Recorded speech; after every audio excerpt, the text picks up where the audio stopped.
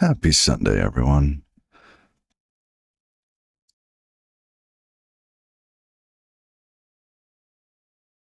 I'm still getting set up. Just give me a moment.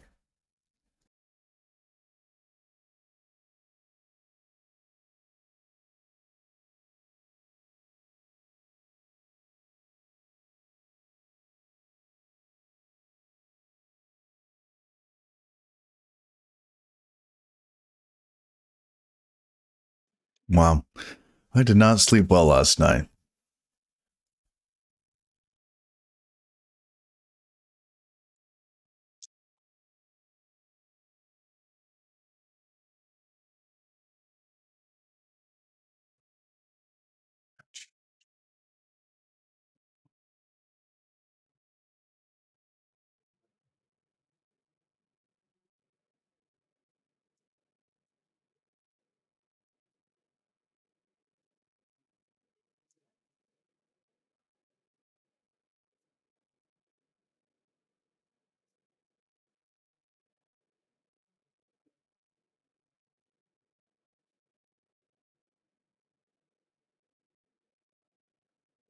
Okay. Bum, bum, bum, bum, bum, bum, bum, bum, bum, bum. Good morning.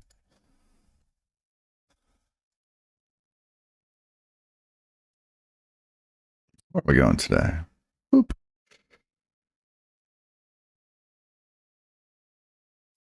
I think we will be unit testing some code.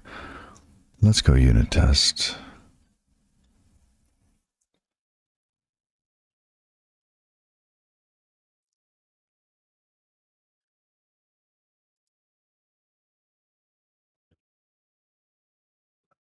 Last night, I did refactor a little bit of code. Just a wee bit. A little bit. A little bit of code. Eddie Super 94. Thank you. I appreciate that. I'm glad to be back streaming.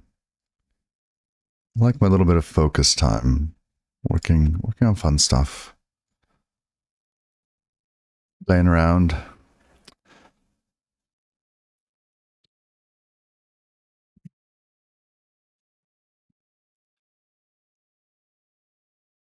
It satisfies the coder in me. I don't get a lot of that.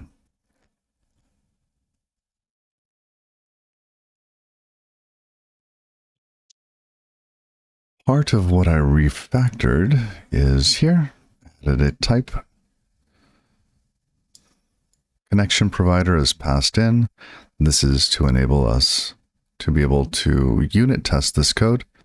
We need to provide some sort of connection provider so that it can receive a duplex. And that is according to this mock. I think we had looked at this mock yesterday. I went away from it, and then we found an issue that actually linked back to it here.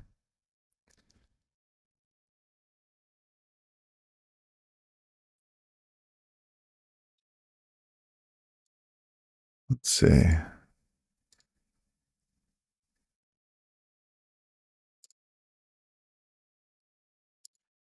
Listening to some funk.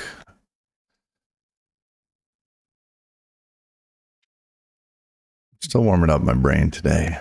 I'm just a little sluggish.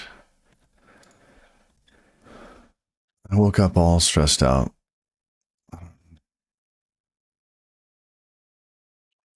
Funny. I ate like right before bed, and I knew it was just not going to agree with me. But I did it anyways.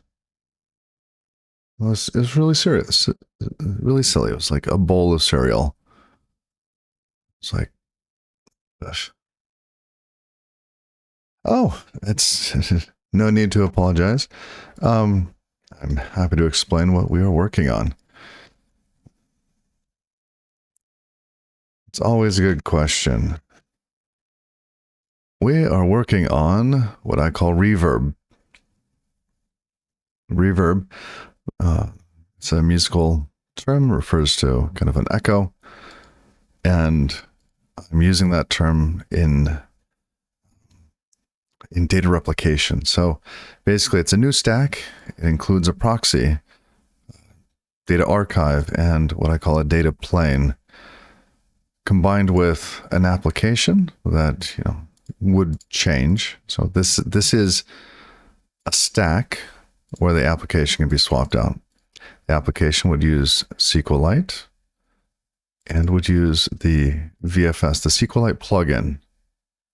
The plugin would talk to the data plane so that the mutations to SQLite would make it into the data archive, where it would fan out into other machines that would handle the reads. So you would have something that handles the writes, something that handles the reads. The proxy sends mutation requests to the writer and read requests to the readers. I'm sure that wasn't very clear. It's been a rough morning for me. I've been up for like an hour and a half already. I just kind of figured, you know what, let me come out here and putz away at some of this. So let me start again. We're going to build a new stack. The new stack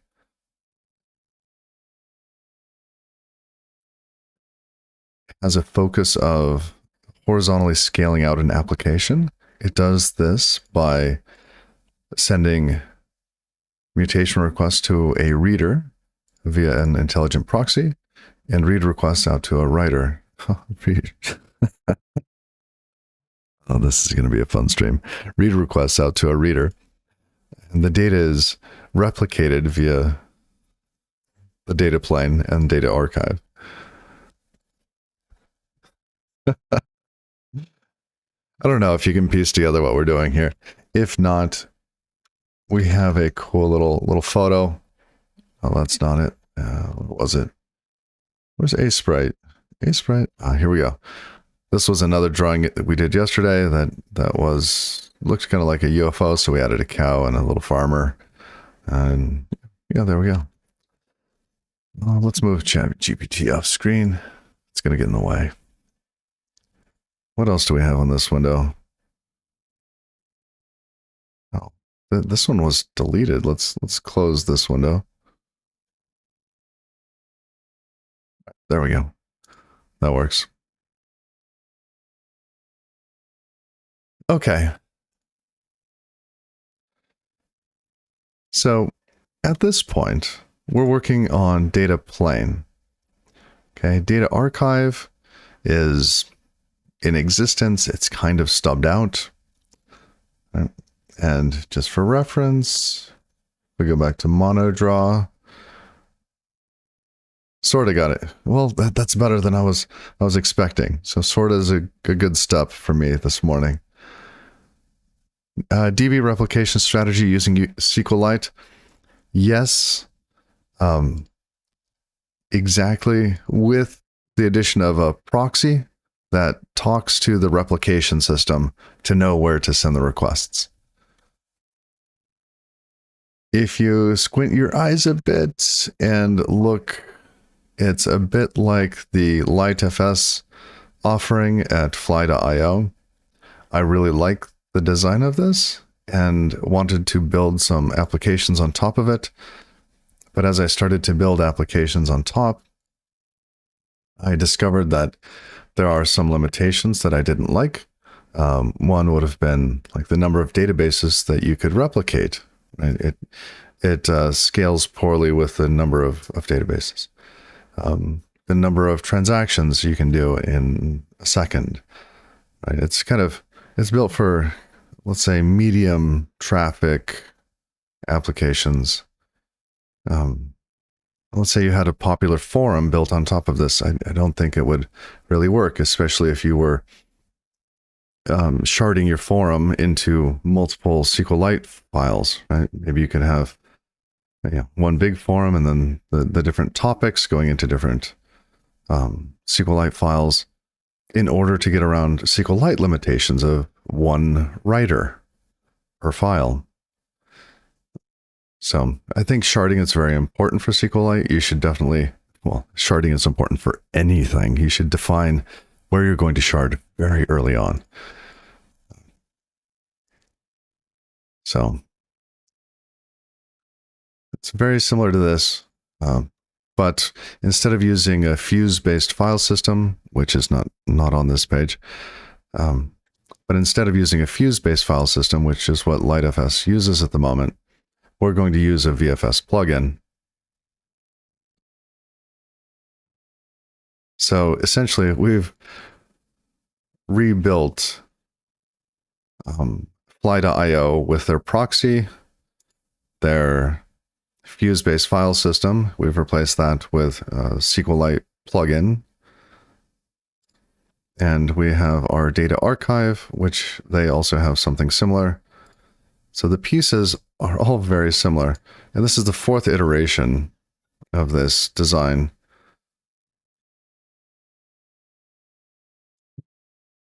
So here we go. At this point, we are in data plane. The data plane is expected to talk to data archive in order to fetch data. Right? When a machine starts up, it needs to know what databases exist, what databases should I have before the app starts up. So data plane asks, like, give me the list of databases. Stream to me when a database is created. Stream to me when a database is mutated. And we've written out some code for this. Let's go back to the code. So here's our photo file. Oh my God, his voice. Well, I hope it's okay. And welcome, Estranged HD. Yeah, this is why I stream in the morning, because by the time, evening comes around, my voice is shot.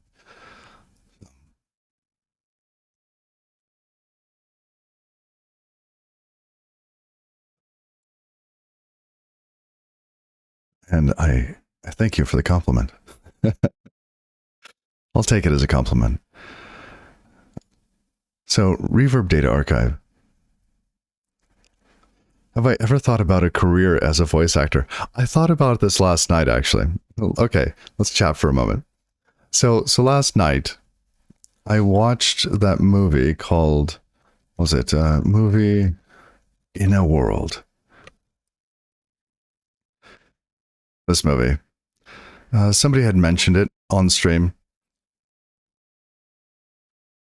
And I thought that was really fun. It's definitely, 6.5 out of 10. Sure. Yeah, I could see that. It's a fun movie, especially if you're interested in voice acting. And so after that, I looked around. I'm like, well, goodness, what would you do for voice acting? How does somebody get into voice acting? And I thought about reaching out to some friends that have kind of a foot in software development and in acting. Some people do exist, right? That statement alone is an interesting statement. People exist. Do they?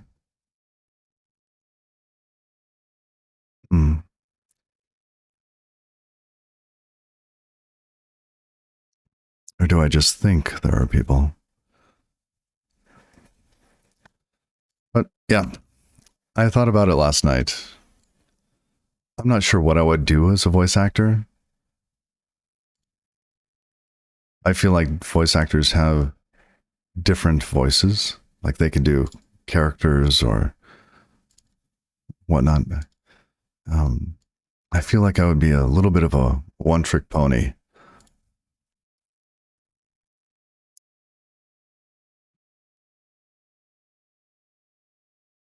It is a little bit. So just to continue on that just for a moment, I looked at some of the websites that were talking about what you could do as a voice actor starting out. You could do, you could read scripts for, for lines that are on phone systems. You know, when you call in, you call into your bank, and I think it would be incredibly strange to call in to my bank and hear my own voice. If you would like to speak to a representative in English, press 1. Right? Like that would just be so weird. We'll see.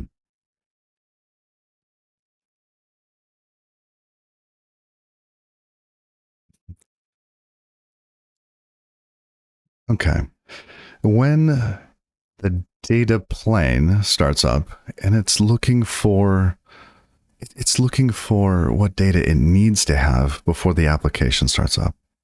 It will call the data archive and ask, just give me a list of the databases, right? Stream to me when a database has been created or removed. Give me information about a database. Like, you told me it exists, now tell me about it, right? In this one, we have, like, what is the page size? What is the checksum?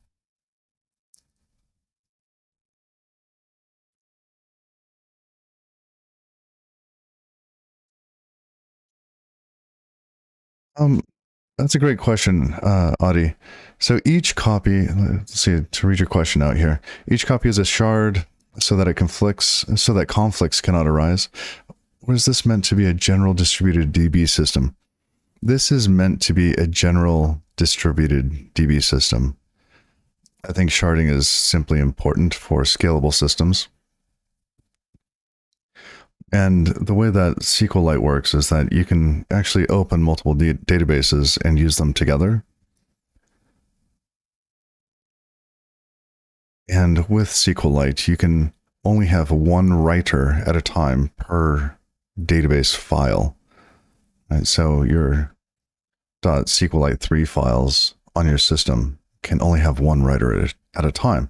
So if you had a forum and you needed 2 posts to be saved at once by 2 different threads on the machine,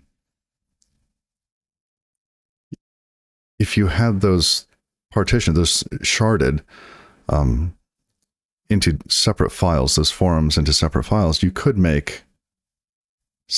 save those changes at the same time. If that was in one massive SQLite file, which they can be massive, and it's supposedly performant at very large scales, you would have to make them sequential. You would have to make those mutations sequentially. Okay, so we can get information. We can fetch a database. This will stream the pages in a database. A database page in SQLite is a chunk of data measured by default as 4K. You can change the page size of a SQLite database when you're creating it. It's in the database header. Database stream updates. So this one is just for downloading a database. Like, you told me this exists. I don't have it. Just give it to me. This one here is, I have this database, and the last version of it, the last checksum I have is, 32, whatever. So give me all of the changes since that checksum. And here, this one is just a status update is to tell the server, the archive server, what the status is of the machine in terms of whether or not it believes it is synced, so that the archive server can bestow upon it privilege, such as being a leader.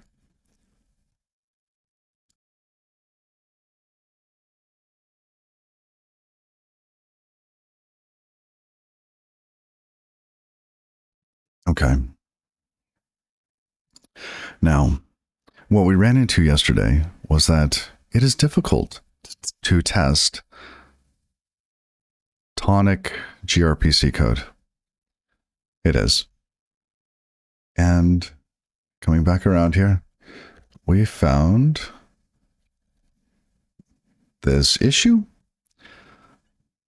where David said, if you want to use duplex, check out this example, which is this example. I'll toss those into chat here in case anybody is interested. There we go.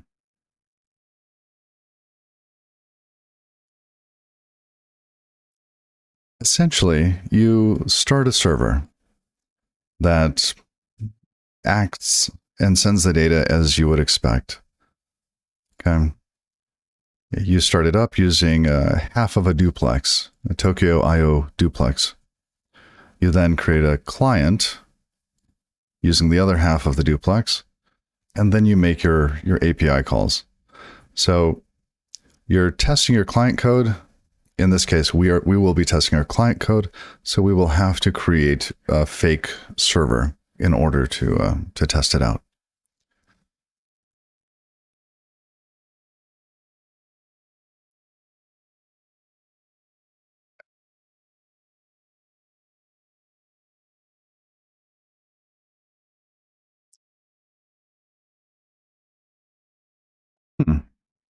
I've got this dead space off to the right, and I'm trying to keep this stream kind of, dare I say, low budget, but I want to keep it a little low tech.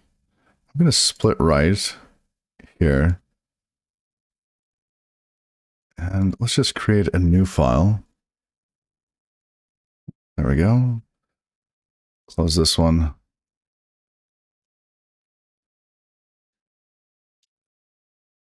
Stream notes. I'm also using Copilot and Zed. Let's see, what does this say? The first 10 minutes of the stream are missing due to technical difficulties. The stream starts with the first song. The way you look tonight. Sadly, that is not this stream. That could be fun though. I'm not sure anybody would want me to sing. Whoa, it's 6 a.m. Yeah, I woke up at 4:30. I did not sleep well. Stream notes. Today,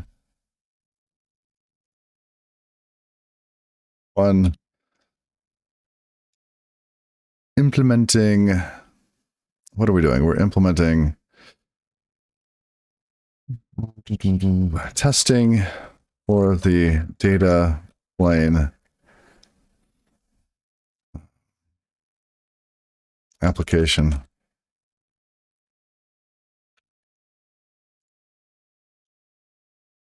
We are simply testing the data plane application. Data plane. Let's add a little more texture. Data plane is a hard port.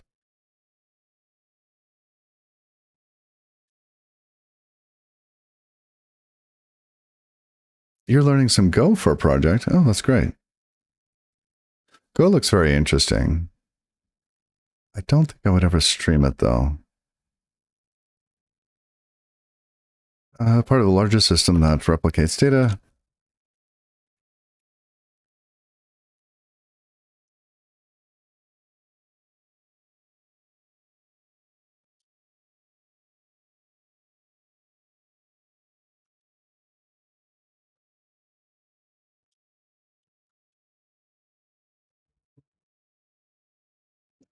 Something like that. All right.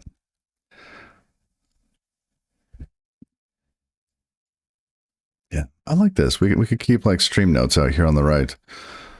Let's save that just for funsies. Here we go.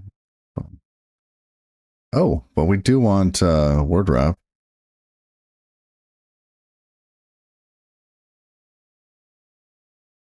How do we get word wrap? Come on, Zed, help me out. Zed, settings. Project settings or default settings?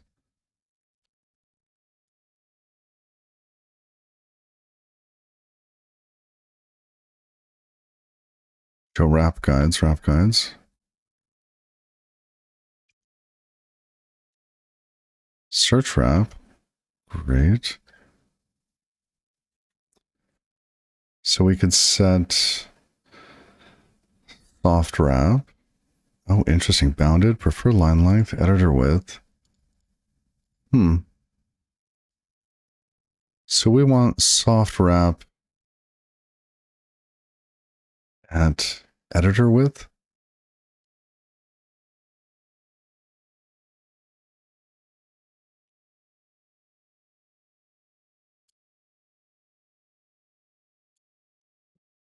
Oh, maybe this is why we've been wrapping all. Anyhow. Okay, so we have that. Now we go to settings, open settings.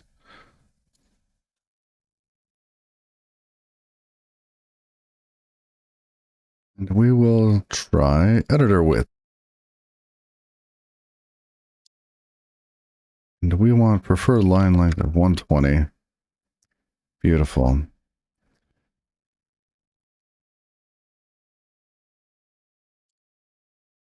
Okay.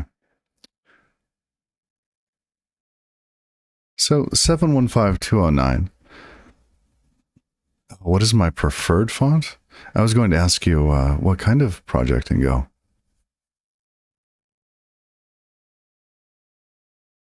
And my preferred font, I think, is Fira Code, F-I-R-A.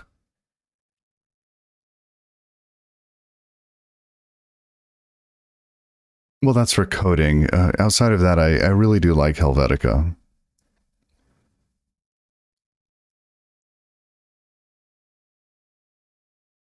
Fira Code, I think, is just awesome. I mean, look at those ligatures.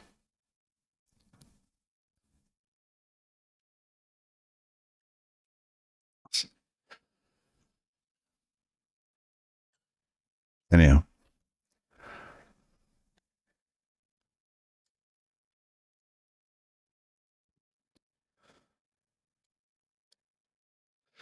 So we need to set up a server and a client. Let's see if we can set up a server.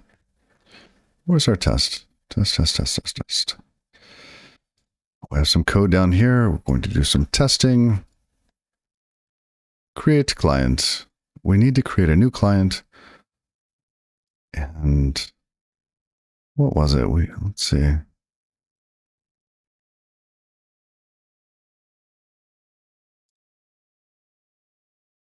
This is weird.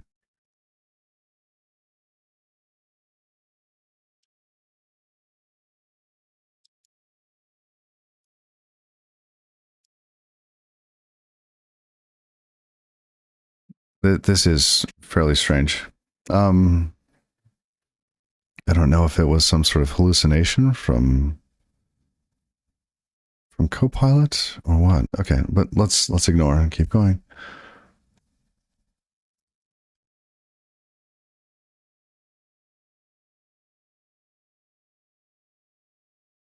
Oh, the project, so 715209, the project you're doing is a very basic REST API that will manage verifiable credentials.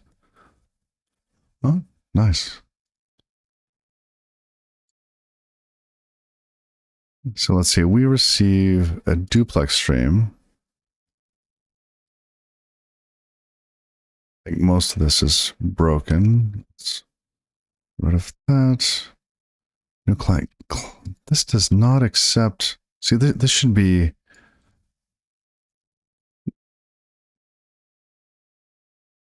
Data archive client wants a T where a T implements.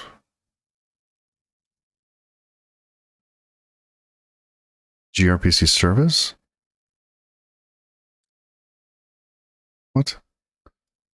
I'm just spacing out this morning. What do we normally pass into this?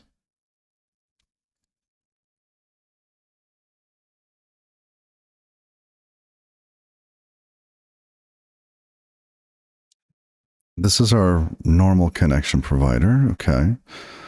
So we have a channel and then we connect. Oh, you know what? I'm just going to grab this here.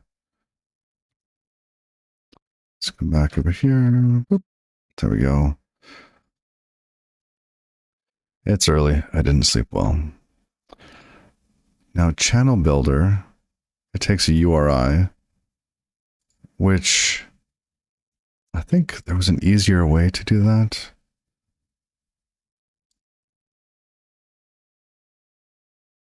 Here they're using entry point as a channel. And then they pass that in to connect with connector.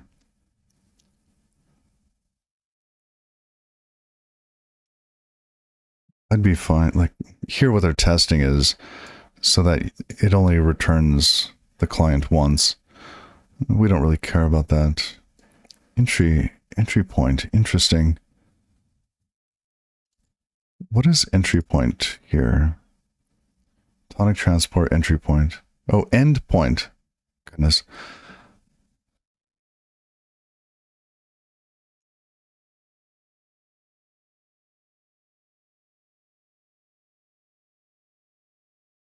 Oh no, I haven't heard of this Web3 stuff.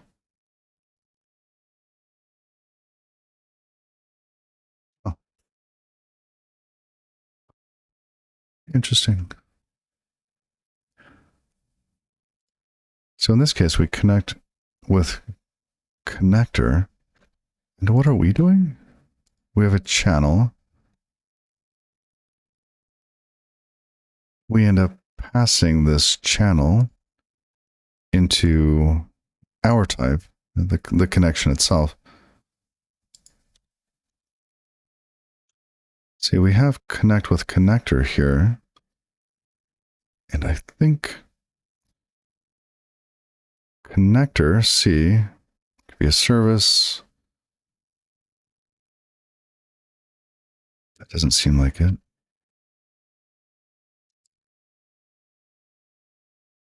Interesting.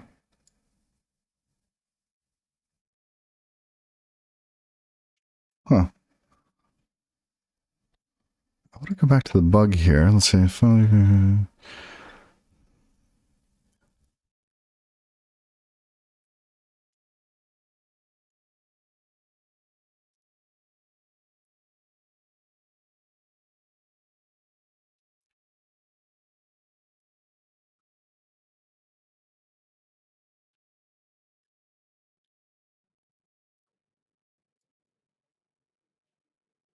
Okay.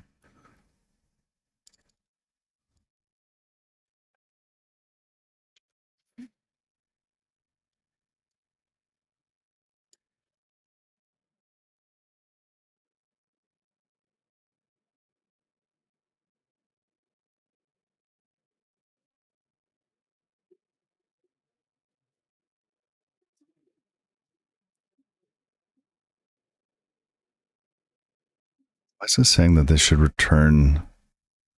Oh, because of the of this.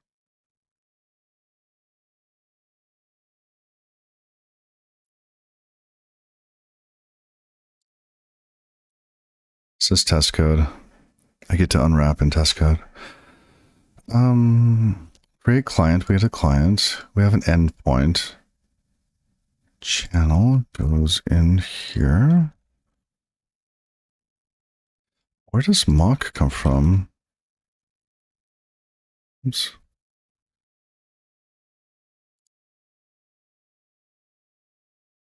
Does Tonic have a mock? I didn't think that they did. Docs.rs.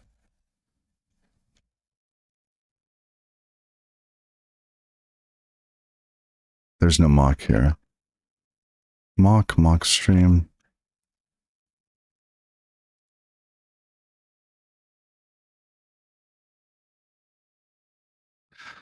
The GitHub repo has the mock stuff.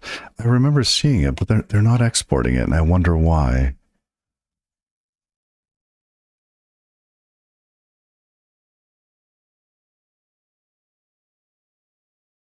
Was it interop? Source client, but no.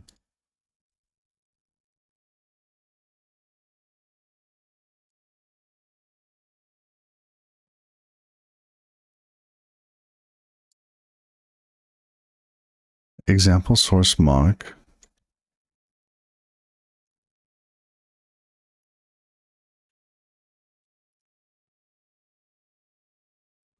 we have duplex. This is the same file we were just looking at, isn't it?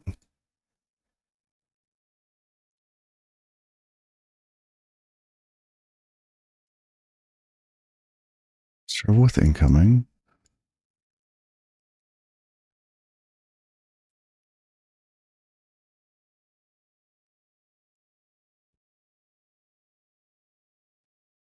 Tokyo.io new client. Request response. Okay, so the request is blah. And we get a response back.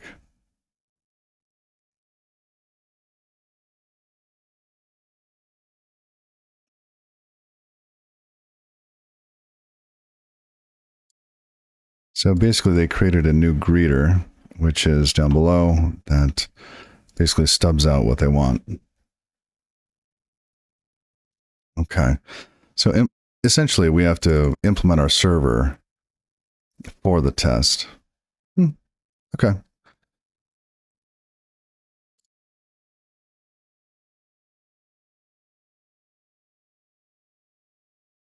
Will we regret having so many endpoints in this?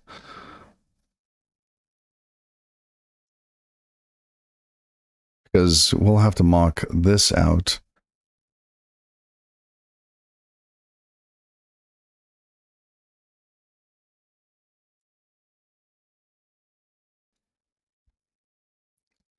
I wonder if we should split these out.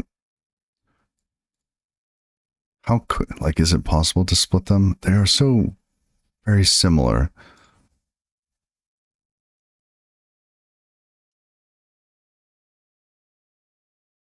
We could start up multiple if we need to. So what it looks like in data archive, like this here, from line 50 to it's many lines of code, 50 to 137, or we round up to 140. It's almost 90 lines of code just to mock it. And these are just dummies. So we would do something like this just for the test.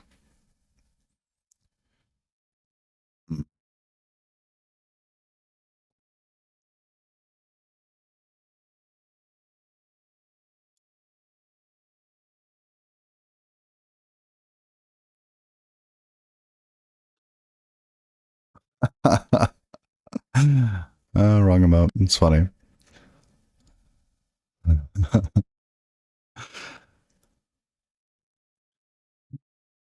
So we could have a mock that we just feed data into, and it would just respond with it when asked.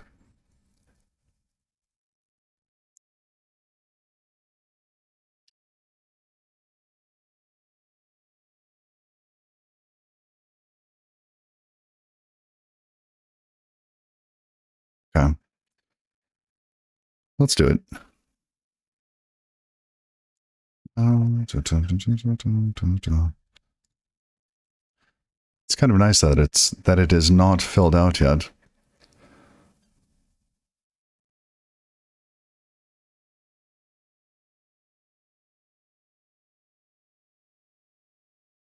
Okay, tests. We have our test server. Let's rename this. Test server.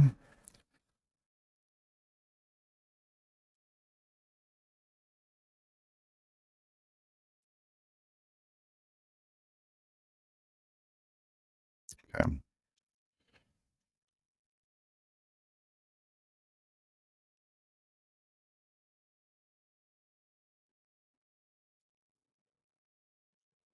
We will appease the Rust compiler. What is this upset about? Oh, data status. Pulled in the wrong status. It should have been tonic.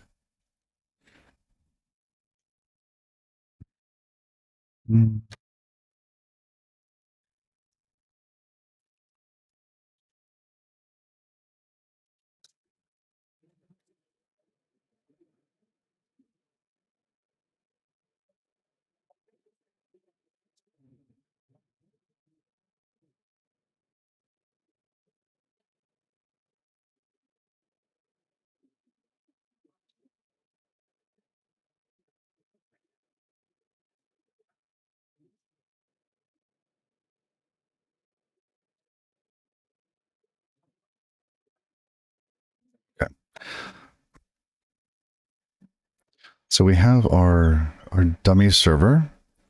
It really does nothing at the moment. That's a lot you have to write just to test it. Yes.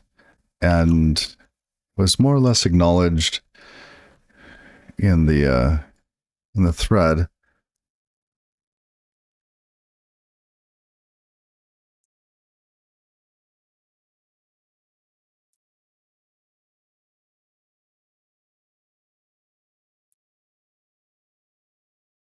I'm hoping that I can simply give it a set of responses, like, and then reuse the test server. Right? Create a test server. Here are your responses. Go.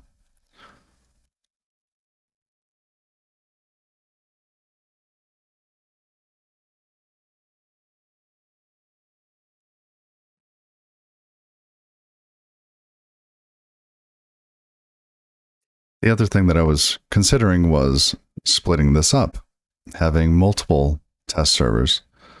Right? Maybe this one would not be part of it, for example.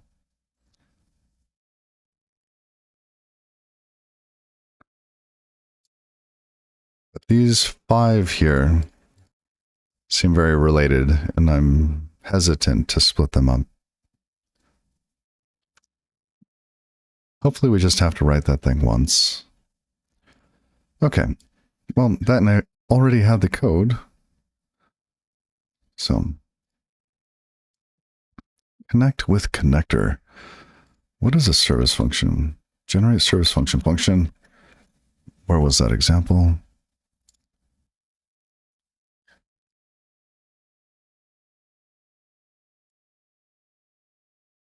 Oh, tower service function. Interesting. That's from tower? Okay.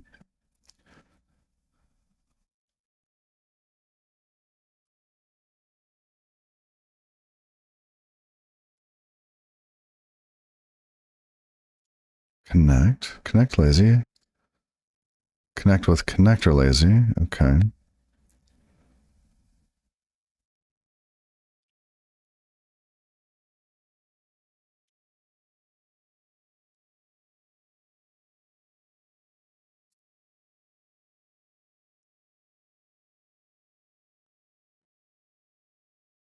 Got it.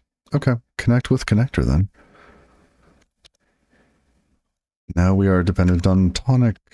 No, tower.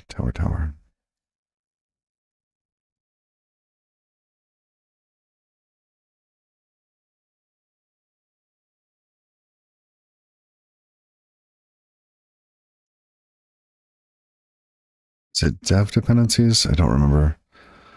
Oh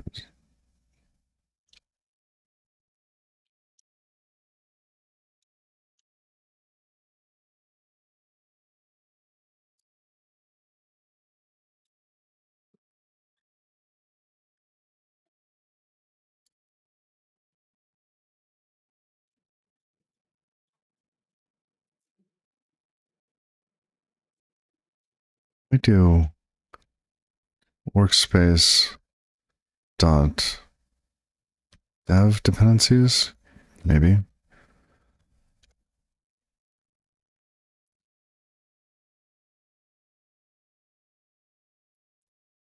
Oh, 051.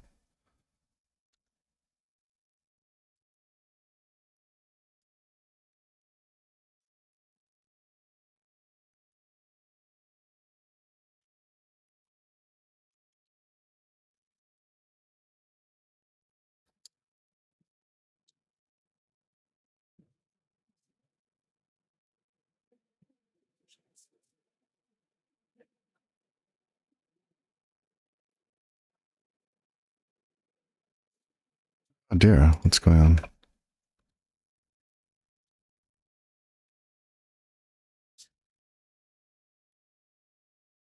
Where's...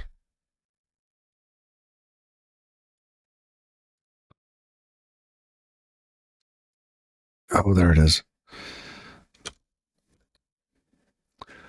You recently switched from event-based to gRPC for some endpoints, and you like it so far. Oh, well, that's nice. What were you using for event-based before? Dependency.tower not found in workspace.dependencies. Yes. Okay. So how do we point?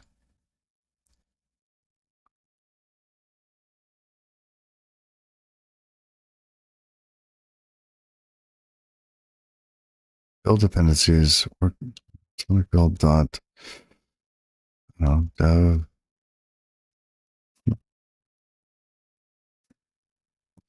This is not going to be it.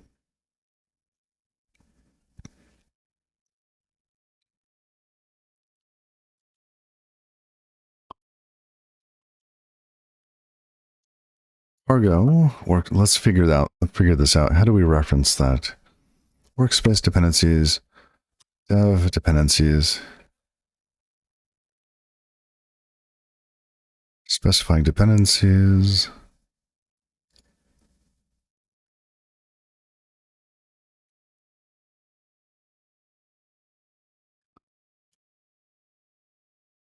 Inheriting a dependency from a workspace.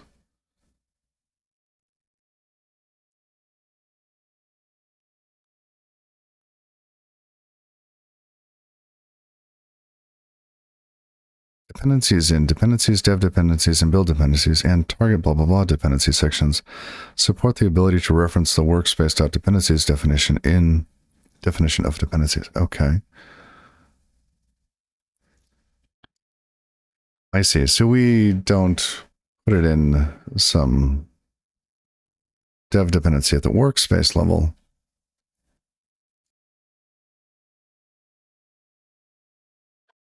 Got it. Got it. So at the top level, it goes with all of the other ones. Nope. Where to go? Here, tower.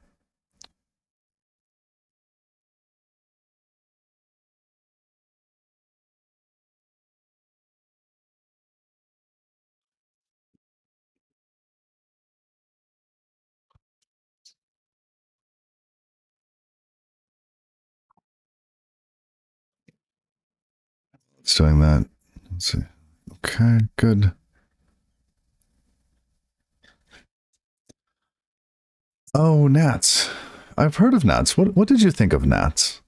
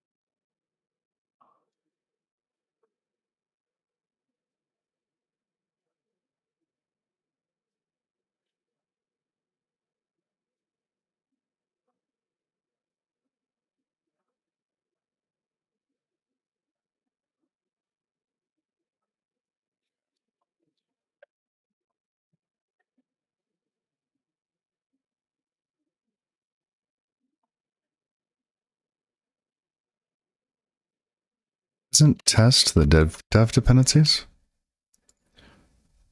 Test code, dev, build.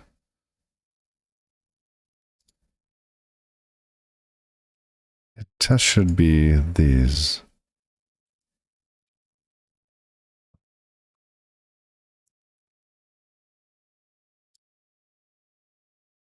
Dev dependencies, tower.workspace. Tower, yes. Do we need to specify something?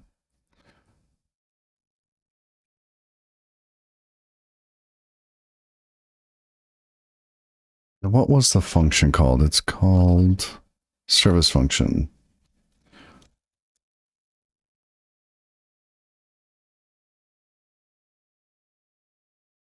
Available on create feature util only. Is that on by default?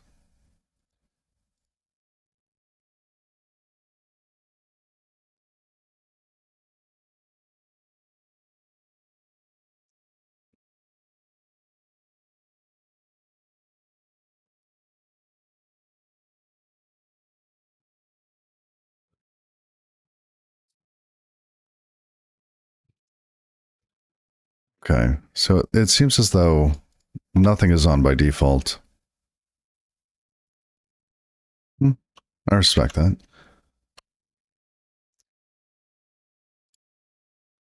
So let's go back to the top level here. Tower, tower, tower, tower.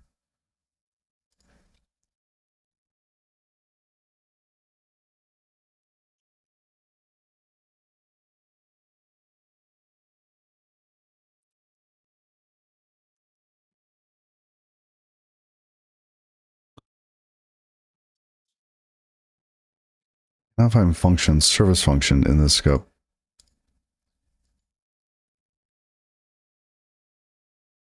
This is at tower service function, tower. Let's make it explicit with the correct spelling. Okay, it likes it. Great. I wonder why it couldn't find it.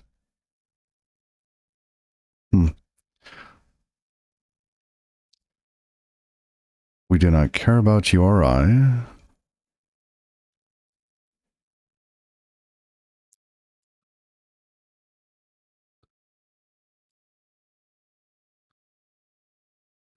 Client, is a duplex stream clonable? Where's Tokyo? Here we go. Thank you for understanding what I meant.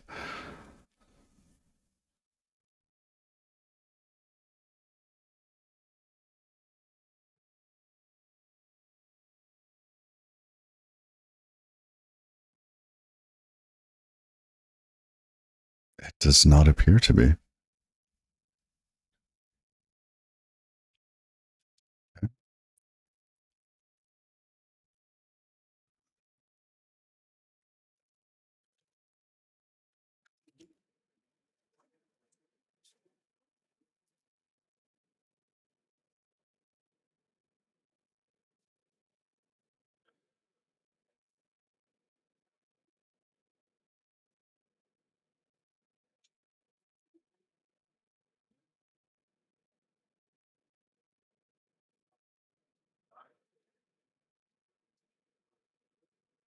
So connector implements service of URI.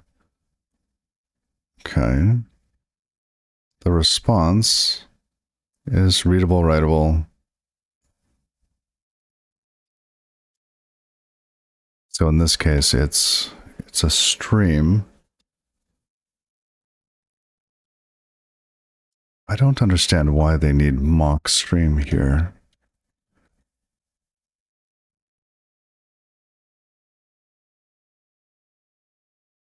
So in this case, it's a Tokyo IO new client. Okay. Oh, that was just some example. Got it.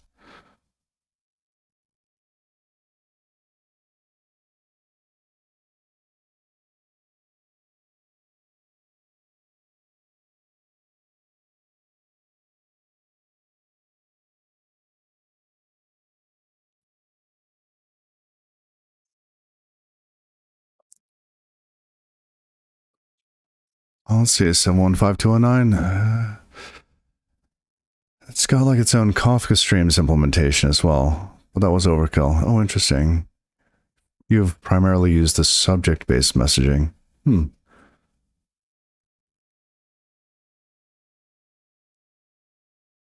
do you think somebody should reach for NATS as opposed to Kafka?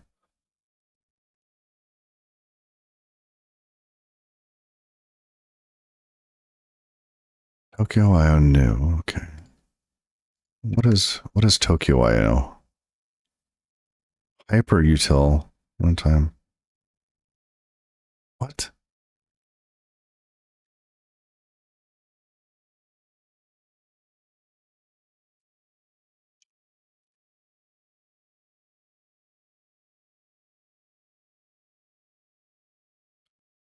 Runtime utilities. Tokyo. A wrapper that implements Tokyo's IO traits for an inner type that implements Hyper's IO traits, or vice versa. Okay.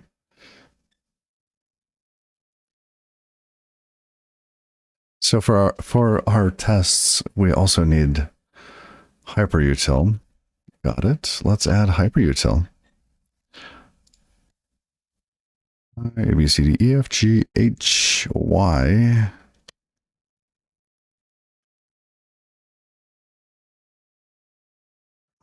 Create feature Tokyo only.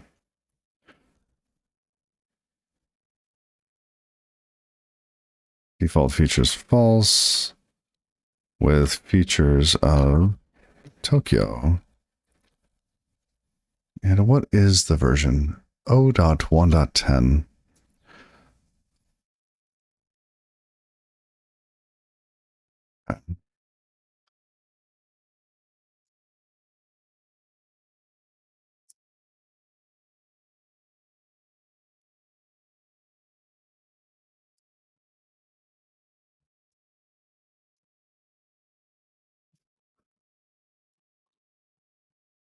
Oh, you don't think you can answer that one? Yeah, I don't think I can either. I don't know enough about gnats, and my Kafka experience is like it's there, but it's limited.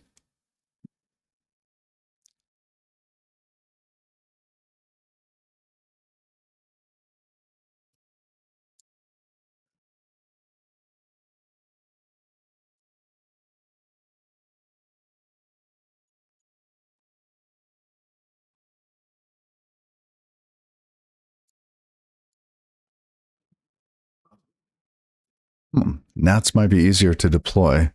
Interesting. What is gnats written in?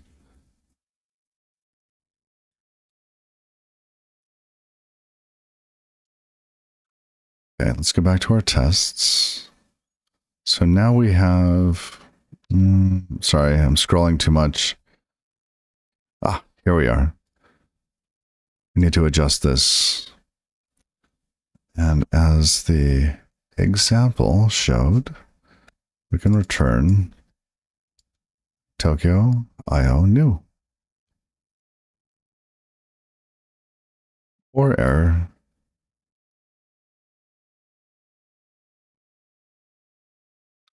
Let's just take it.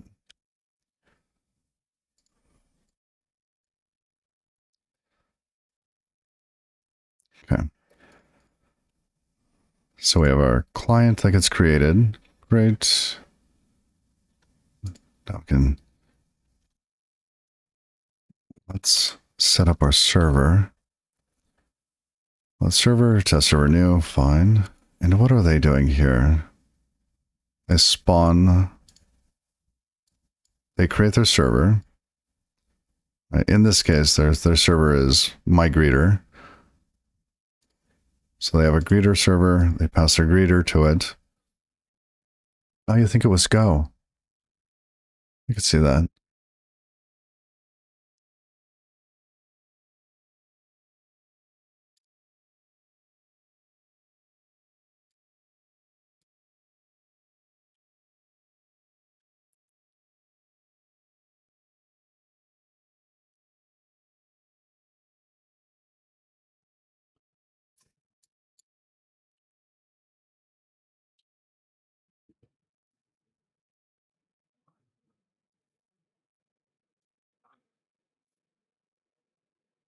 Let's rename this to test archive.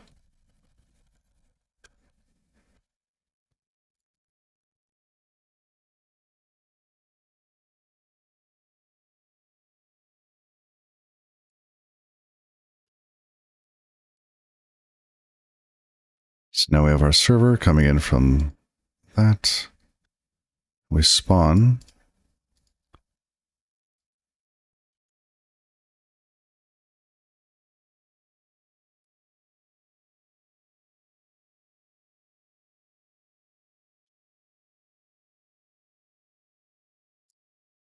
Something's wrong.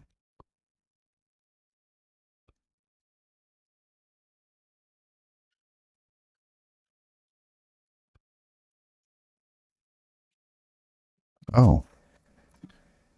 Is it hyper dash util? Interesting.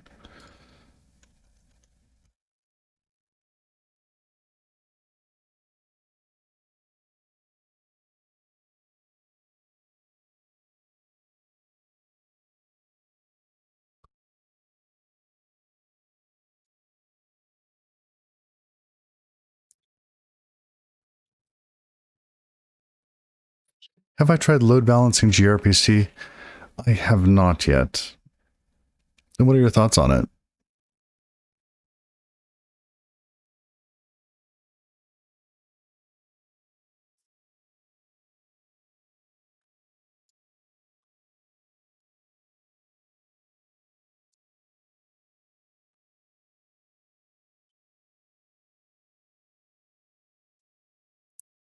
I know that the proxy crate I'm using supports gRPC, but I have not tried it.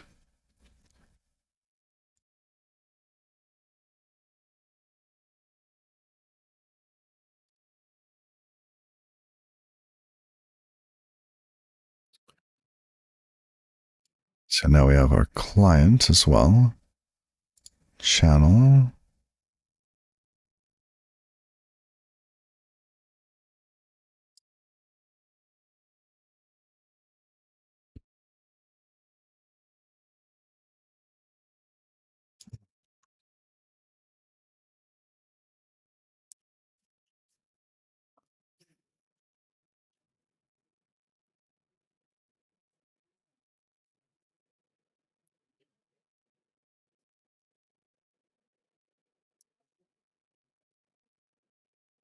This should not be greeter service. That should be Reverb data archive server.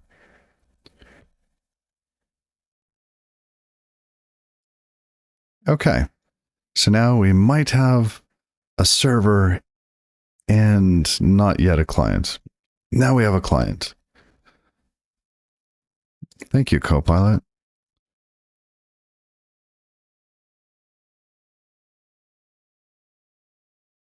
Fetch database request. Yes, that I think we should probably start at the top. This also feels like it will be a bit of boilerplate. So maybe we extract this out and we get a client back.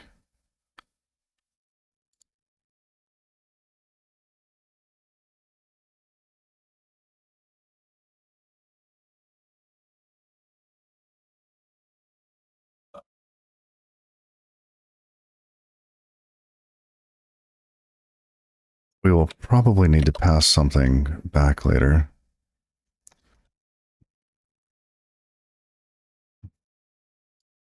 Oh my goodness, sometimes Copilot just gets in the way.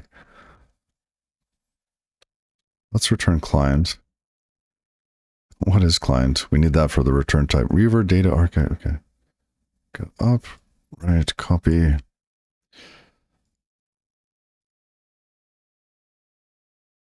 You want to use it. Okay. 715209.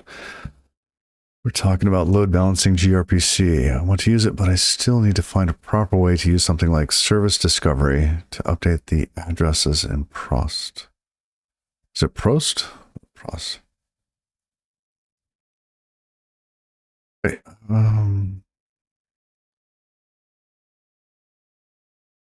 what is Prost sounds so familiar. What do I use that for? Yeah.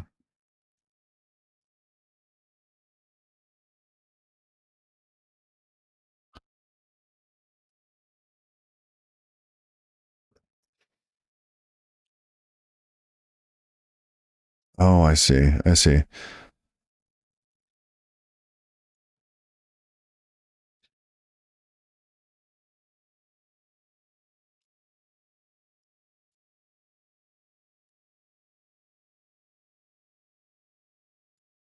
So you might be able to do what we have here, right? Whenever you create a client, basically you can have this connect with connector that does some discovery and returns the appropriate client.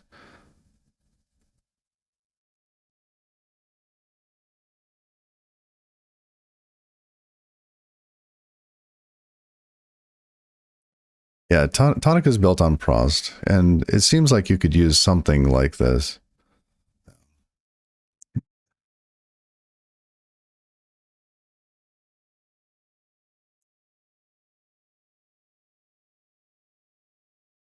Okay, set up client and server.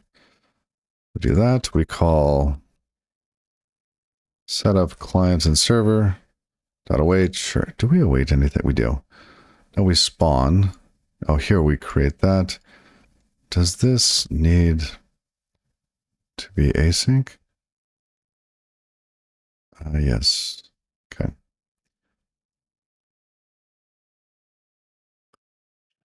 Oh, well, I expect that you could. So you could have some shared memory, right? That could be some um see, you could use anything that acts like a arc mutex and just update the data structure and then return, basically resolve the stream and then return it. I guess the challenge would be, how often do you actually make new connections? I'm actually expecting these to be very long lived. So in this case, load balancing wouldn't really help me. Oh, what does it want? Oh, this needs to be mutable. Okay, that's mutable.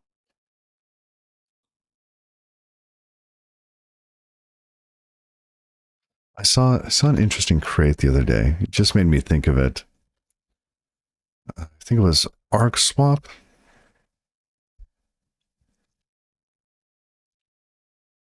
It essentially lets you swap out something that's being pointed to. So if you had a lookup table and you wanted very minimal downtime, very minimal locking time, you could use something like this that just swaps the lookup table of where to connect to.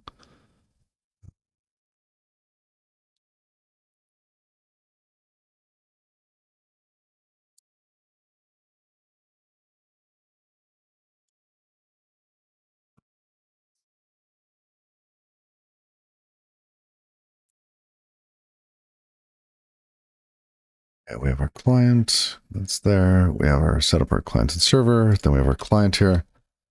Client equals that. Great.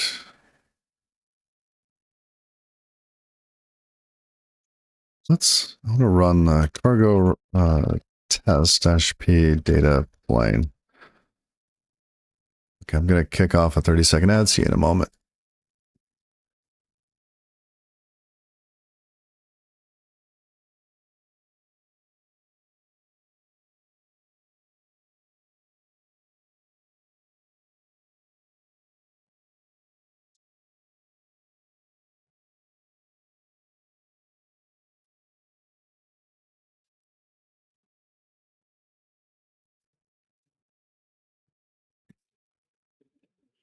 Well, let's see, it's still compiling. There we go. All right, it finished. Great.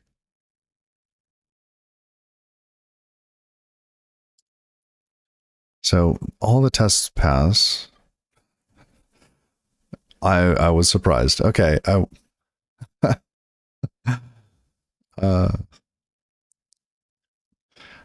so now we need to do something with the client. Let's get some information from it. Which one should we ask for first?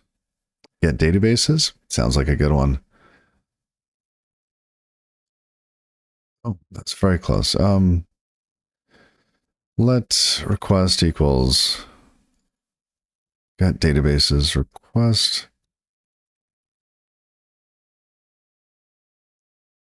And then client dot get databases request dot await. Sure, unwrap that. Yes, first. Oh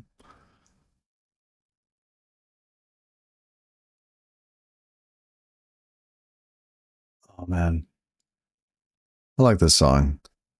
Cantaloupe by US3.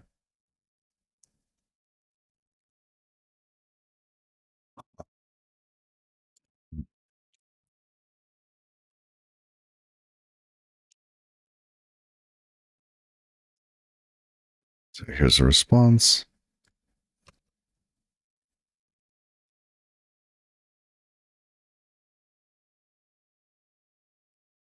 into inner. This should be data dot names. Okay.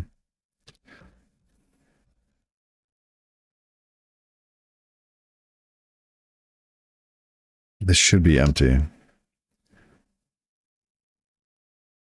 Pipe annotations needed. Cannot infer. Really? Can I put this one first?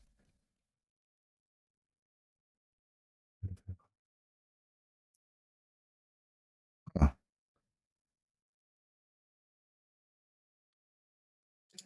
How do you provide type annotations for that?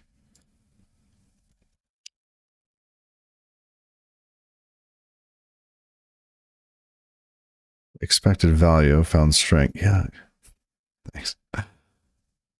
We could just create one. Vec string new. All right. So this should start up a server. Wow. 0 passed, 0 passed, 1 passed. Wait, that should have been testing data plane. Why did it test so much? Unit tests. Running unit. Okay.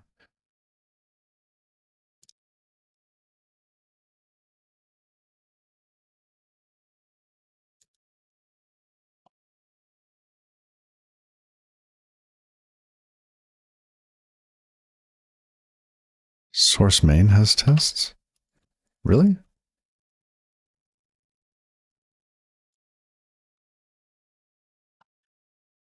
There are no tests in that.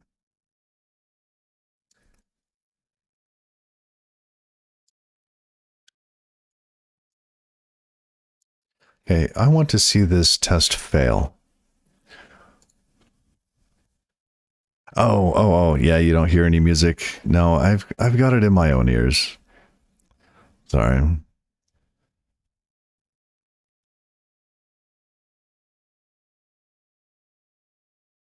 Figured that if you wanted to jam with me, you'd basically use the music that you liked, and I wouldn't impose my music tastes upon you. They can get rather esoteric at times. But usually I kind of lean towards like funk or no.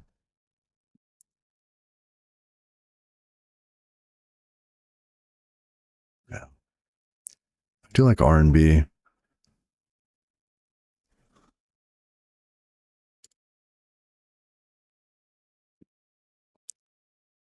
I actually grew up in Orange County. And, there's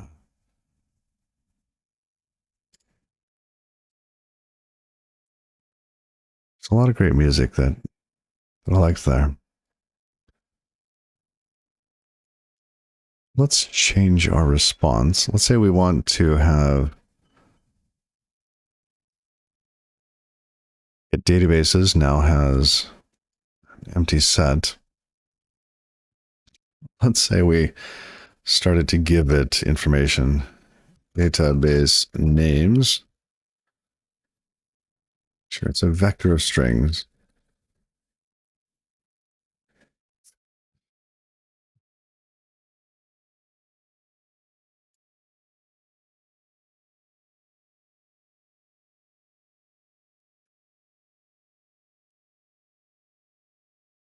I'm still unlearning my Helix and going back to Vim. So I'm stumbling all the time. Database names. Oh, yes.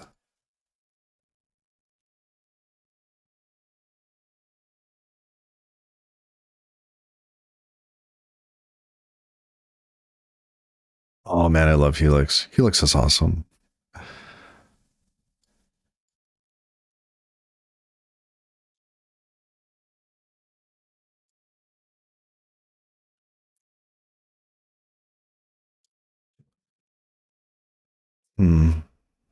Maybe we should have a data structure for this.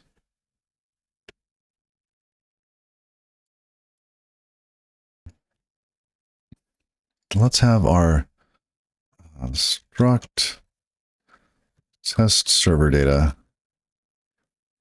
And we will have, let's see, database names is a vector of string.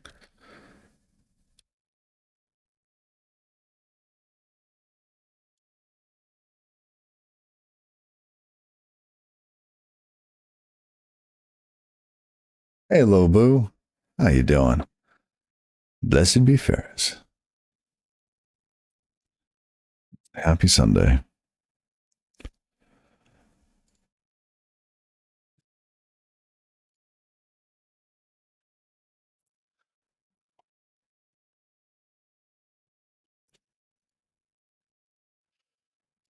So let's say we want to pass our test server data. Let test data equal test server data. Going to give it a vector of names. Happy. Let's call it DB3. That's less to say. We've been sent good algebraic data types.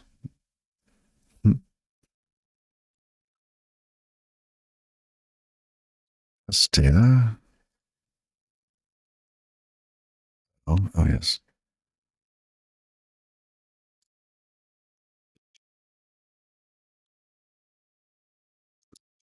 Test server data. Just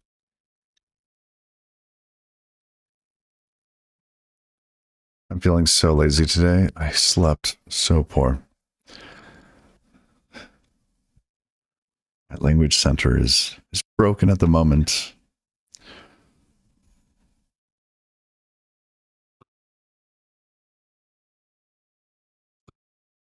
Okay.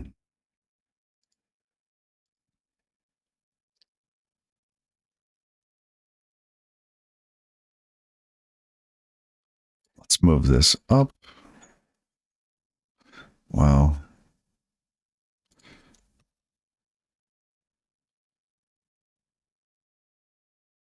Toggle code actions. Huh. Okay, we were down here. We were going to break our test. We are expecting to have... Oh dear, this should accept this. Test data is equal to is of type test server data. Let's move that down. Okay, here's our data. And this should break our test. Here we go. Big money. Going for the break. Yes. Oh, happy day. Oh, that's great. Okay. But I feel like I don't need to test tonic code. It is probably very well tested. So while this is interesting, it's potentially not very useful. This was a good test to make sure our test harness is working. It's going in a direction we like. Like being able to have the test data, then we set everything up, and then we run our tests. This is not too much boilerplate. It feels reasonable. Now, the giant type that we end up creating up here feels a little much. Let's collapse some of this. Set up.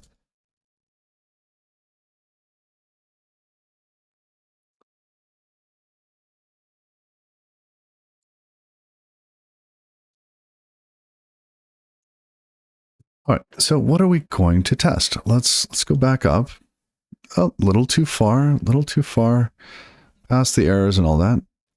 So here we're creating a new one of these sync managers. We're not going to test the constructor, don't care. We do call run. We could try to test at this level by setting up different pieces of data and then inspecting what happens afterwards. That seems okay. But is there something we can do that would be better? Run sync manager.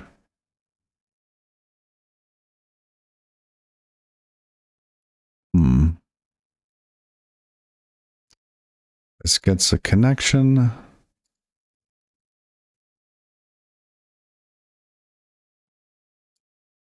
Run database stream. Sync databases. So yes, we do a stream first and then we sync the databases.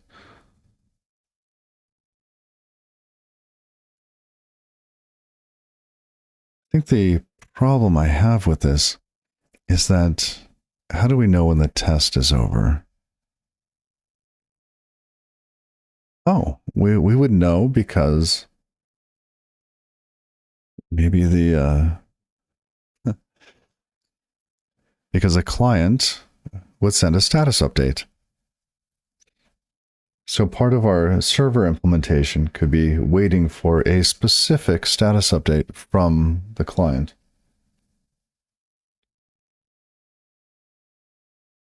Oh, interesting. Okay.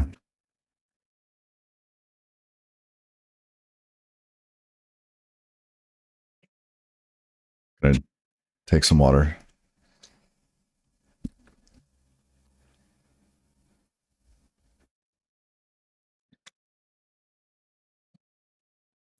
Okay.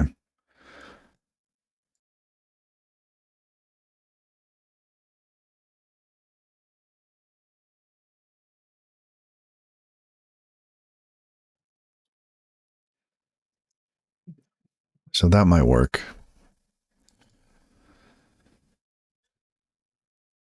Let's come back. Let's try to create one of these. We need a sync manager. It needs a path and a connection provider. All right.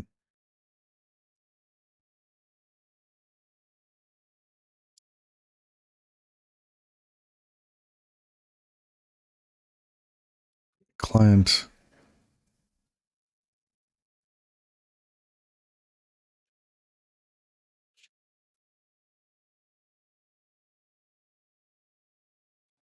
Hmm.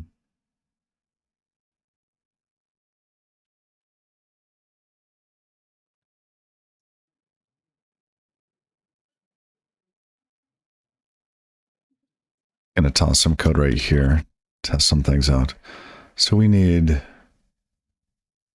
oh, what did we call it? This is sync manager. Okay.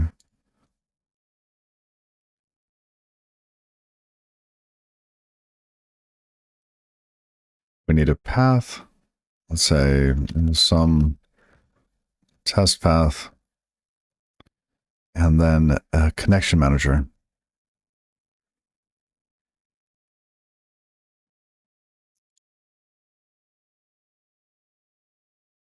Do we not import super?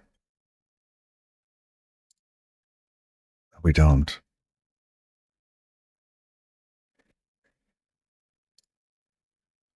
Oh, I wonder how much of this is still needed then. Oh, the duplex stream. Okay. Async tray. Fine. Oh, quite a bit. Okay. Putting that back. We don't have a connection manager. Let connection manager equals new connection manager. That looks great. If it wasn't all a lie. So what is connection manager? Connection manager implements connection provider so that when something calls get connection, poof, we have a connection. So that connection that we are already building looks a lot like this.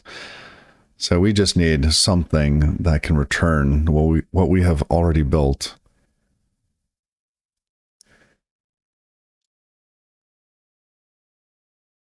Oh, let's see. Where do we want that?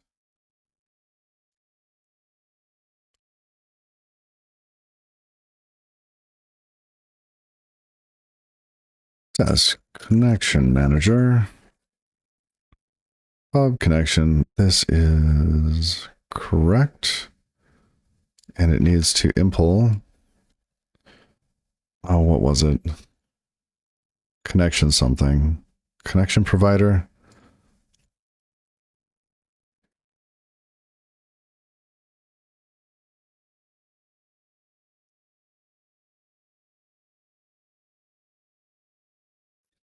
Okay, connection. Oh, this needs to be what is this? This is async trait. This is async function. We return that.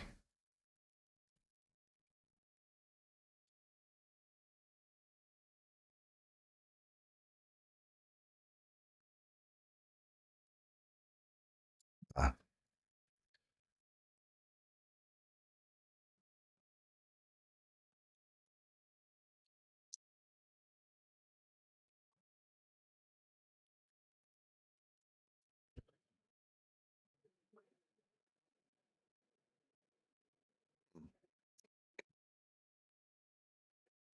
Oh. No, no, no, no. It goes away. We're just implementing it.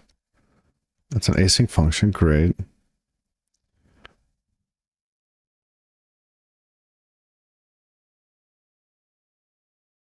Async traits exist in Rust. Why is this an issue?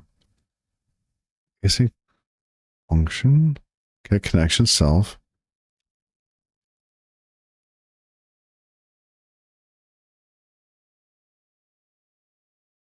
What's different?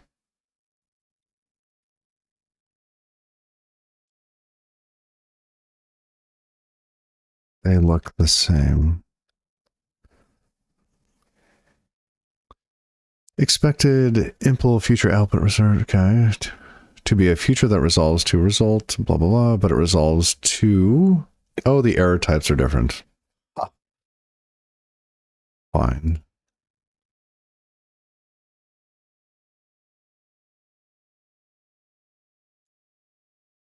That gets me more often than I'd like. Okay, and connection... self.connection.clone. Which needs to be okay. So we have our test connection manager. Lovely. Where should we drop that? Type.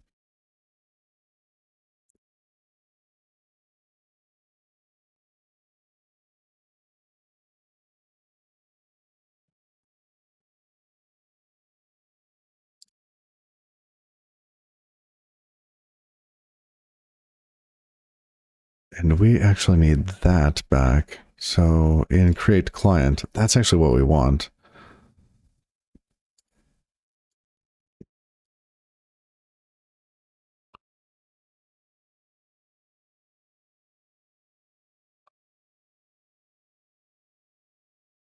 So this data needs to go into that connection piece.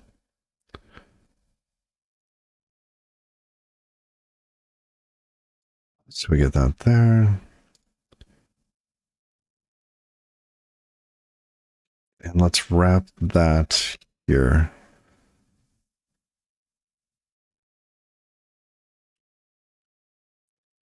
We'll wrap it and create this. Oh, we would need the test path though. Is that okay? We give the data in the path and then it does the rest. Let's see. Let's see.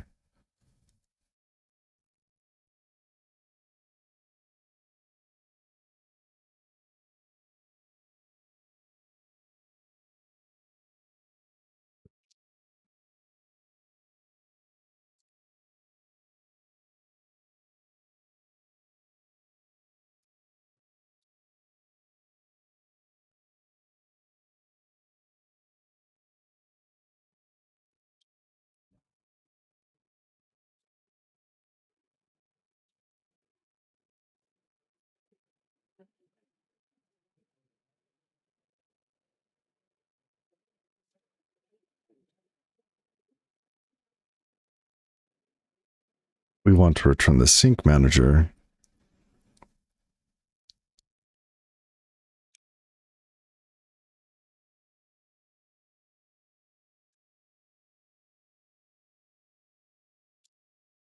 This is test connection manager.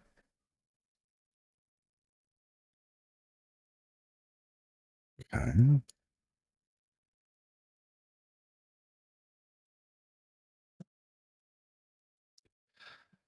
Yep.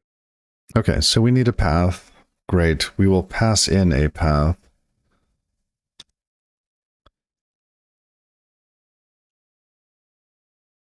DB paths is going to be a path buff. Pass that in.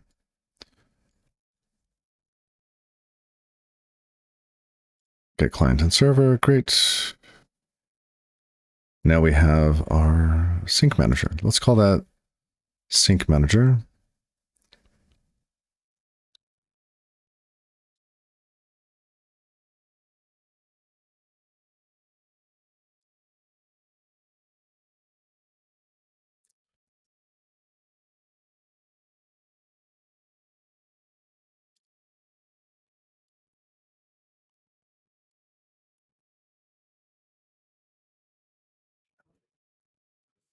All right, so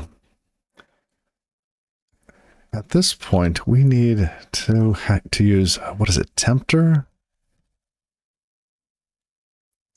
Looks like we have it available.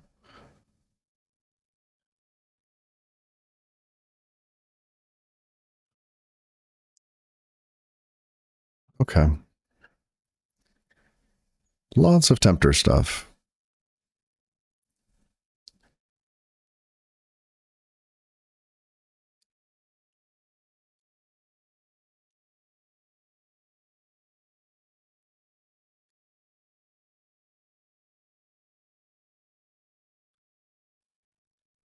Let's use Tempter.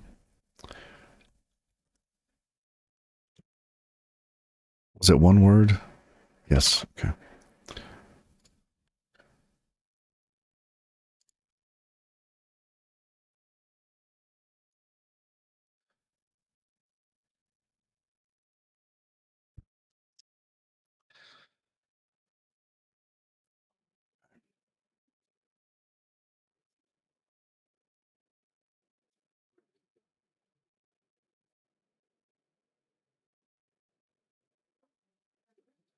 Now that is a Tempter. We want Tempter.path. Yeah.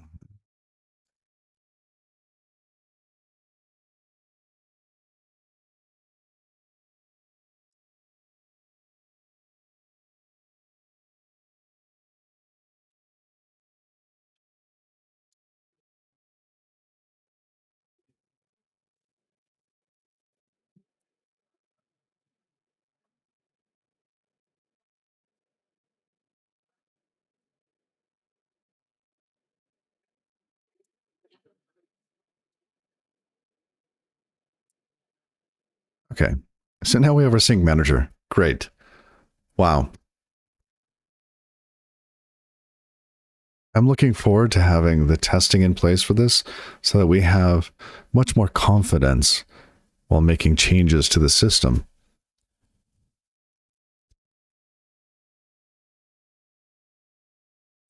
It would be nice to be able to work on data plane without starting up data archive and preloading it with data and having a full-blown automation integration test.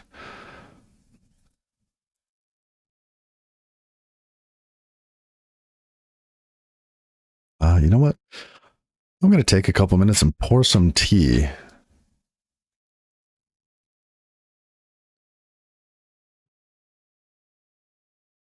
So, anybody been working on anything interesting? For fun, for profit, for glory?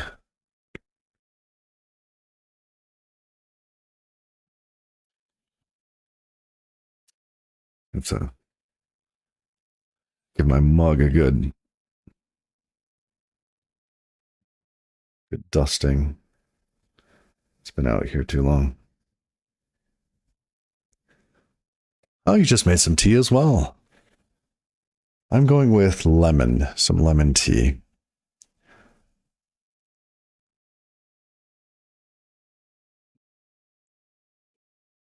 Okay. Mug's just about clean. It's just been dusty. Otherwise, it's fine.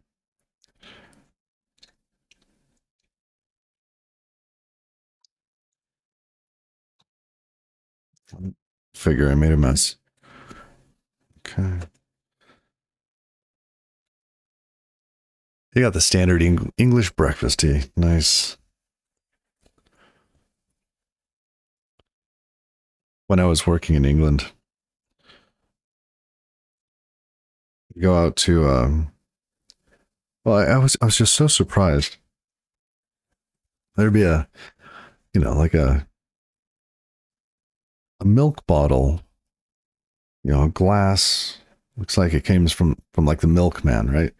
Of like cream and milk, different ones.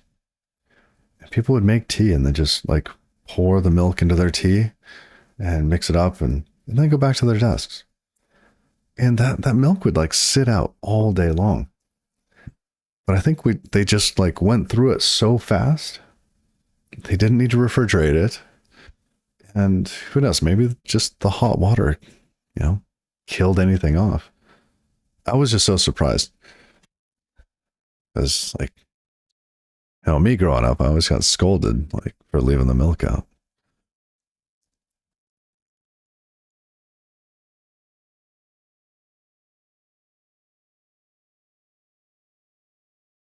You always put it back in the fridge. I always put it back in the fridge too.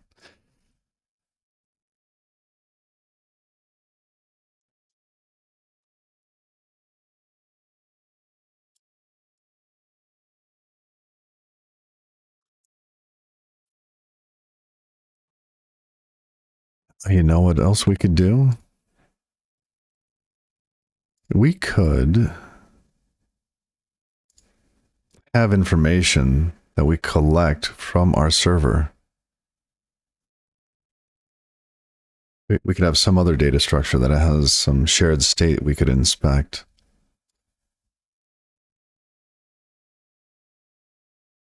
Oh, you know what? I cleaned the cup and forgot to pour the tea. Wow, today is a day. Today is a day.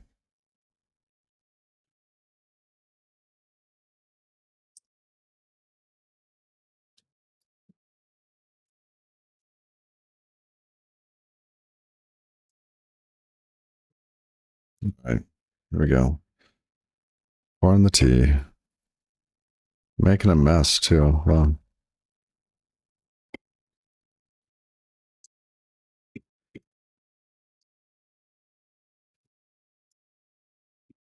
there we go. Half a cup. That'll do.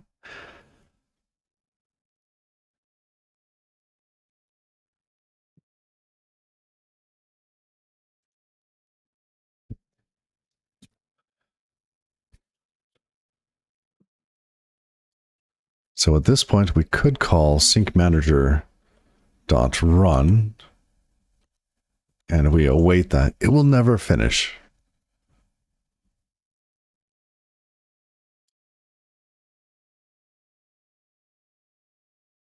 Let's prove that. That would be funny though if it did finish. Oh, snap. Oh, because it spawns a task, of course. We get a join handle back though. And we await the join handle?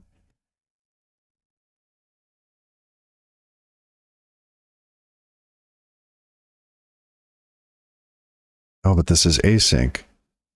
So we have to await the await. Why is okay, let's first fix that. Who calls this?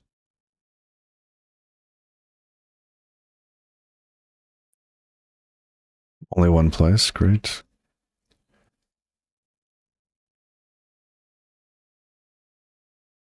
I like in Zed that you can edit the search results.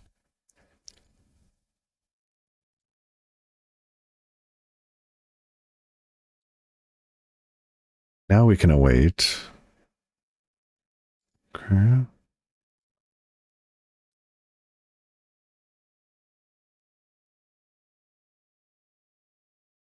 Much better. Much better.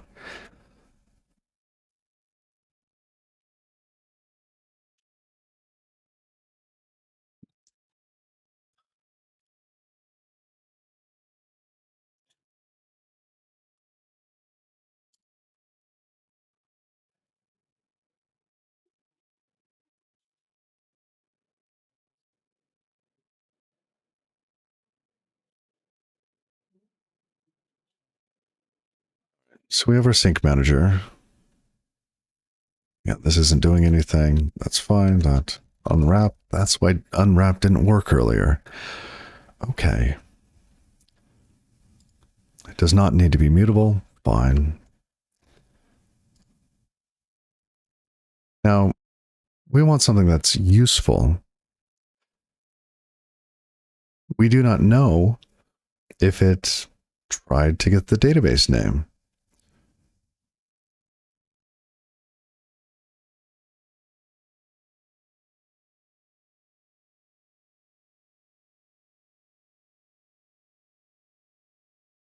Hmm.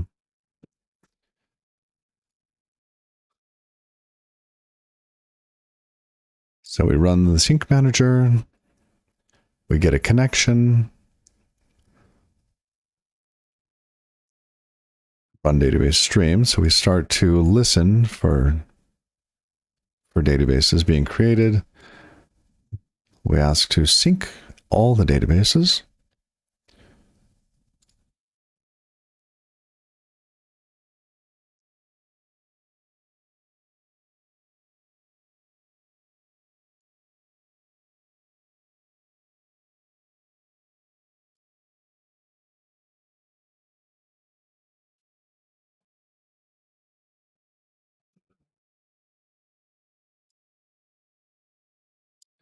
So when we run the database stream, does that does both start the stream and list the databases.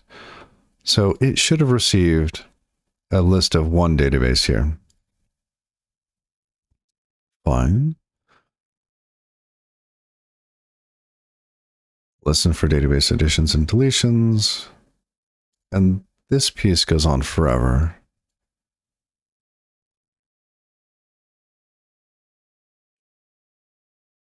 That's okay.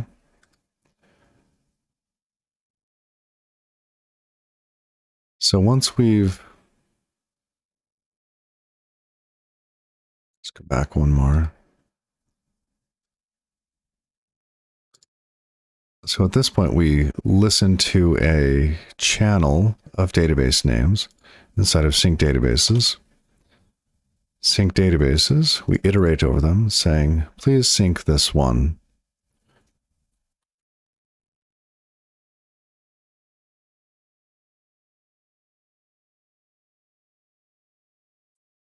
We could simply call this and ask it to sync one.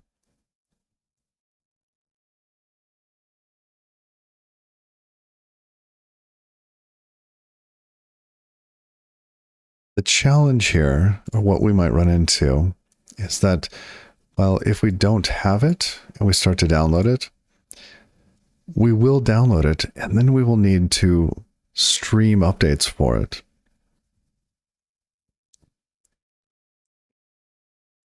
So we could just test download database.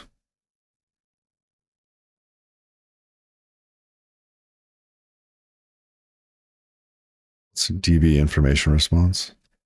Checksum and page size. Oh, okay. Okay. Am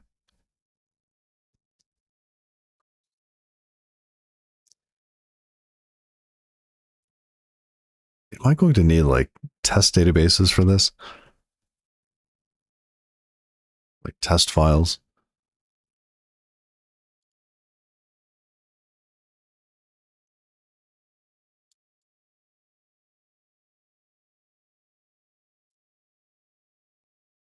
if we're going to need test files, I need like a SQLite database of, I don't know, prime numbers.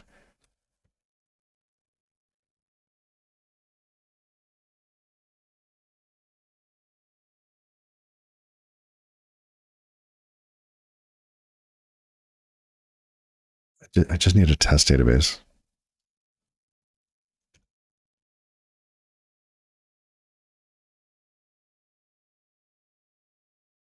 Sample databases. Okay, SQLite tutorial. No dark mode? How you doing, Scott? No dark mode. This past summer, I ended up sitting outside like all summer long and worked.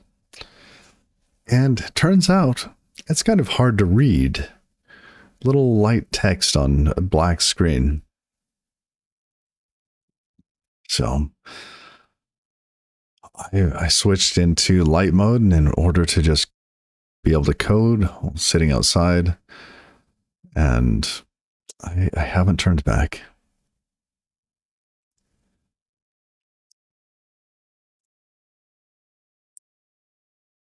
It's funny, I look at the other screens.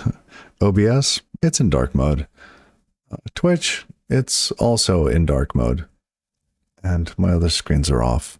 So the one I'm actually looking at is nice and bright.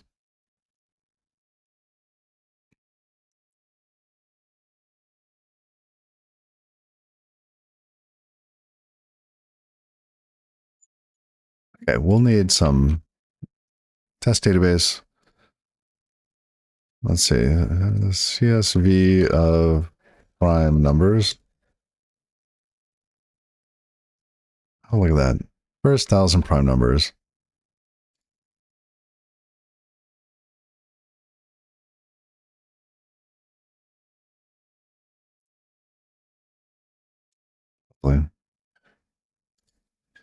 How funny.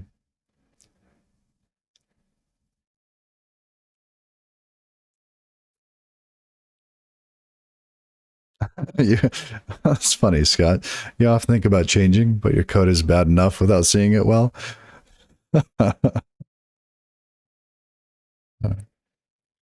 We can probably find a database to compare.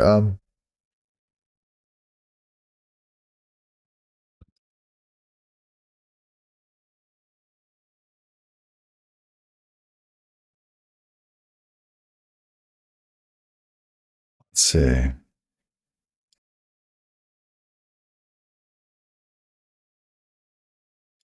I have some of my tea.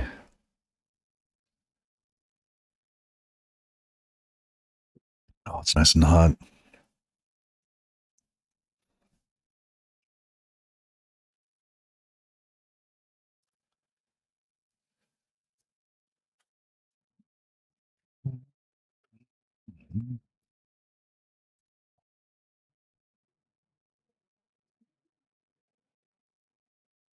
Tea. Good tea.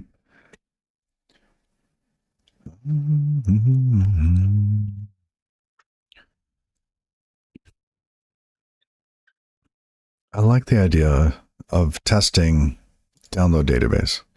That seems reasonable.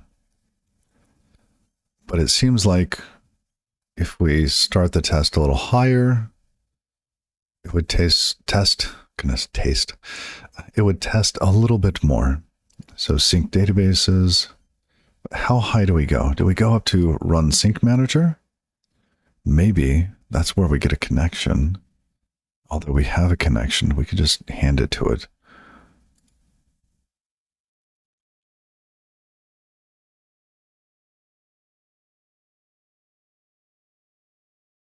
Let's just call run and see how far we can get.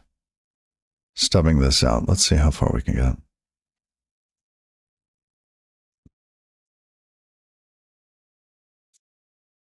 Now, I do think we might need to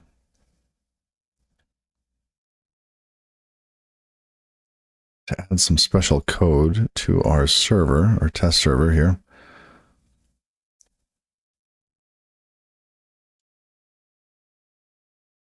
All right, Scott.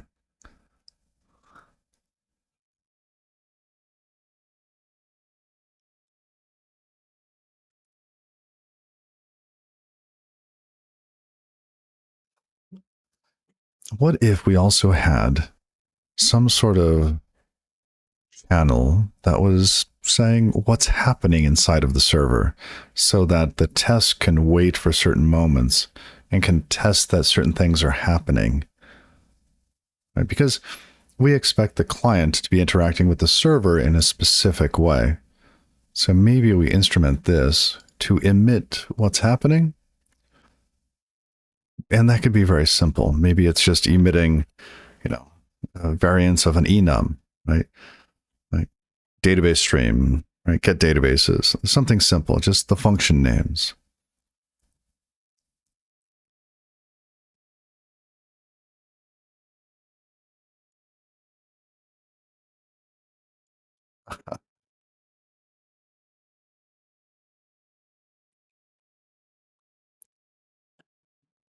I like that idea. Okay, so let's say that we have a events. It's an unbound sender of server events.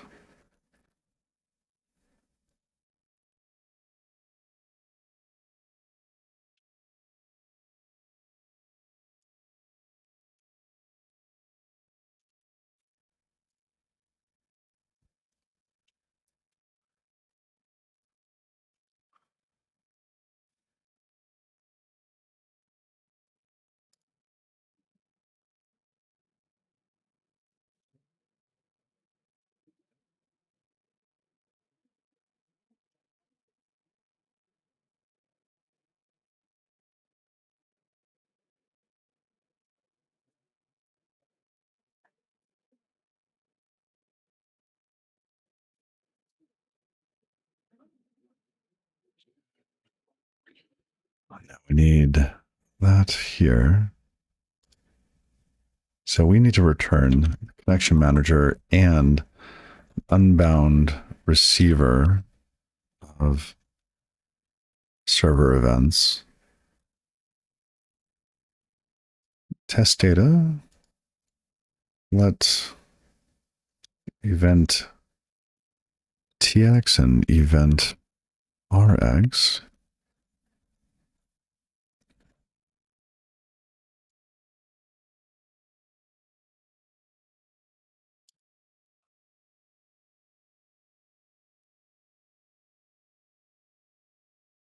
Oh, it's unbound channel. Great.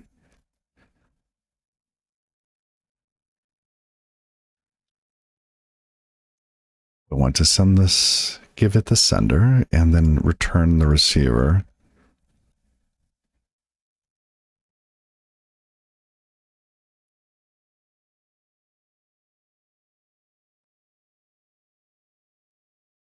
So we receive the sync manager and event stream. Let's call it server events.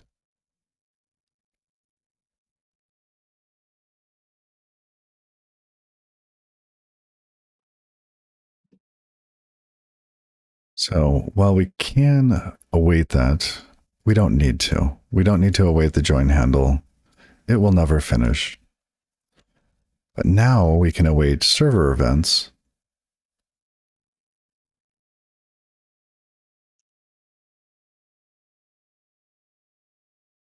It says, oh, there's no next on unbound receiver. What is on unbound receiver? Receive?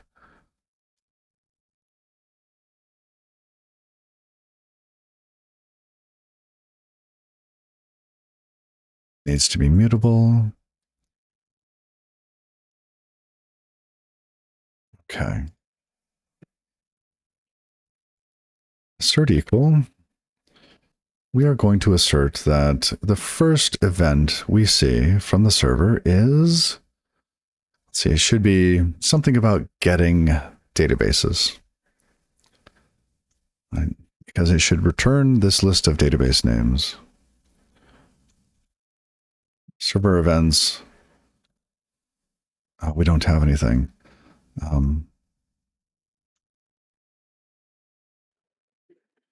Databases. Well, we will rename that to whatever the function name is.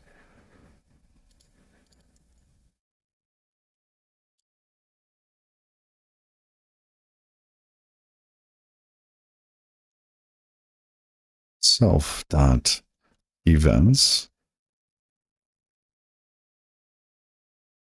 Get databases. Looks like that would be a good choice.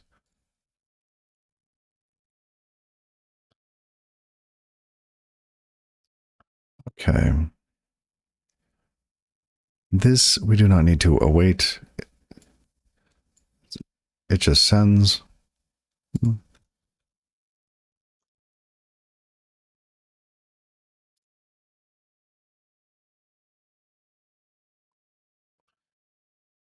Oh, it doesn't implement debug. Fine. Let's add that. Derive debug. Great. Now what? Oh, cannot do equality. Partial equal equal. What's next? Mismatch types. Oh, it should be a sum. I guess we could unwrap it.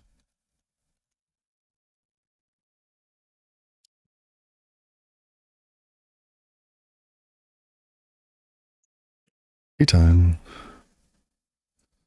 Did it pass? One passed. Look at that. All right. It fetched the database name.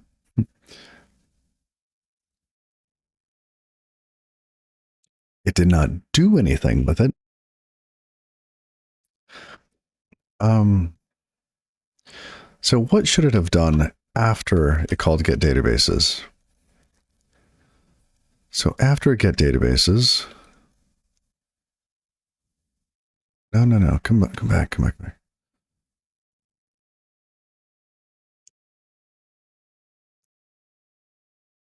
So it does a get database request. I'm trying to find that.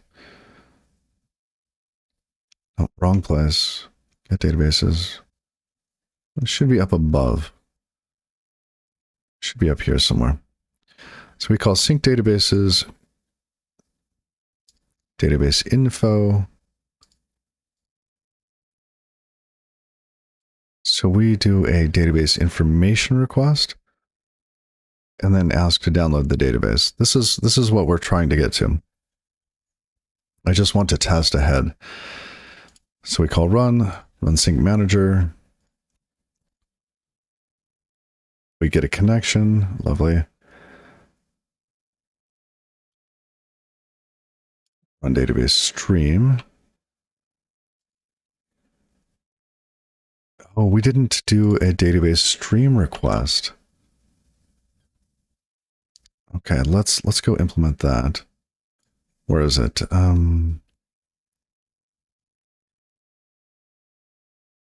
Database stream here. Self.events.send. Server events. Databases stream. Wrap.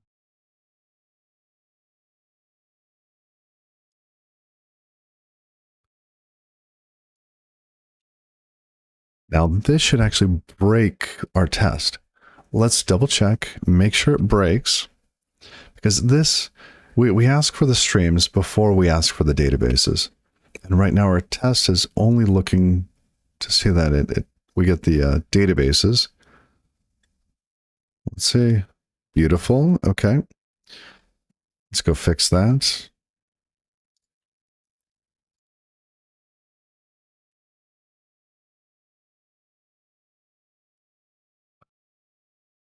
So we stream and then get the databases. And tests pass. Lovely. Okay. That's good. Let's go back to run. I'm going to drill in again. We run the database stream, which is fine. So we've tested everything inside of here. That's getting the stream and then getting the databases. Then we call sync databases, which iterates over the data that was found in the previous steps.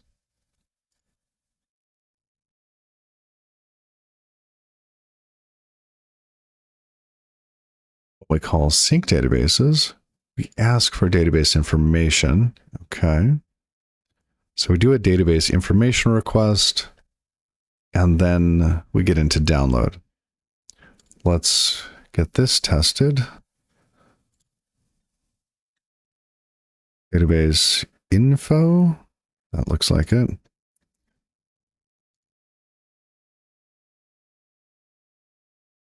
Yeah, just some dummy data here.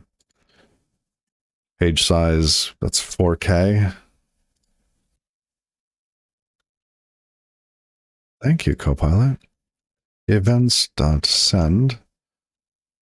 And this is database info.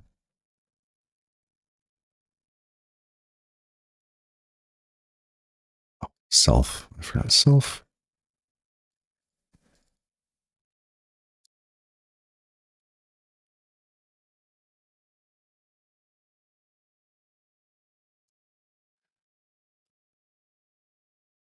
Okay. Let's go down to our test.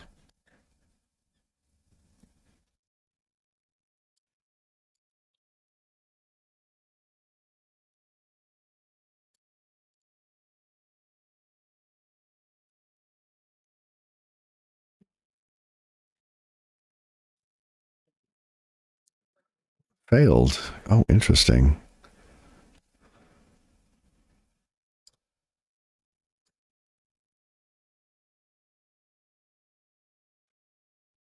Why did it fail? On 503, did I give it the wrong? I got databases stream. Was that called twice? Did I put the wrong thing there?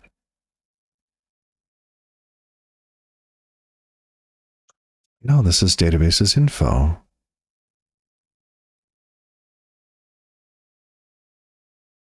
Where would databases stream have come from?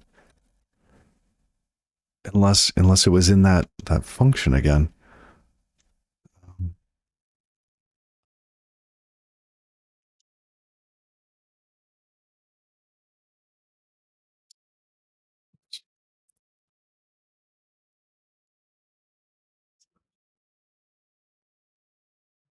We create it, we send it, and assert it. That's, So this happened twice? Or it wasn't in the wrong order. Why would this have been called twice? Databases stream. Huh. Fascinating. Let's think about this.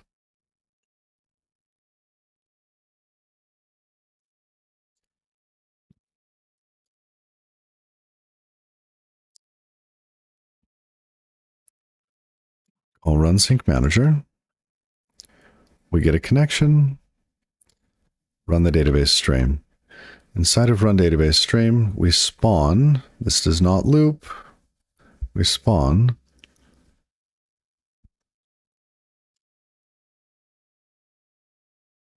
We request database stream here.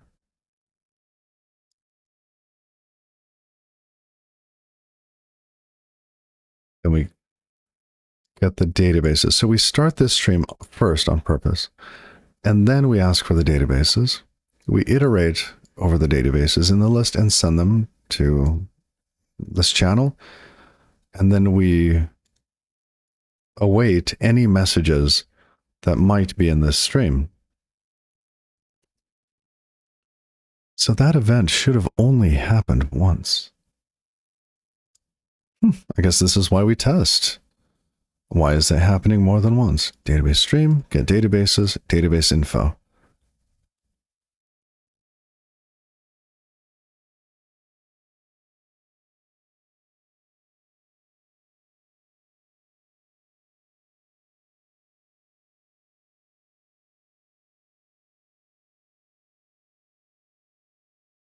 Get databases and database stream. The channel has what? A buffer size?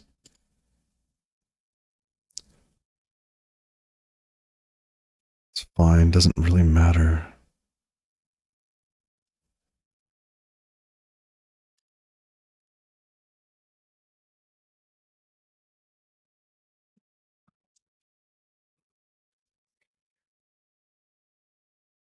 I'm at a bit of a loss on this.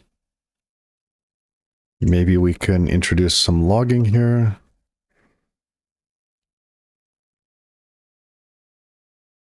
Sending database stream, sure. Print line.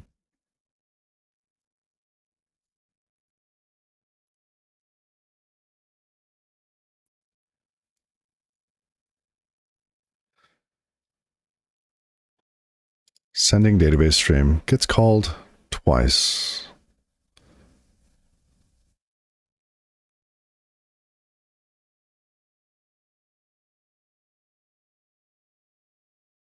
Interesting.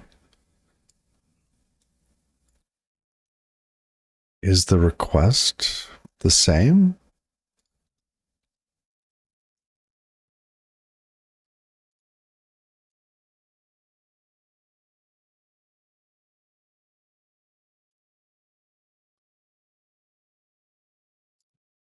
Or rather, is there anything that would differentiate the requests?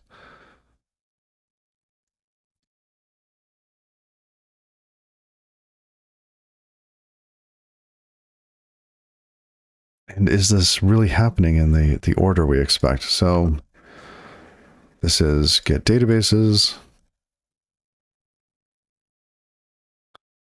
And what was the other one? DB info.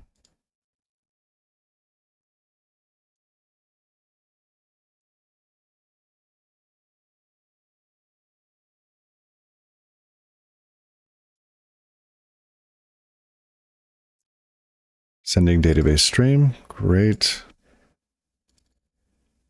Get databases. We expect that. Sending database stream again. Get databases a second time. Really? And we didn't like mess that up? Database info was never called. Did this loop?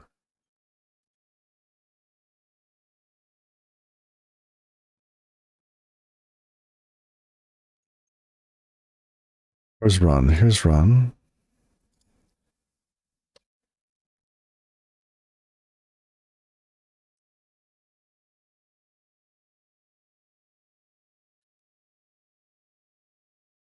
Get our attention. If it looped, why would it loop? It did. But there was no error.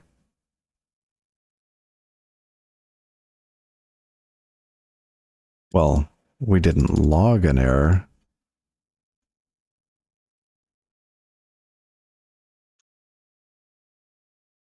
Maybe we should set up logging for our unit tests.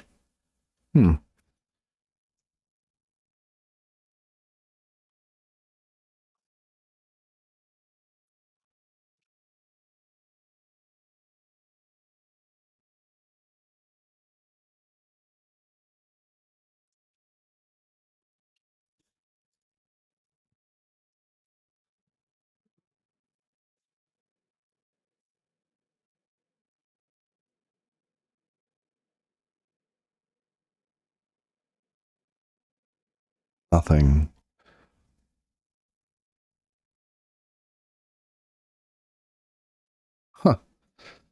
And this is why we do testing. I would not have expected this sort of error.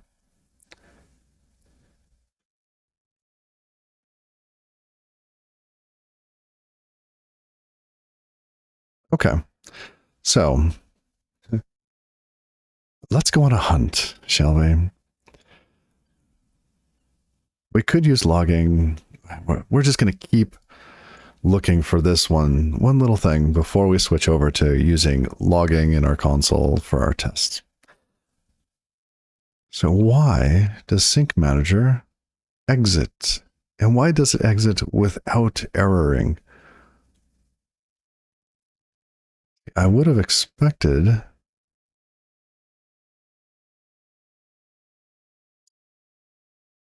it gets so far.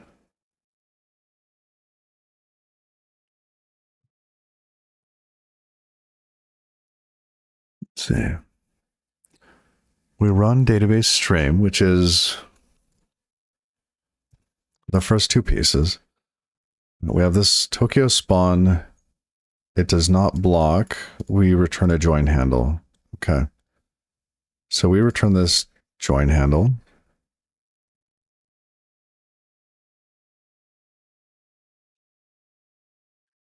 Interesting. Does that end? It should not end. Yes, and we have a fix me here. Is this correct? Obviously, some concerns at the time of the writing. My past self leaving me little breadcrumbs.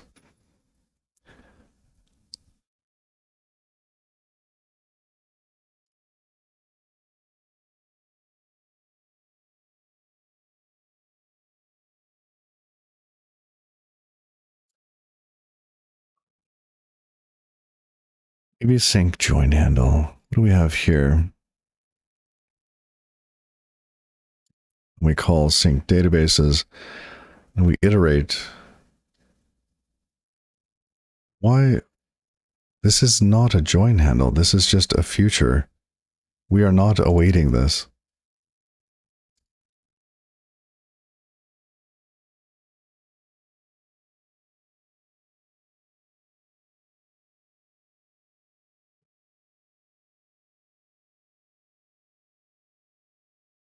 First off, I'm surprised that the join all didn't pause. That should have waited, because run database stream should go on forever. And it means that this was hit.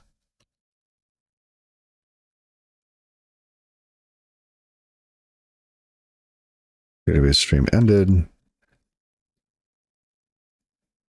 Now, let's see.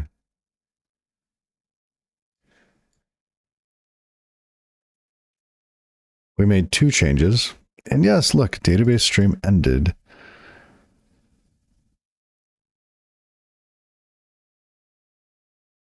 Notice now we did not go on.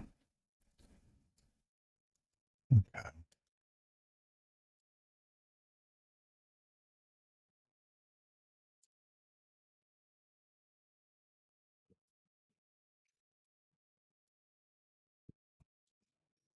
That would mean that this stream, listen for database additions and deletions. This stream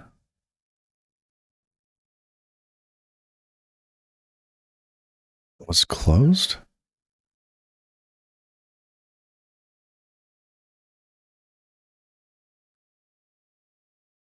Because this should go on forever.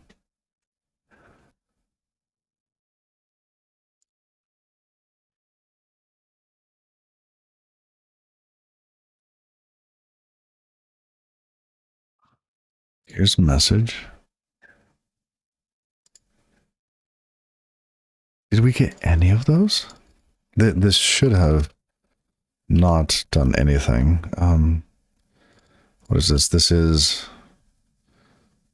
database diff. Database created or removed. I do not think we got any of those.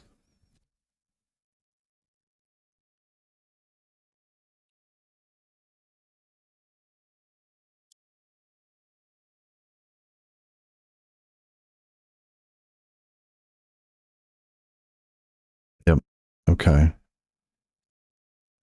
But we are getting the database info request now, which is nice.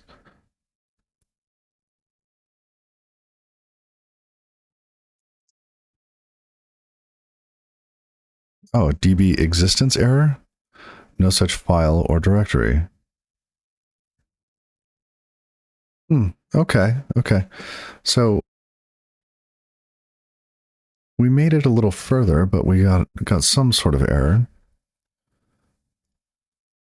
Okay. But why is this not running forever? This should run forever. That's the whole reason why we did this Tokyo spawn, was so that this could run forever. And quite frankly, we could put these pieces outside of the spawn. Not needed, but possible.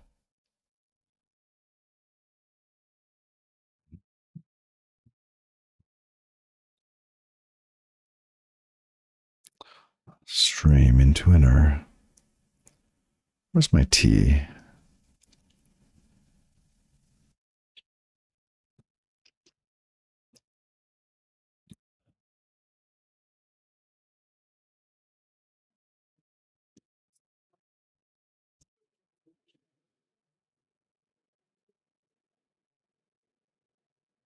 Fetch the next message from this stream.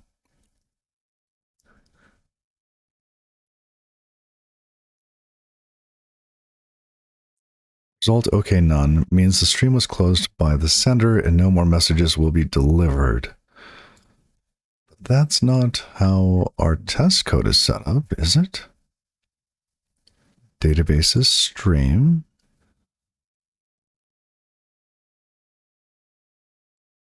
We have a sender and a receiver. Oh, it's because the sender is dropped. This gets called and this gets dropped. We return the receiver. The sender, well, so the problem is with our test code.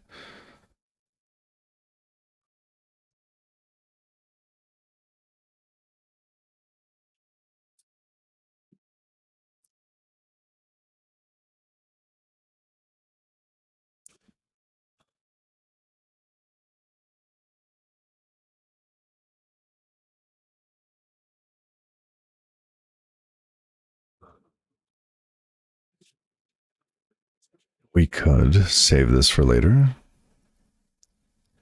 Just tuck it away in some little don't drop me bin.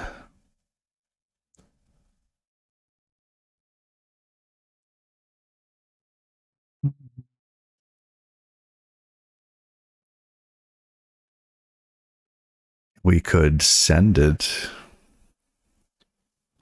Why don't we do that? Oh, I like this idea. We'll move the sender into the test code. Okay, what is it? This is a, let's say, unbound channel. What? Do you really? Response time types are incorrect. Receiver. MPSC bounded. Yes, I know what this is. Oh, it's because the wrapper only deals with receiver stream, not unbounded receiver. Really?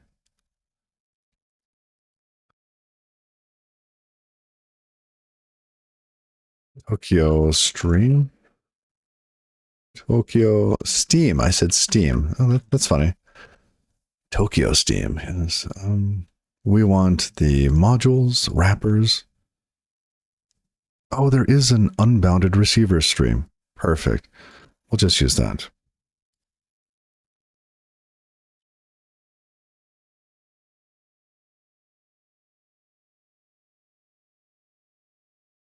Oh, please tell me this works.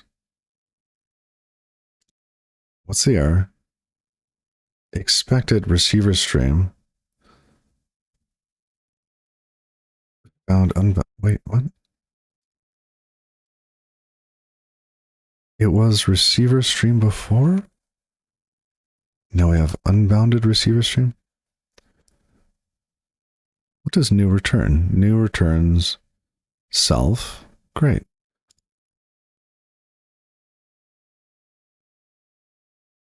And response just needs something that's a stream, if I remember correctly. From T, where T is a... Oh, T is needed by our stuff, so...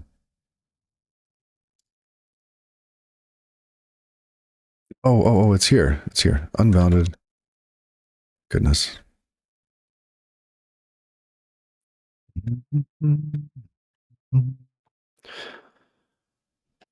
Okay, we have response, unbounded receiver stream. Perfect. Good. Working. Now let's pass sender here.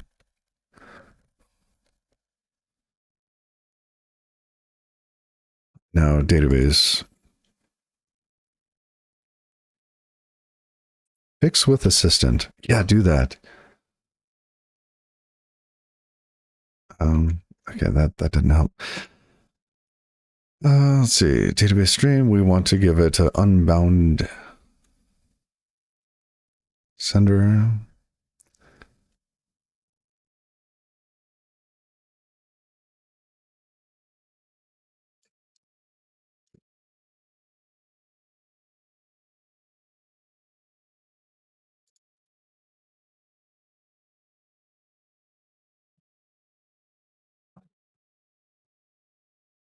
Tokyo sync MPSC.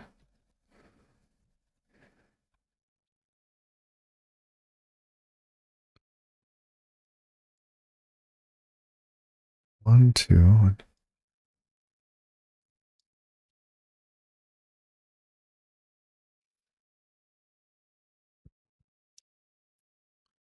Oh, binary operation cannot be applied to that type. Yes, of course.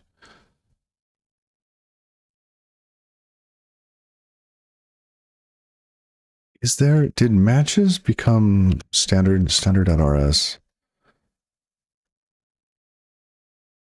Macro matches.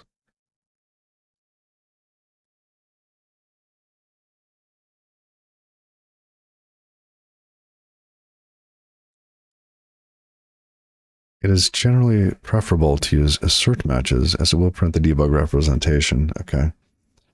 Which is nightly only.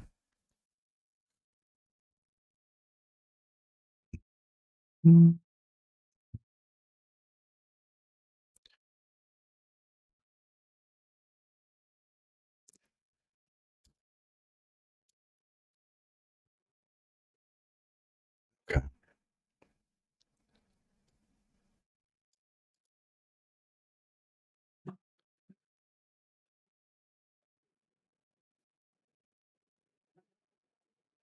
I'll have to get rid of that. Now we have some errors down here.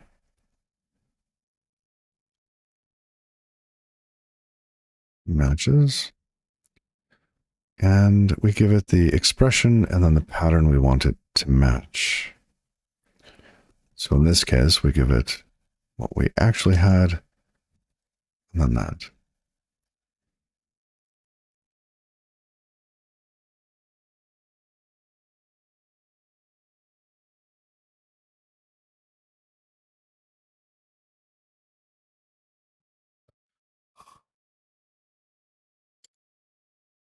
Unexpected token in input.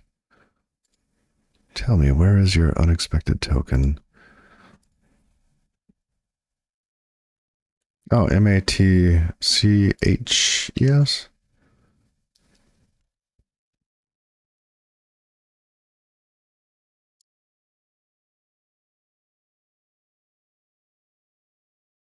Is foo the wrong type here? Let's see, what's the error?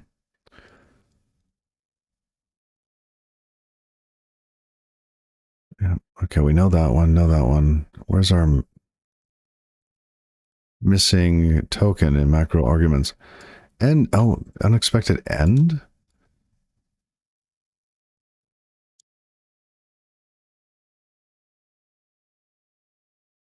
One, two. Oh, we have a comma there. Database stream.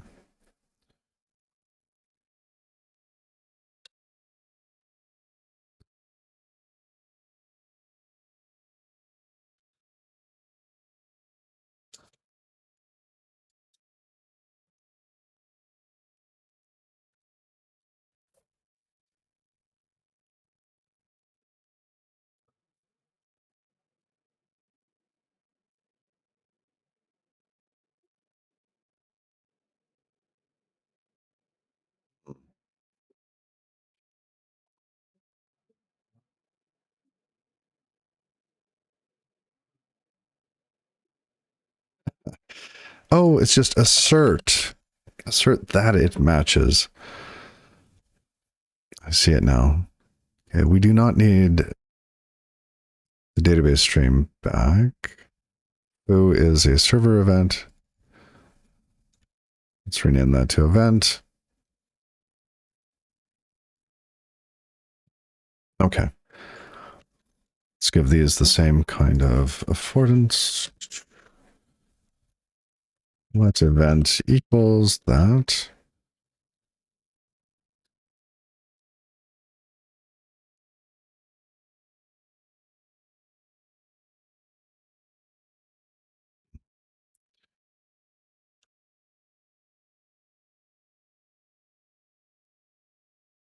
One, two, one, two. Good.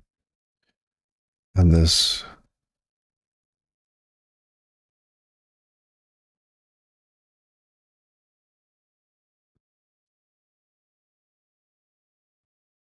All right. Let's see if that works.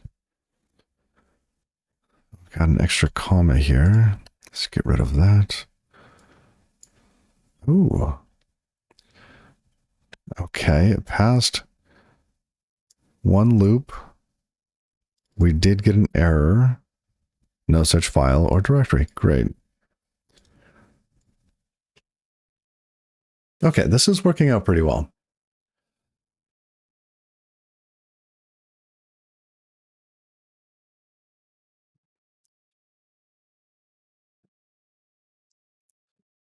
Freshen up my tea here. Just a sec. I got a thermos. So I'm not running back to the kitchen here. It's nice lemon tea. I don't know if it's lemon or like lemongrass. It's got that kind of citric acid, lemony vibe to it.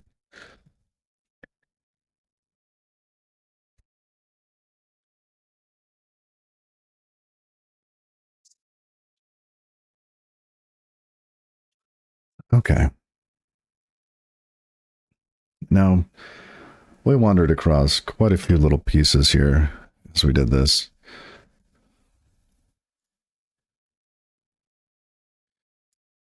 We should hold on to that piece of data that we received here. So we receive a certain event.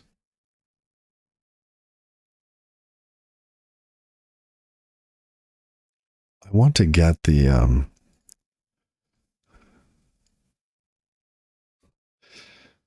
sorry, I'm thinking about multiple things at the same time, and that's generally not a great thing for me. Um, some days I can do that. This morning I am just tired. Woke up way too early. I'm stressed out. I don't know. Have you ever like woken up just stressed?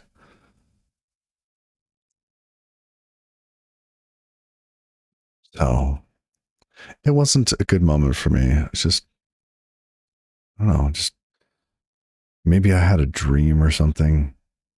I don't really remember any dream.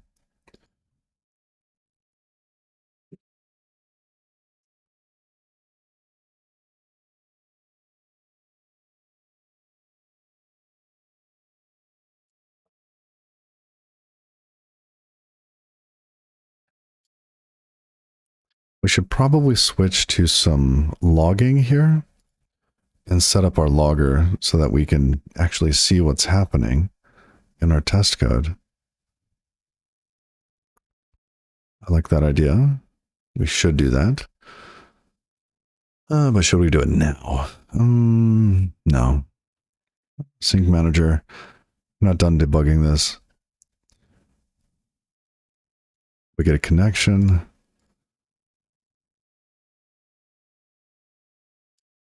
Run database stream, sync the databases.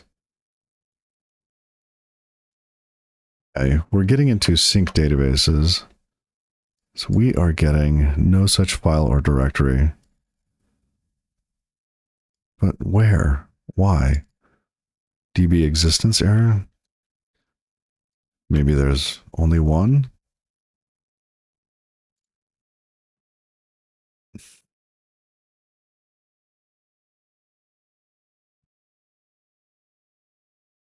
Oh, are we in luck? We are in luck. Okay. Oh, interesting. But what is the error? DB error. No such file or directory. Oh, I think I know what this is. This is a problem with our test code. Although it would be great if DB existence snafu had the DB path in it.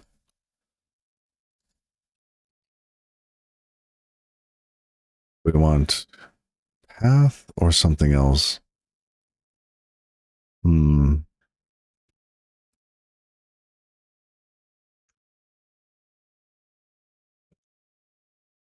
Let's try that.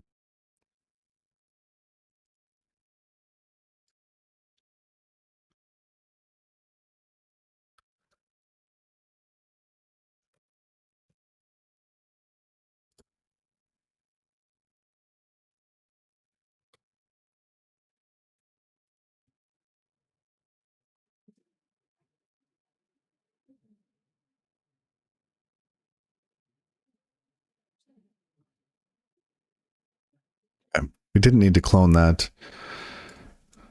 We just needed to borrow it.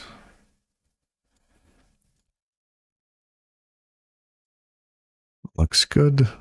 And let's see if that improves the error. Because it should give us some temp directory saying, hey, I can't find this thing. Yeah, look at that. Okay. So we are using a temp directory, but that path up to the temp directory does not exist, which is perfect. Okay, that's expected. Now, what happened when this went through? Our test ended.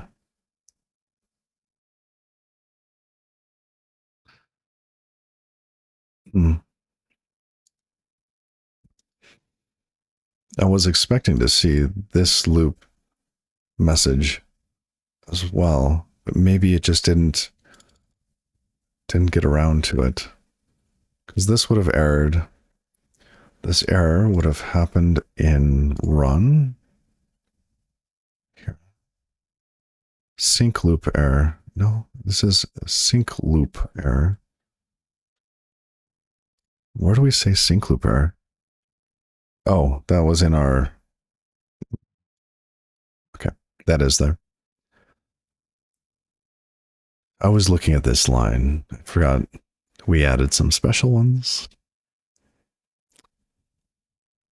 Ah, and there is a sleep. So it would not have made it around by the time we were finishing our test, which means, and we can verify this just real quick, we could add a Tokyo time sleep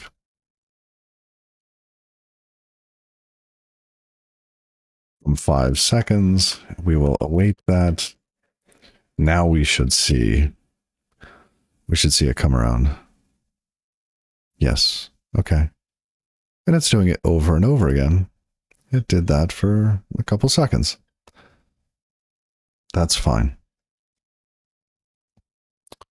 It's actually pretty good. Okay, it recovers and makes the connection again. It says, hey, let me try again. I like it.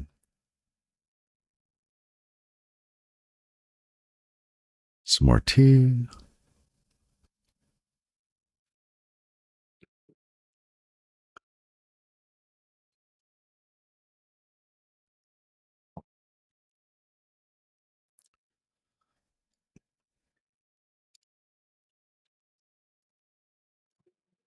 All right.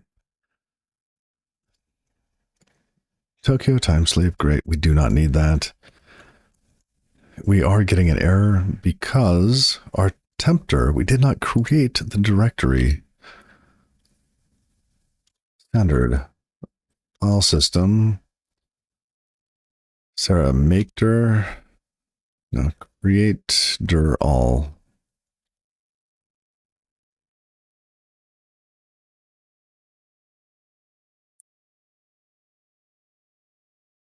Now we shouldn't get the same error. Let's see what we got. No such file or directory.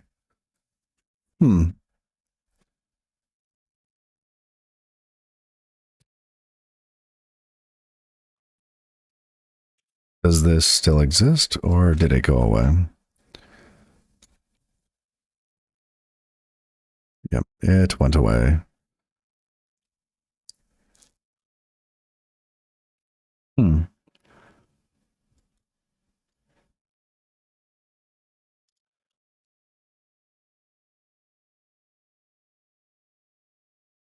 How do we keep it? Let's say I want to keep it. I get that it's a temp directory, but we could give it our own directory. Basically, happy.db does not exist. We know that. It's made up. Now for var folders, vh, frg, I'm kidding. Data plane test, that's here.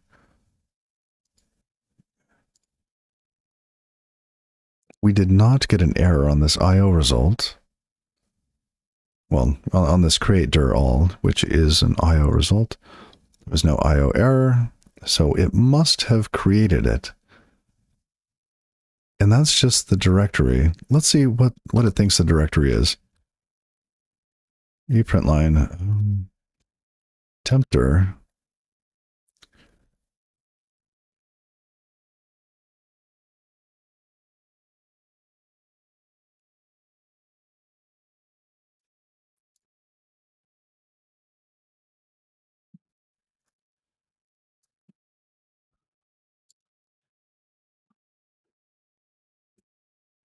Tempter.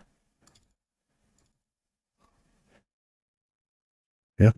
And then it adds happy.db3.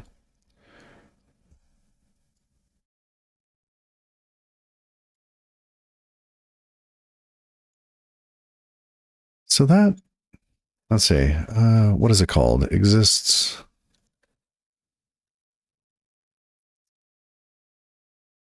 Does database exist? This function here is where it's erroring out. On line 224, we get this error. I like the improvements. We've added the database path. Great.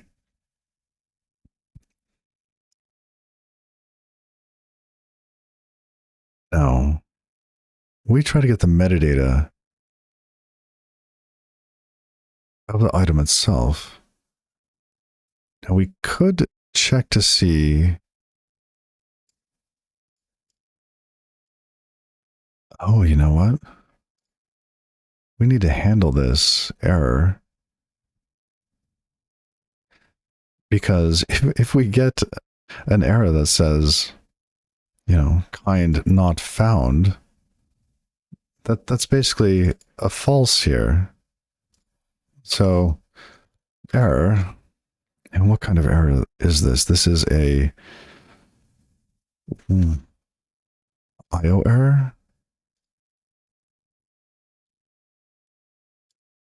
Metadata. Yes, it's an IO error. So this is standard IO error. which has an error kind. Oh, can we not match this? We might be able to get the error kind though. Standard source IO error. Okay.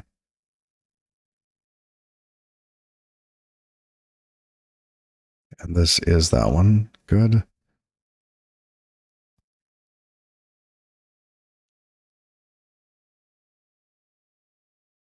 Impl error. How do we get the kind out of it? Let's go to the docs.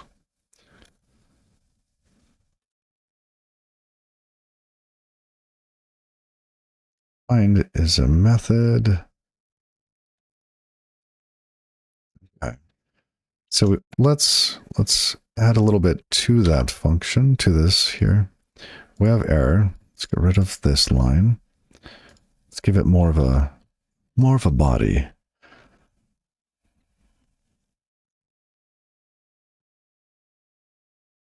Match error kind. Look at that. That is a rare beauty. Look at that. Copilot wrote this code for me. If it's not found, we return OK, false. Otherwise, the error. You saved me like 30 seconds, but which I spent just in awe. Is it worth $10 a month? I don't know. I'm really just trying to see what the technology is. Stay up to date. Okay, so now we know that the database does not exist. I think testing this a bit more would be useful.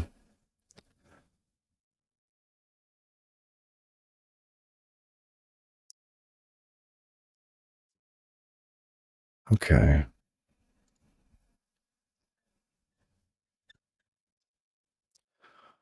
I really like this dialogue here. It's very similar to what I had in Helix. I want to find what this is called. I clicked on this thing at the top. Oh, show symbol outline. I hover and it shows me what this is. Oh my goodness. Okay, Apple Shift O, my new best friend. Test sync. Oh, look, and it does partials. Oh, that's beautiful. So much better than scrolling. Scrolling just doesn't translate well on stream. Okay. Now, look at that. It's back. Does database exist? Do we want an event for this? Maybe.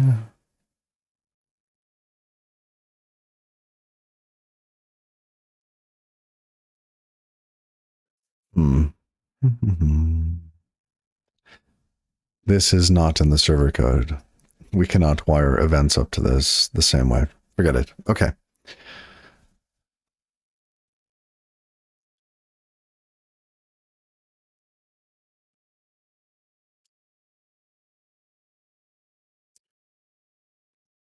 Shift O.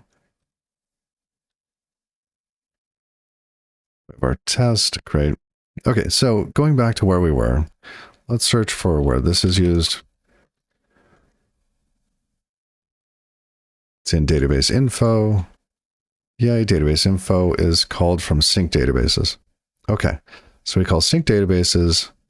We check to see, does the database exist, which is where it was, where we were bailing before. If it does not exist, now we start to download the database.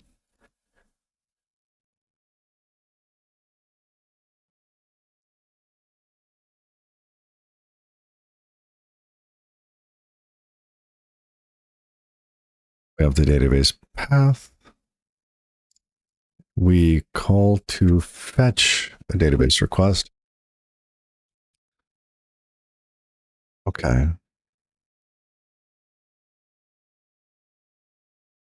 Then we open a file. Now, what is happening here? Is this failing, or are we creating these files? Write the data to the file. We might need multiple events here.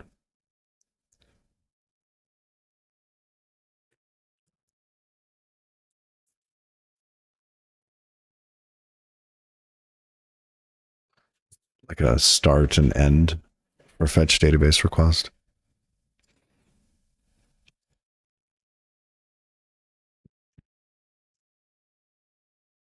Because it will return page data over and over and over again.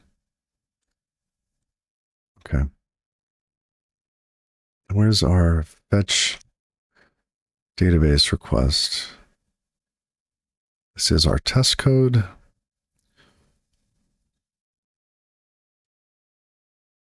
Oh, we could do the same thing where we send the sender back and let the test code pass it data.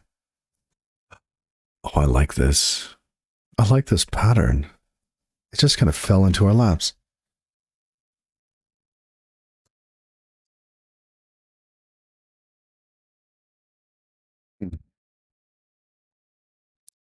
Okay.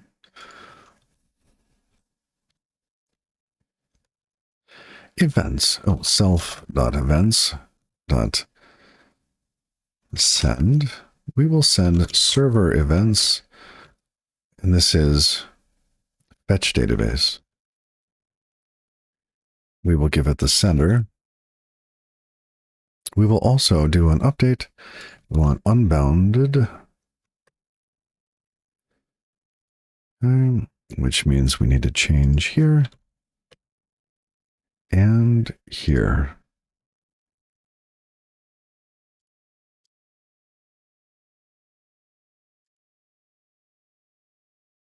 Unexpected token, semicolon. Oh, here.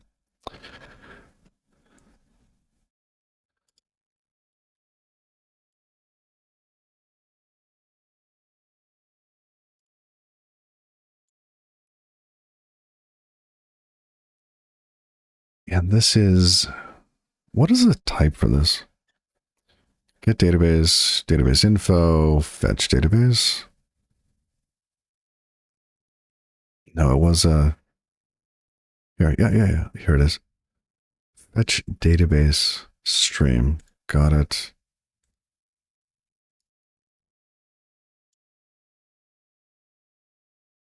Oh, it's a fetch database. No, that's not right.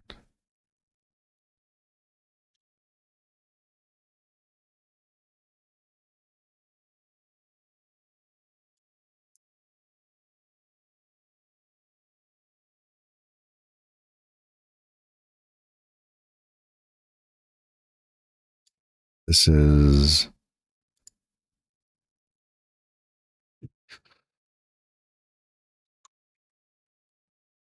fetch database response. I paused for a moment because I was considering, why is it in a result? Why does it have an error type? And it's just because we are mimicking a response from the server, right? It needs to be, have some status, it needs to have some info saying whether or not it succeeded or failed, which does give us the ability to force errors.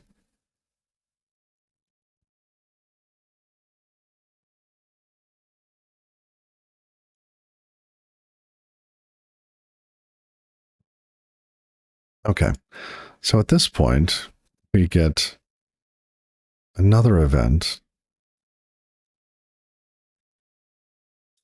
And this next event should match fetch database and then end. We can add more to this. Just let's go in small steps. Great, it passed. Okay.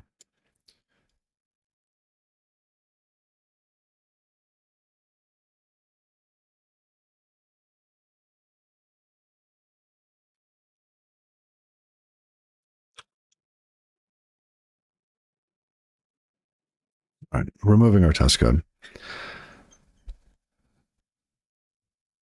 Now, for fetch database, what is expected to happen? If we look at download database, that we call fetch database, we create the file on disk. Once the file is created, actually, we could check that the file's created at this point.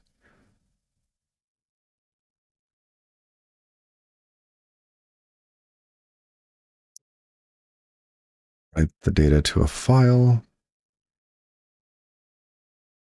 So we send data back. It needs to be in a specific format. So it will seek to a position and then write all of the data in a buffer that we give it. Okay. And we have to have valid checksums. Oh, goody. Okay. So let's capture that sender here.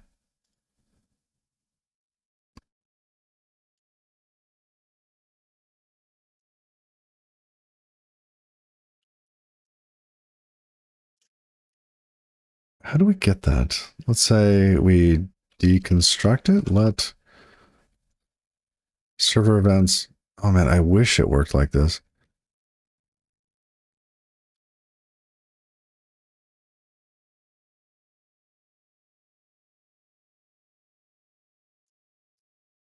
Doesn't, because we didn't cover all the different patterns.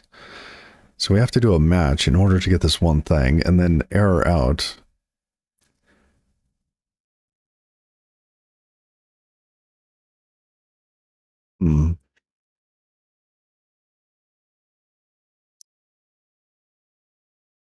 It would be nice if there was a simpler pattern for that. Let database stream equals match of event.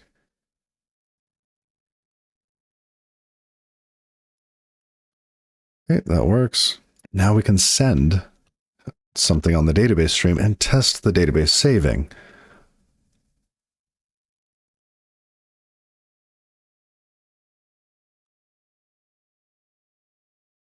What do we send? We send fetch database response.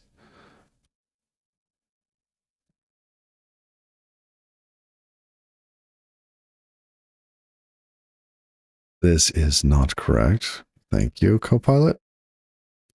We need page number, page data, and checksum. Page number, data, and checksum. Number, we'll start with a 0. Page data.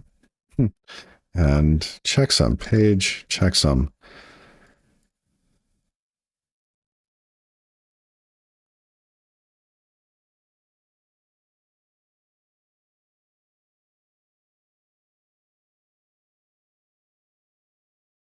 And checksum, we need a little utility in order to calculate that very quick.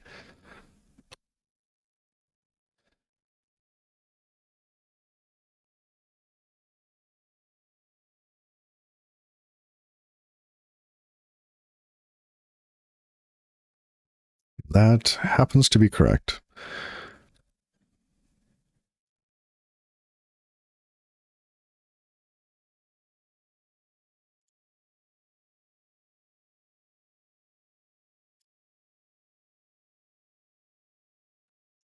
So we'll give it an OK fetch DB response.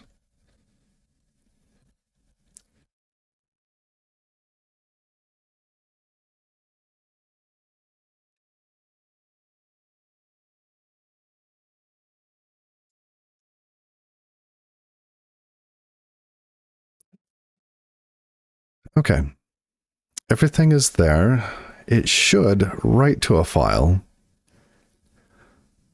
after we send that.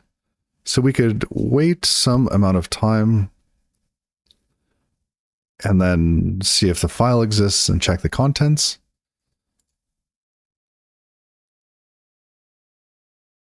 we're basically puppeting the client, the thing that we're testing, via the server.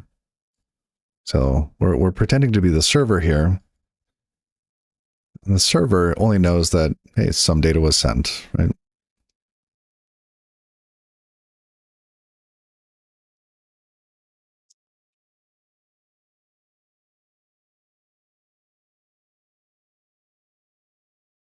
See what's going on.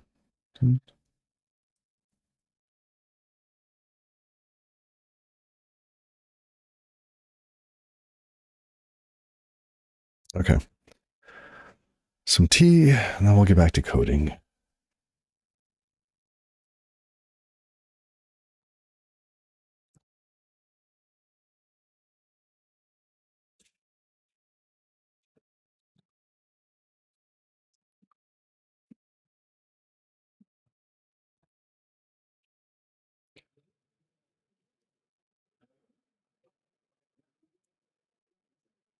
It would be interesting to know that the function was done. Right? That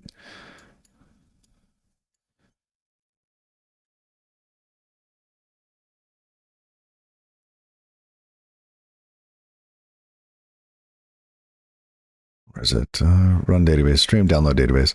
It would be nice to know that let's say this finished, right? But we don't really have that yet.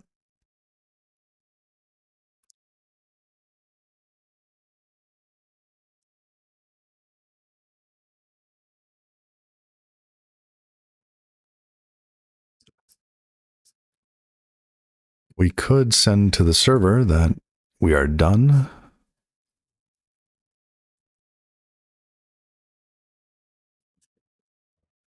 What else could we do? It feels weird testing it like that, though. We could just wait for so many milliseconds and hope that the file's on disk. But that leads to fragile tests. I'd rather not.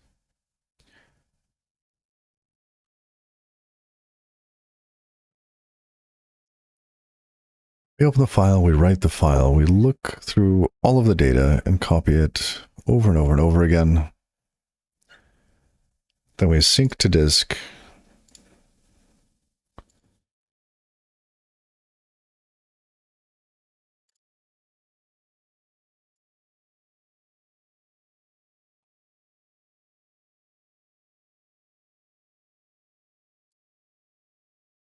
At this point, after we've downloaded the database, then what happens? What comes next? Download database. After we've downloaded it, we want to keep it up to date. Yes, we want to call the stream.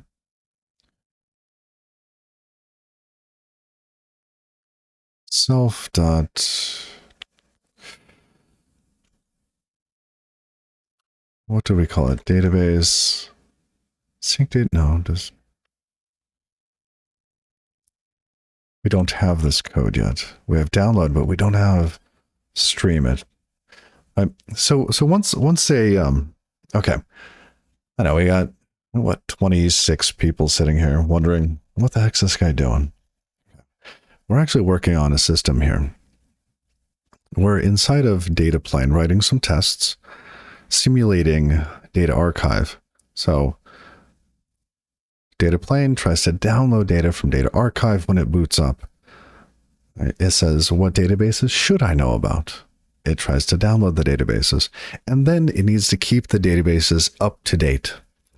So it will make a request to data archive saying, please stream me this database, starting at checksum blah. Then data archive will go through its versions of the database and see which mutations have happened since that checksum and send them to Dataplane.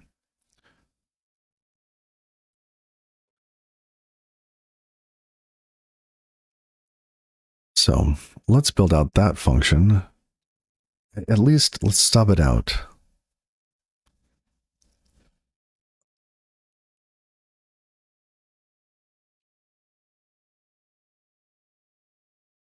Okay. What do we call that on the server? We call that stream database updates. Let's do something similar here. Self.stream database updates. Give it a connection, name, database info.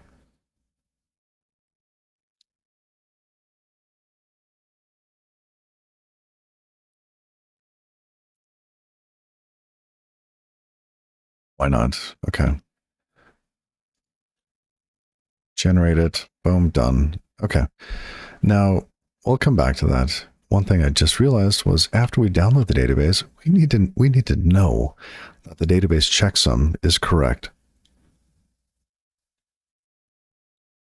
So we sync everything to disk. Now we need to checksum the file.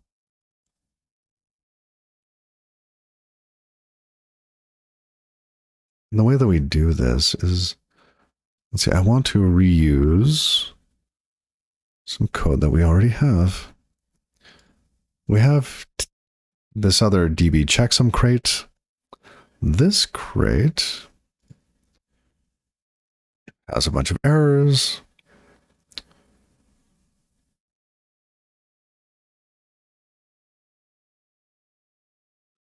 We can list databases and checksum DBs.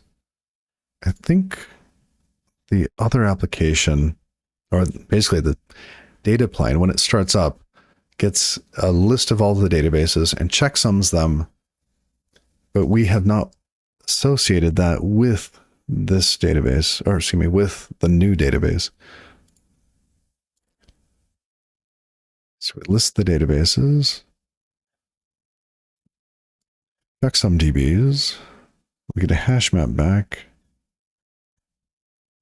start exclusive mode. Yep. Some things in order to get the database in a place where it can be checksummed. Okay. Do some mmap, go through the pages. Yep. So we would have to do that in con here. What is connection? Is that SQLite? Okay. So maybe we just get a reference to this data type. So this returns DBs. We get a new one of these. It has some initialize function. Is that the only public? Where's DBs? DBs, impl DBs, pub is initialize and new. Everything else, no. Okay, interesting. We'll need to adjust that. So in data archive, no, not data archive, data plane, early on, we get, where is it? Wait for it, wait for it. Here it is. AppDBs. These are all the databases that have been checksummed.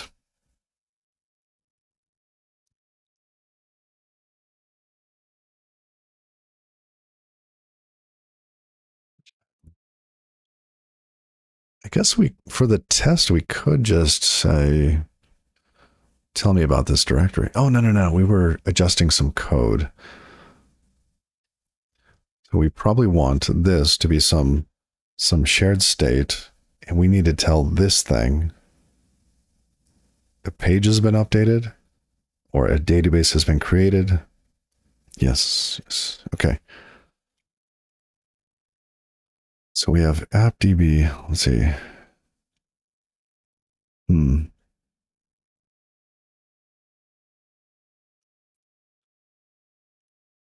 DB checksums. Is that? Oh, that's the module name. Checksums, plural. Oh.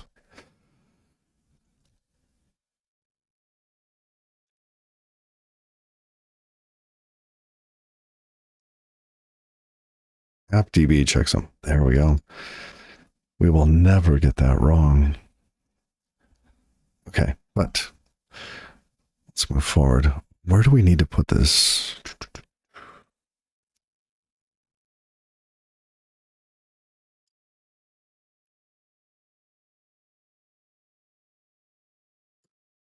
I start the gRPC server here. That's for something else.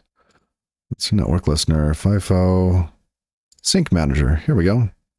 So we could give the sync manager a reference to this. Now,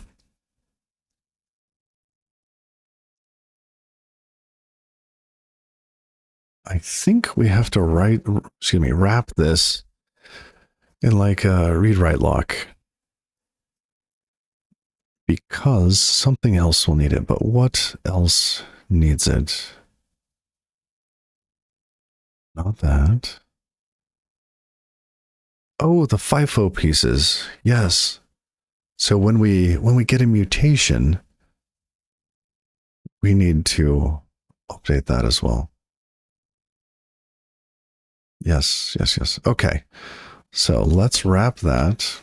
Let app db checksum is equal to a new arc, new RW lock. We want the Tokyo version, new db checksum. Boom, done. Lovely. Standard arc, great. This will need to go into FIFO somewhere. And it needs to go into sync manager.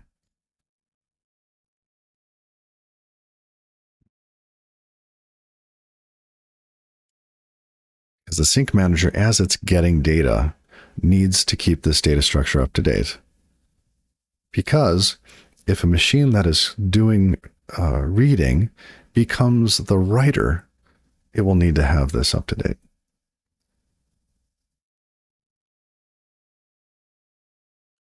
Either that or we restart it all. That's interesting. It could go from one mode to the other pretty quick.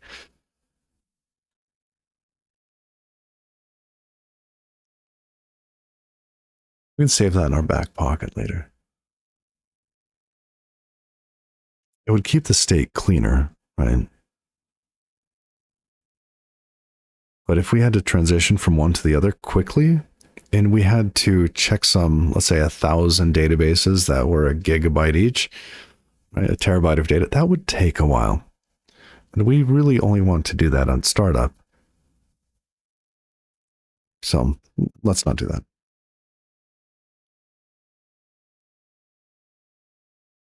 Now Sync Manager needs to take a new one of these.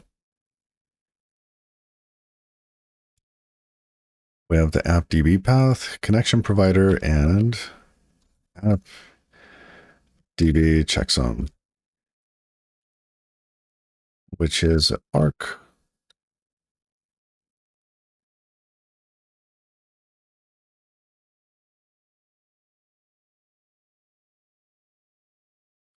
Hey, the id of Alan. How goes the codes?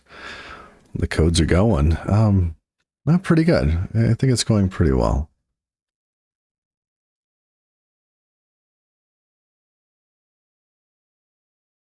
FTB checksum. Okay. I need this type here. Hashed DB. 1, 2, 3, 1, 2, 3. Yeah, okay. Sure, import that. Import the Tokyo version. And the id of Alan. How are you doing?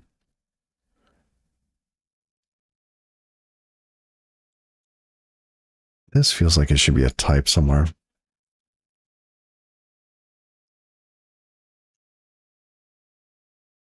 Let's make that a type.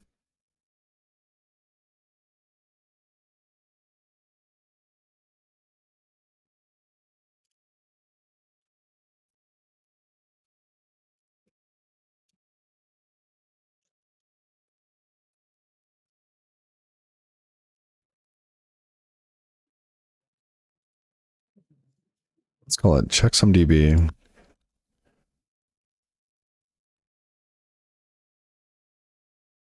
Okay.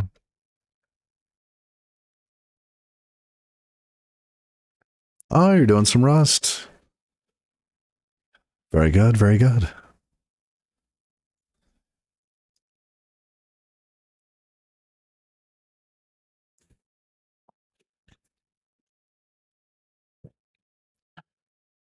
Okay, let's find this.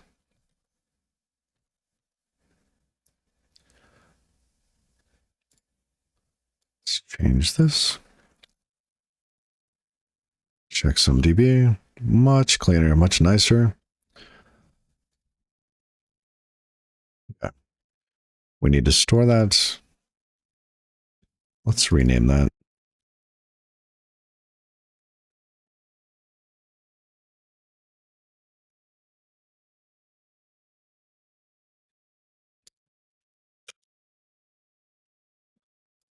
Okay.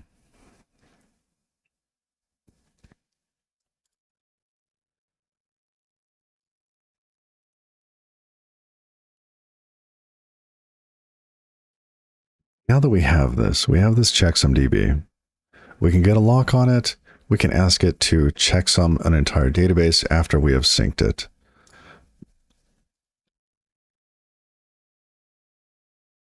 So in download database, here we go. We do all this work, but now we need to know, is it correct?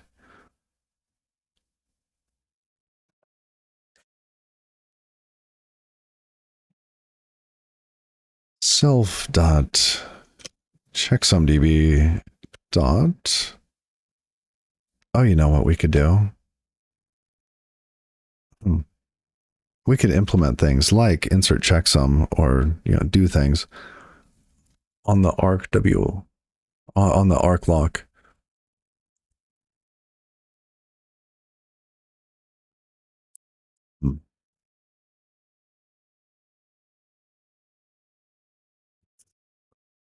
Let's not. It might be used by other crates.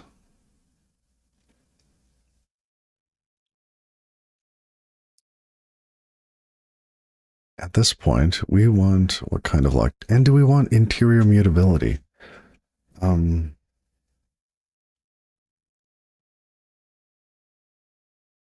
let's just get a lock. Let's get a write lock.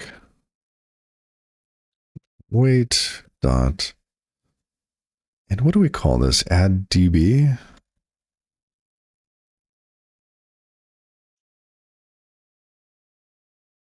Add database.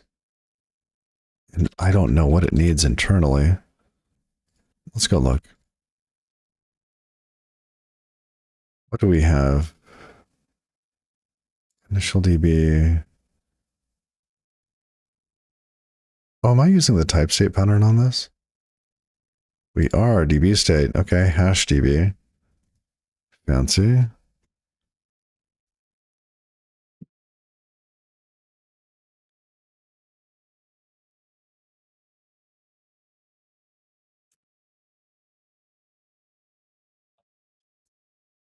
So we have this list. We've got this thing, path, and DB checksum. What is this type? It's a hash map of a path to what I call pages. Okay, where are pages? Pages are here. Pages. Great. So we can create a new pages. This represents the pages inside of a SQLite database.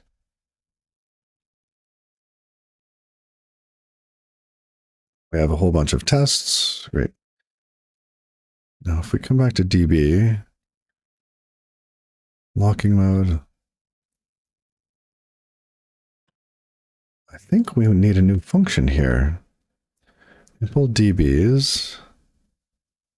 Initial. We don't want that one. We want...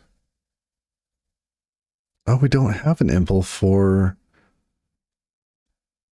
the other state. My eyes! How you doing? Watch me lurking. I know I'm scrolling all over the place. That and it's not dark mode.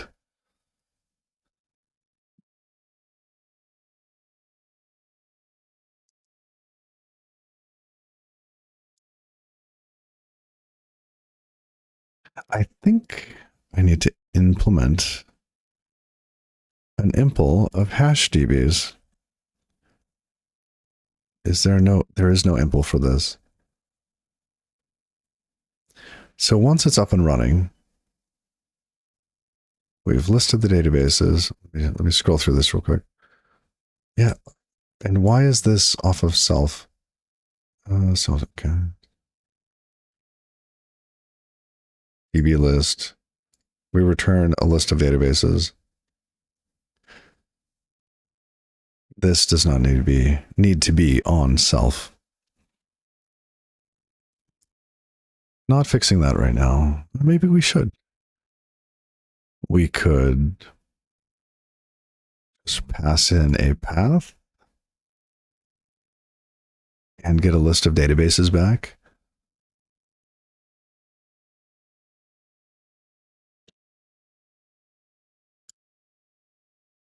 All right, I'm doing it.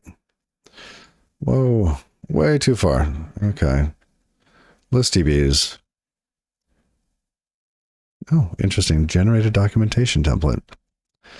Haven't seen that. Shift V, $, percent, DP. We no longer do this. We take a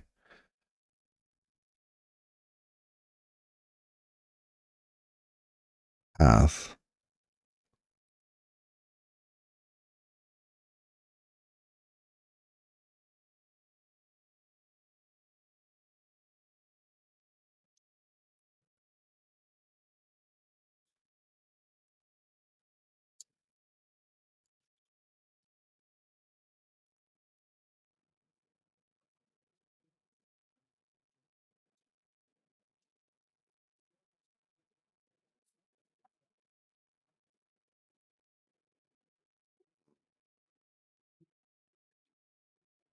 Interesting.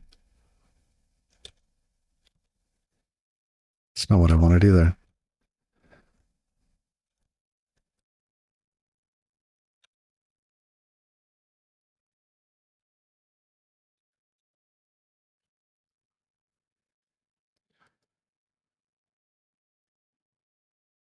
Okay, that works. And where was it called? Here. We just need to pass the path in. Self.db path.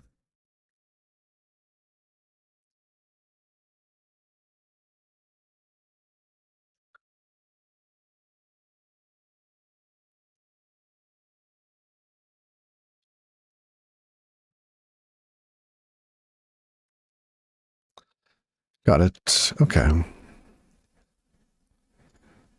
So it cleaned that up. Yay. So we can initialize self. We'll list the databases, do all that. Now we need an impl of DBs. Yes. We want to add database with a path.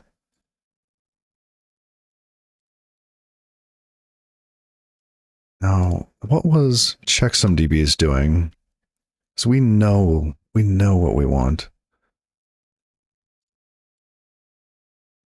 We have a hash map, which looks to be the result type. Yes, it is. We could extract this to a function, pass the path and get the result.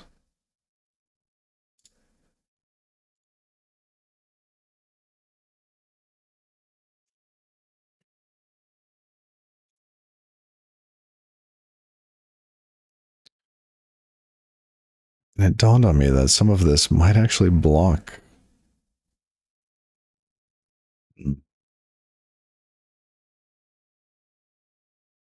If some of this file IO is blocking, it could hang the thread that the Tokyo runtime's executing on.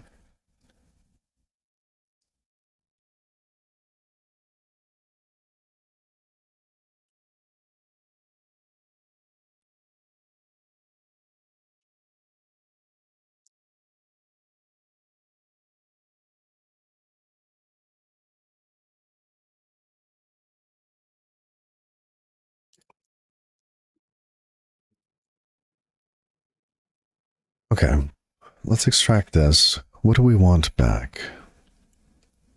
We want checksum pages, but we need to end exclusive mode to make sure the database is in a good place. Let's do this.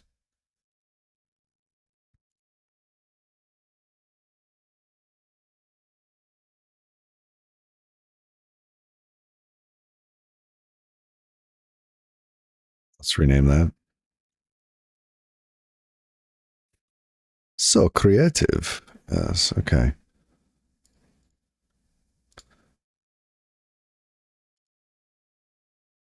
Wow. What happened to this? Is this really what was there? It got extracted without any comments? Oh, that makes me a little sad. I could do a better job than that.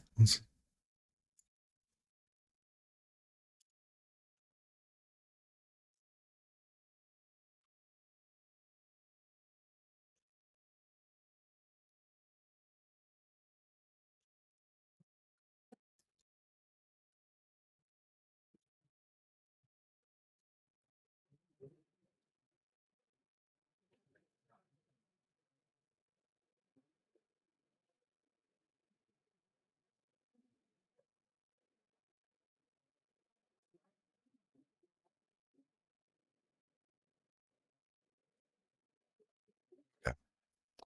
Is that better? Oh, it's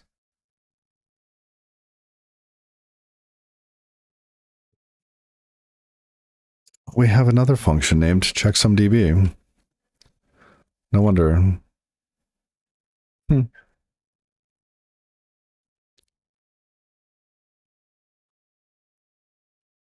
Will I be doing Advent of Code this year?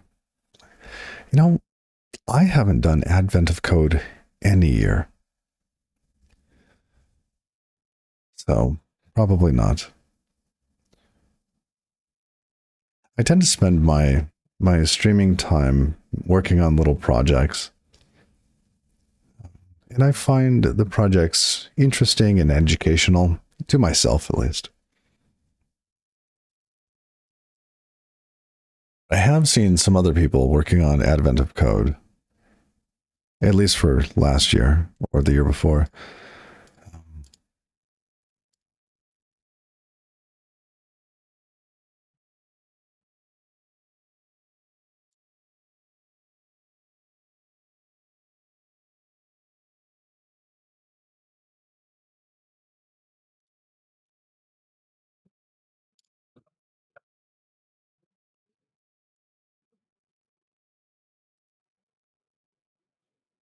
Wait, where? Apologies, a little lost at the moment. List DBs. We list the databases. Checks on the DBs.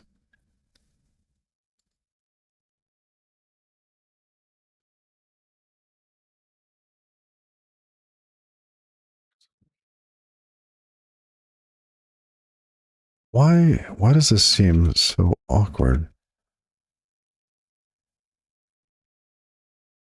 ChecksumDB was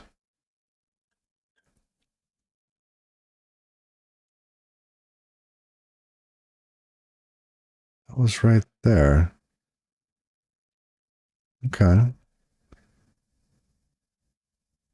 Oh, the formatter collapsed it. Okay.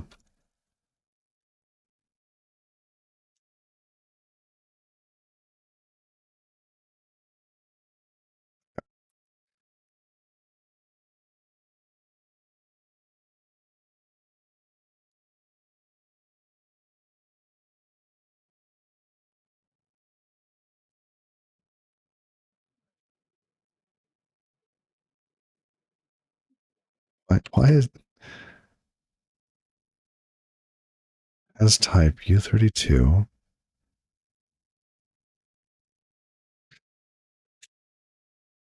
Oh, it wants pages. Checksum pages. And this is recursive. We can't do it this way. Checksum. Need another name for this. we actually checksum the database there, but we prepare it for checksumming here.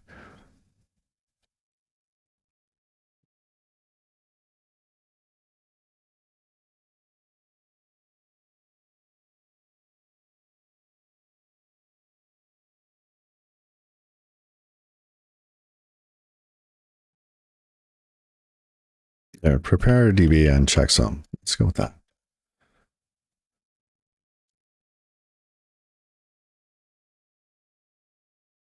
Oh, checker value.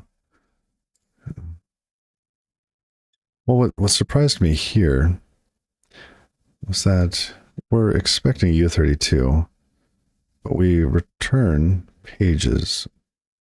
So checksum pages here. This result page is error. We can just return that.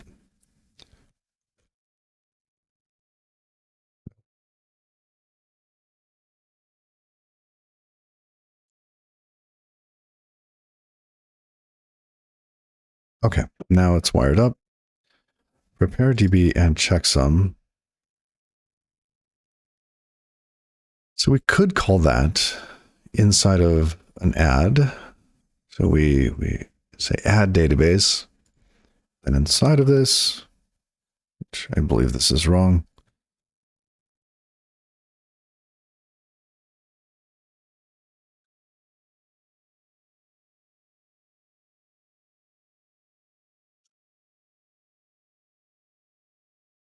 Wait, isn't that? Oh, it's not. It's not. It's not a member. And then we give it the DB path.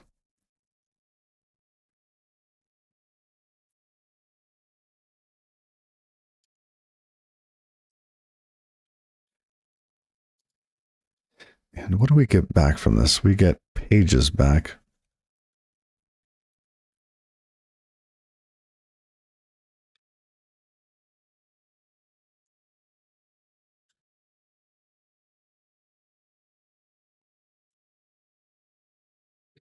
Isn't this the same thing we're doing here? Let's just extract this and call. Oh, but this isn't on self. We could fix that.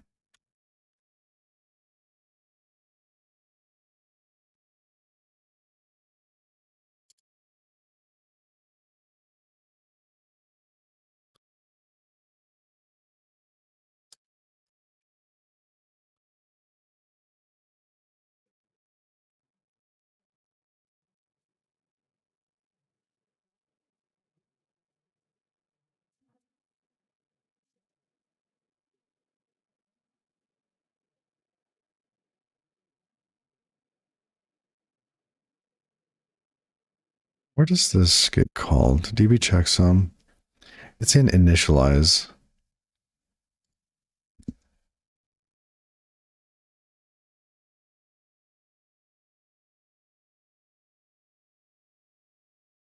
Why do we not just have? Oh, I don't know. I was probably in some mode where I wanted things as functions. That's fine. Now here we have DB checksums. Fine, we're getting a list back. What if we already had?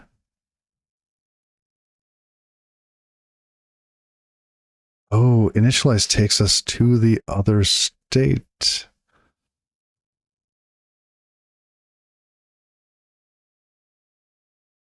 I see. So, yay, type state.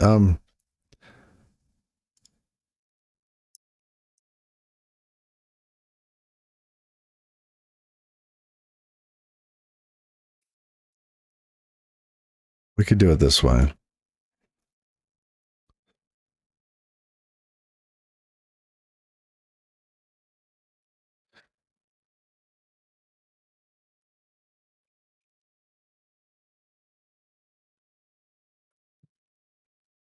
Oops, too many.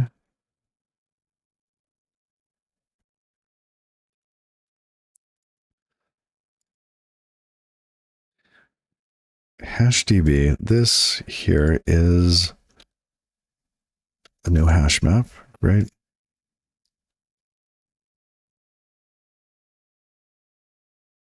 Okay. And then we call self.checksum dbs.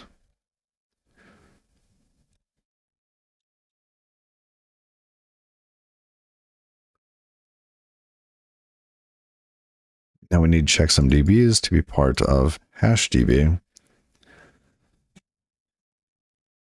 Where is checksum dbs?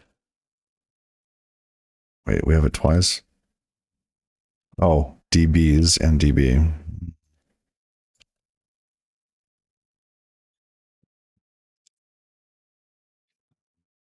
Here.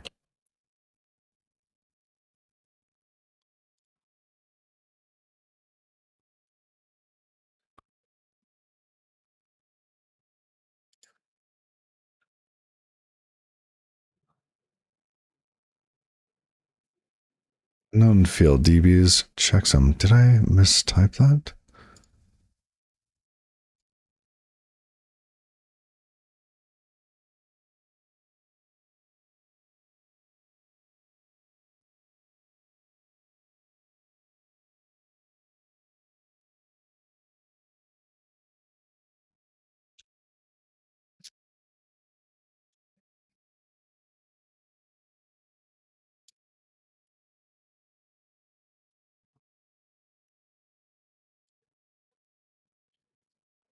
Oh, self.state. Of course.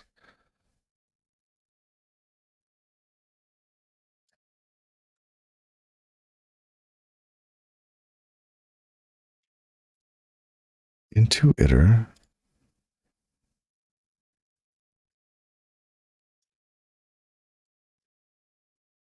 Just pass it through. It's not mutable. Okay. It needs to be mutable.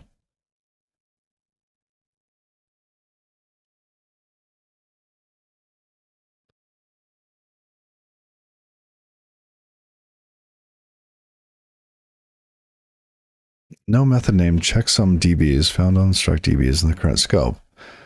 The method was found for dbs hashed db. That's what that is.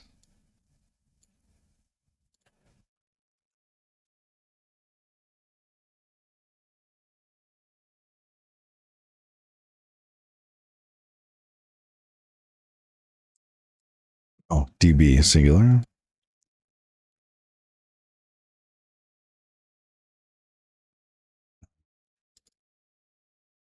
Call it me. Okay. Now it knows what the right type is, because by default, it will choose initial db. We ask it to checksum the dbs. It goes through, adding. What is this error? It's not an error. There's a warning somewhere.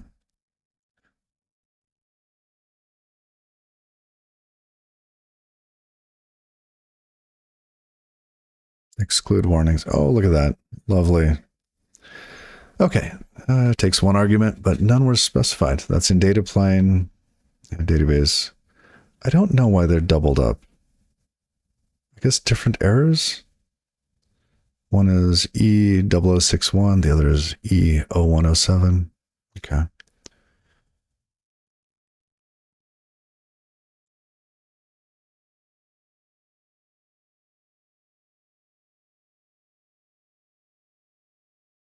Okay. We'll get to some of that. Let's go here. We need to give it the name of the file. DB path, maybe?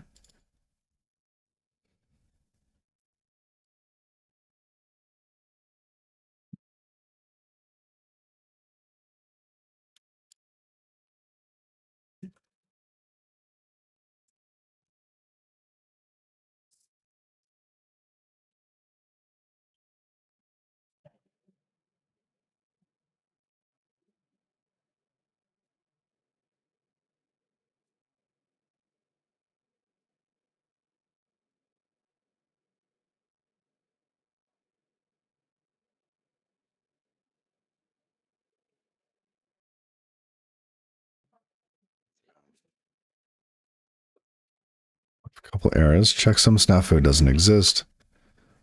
This is, let's see, new DB checksum snafu. We want to give it the DB path as well.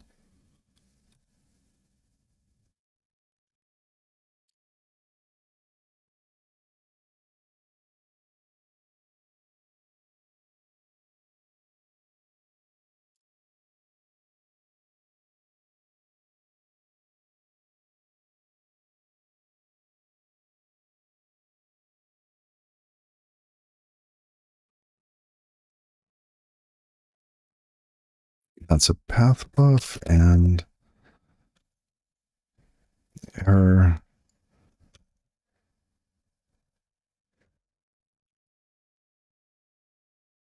Error validating DB checksum. And the error we would get. What is this?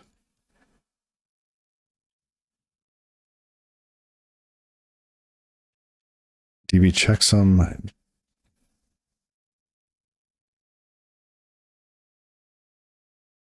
DB checksum DB. Is that exported? Oh, it is. Error. Okay.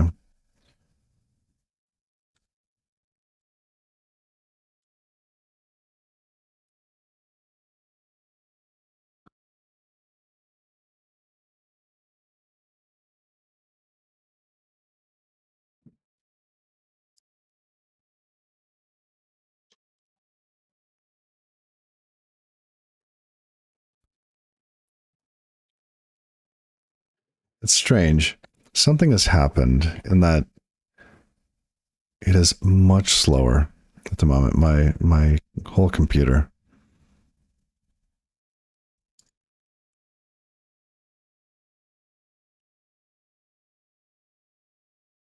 Okay.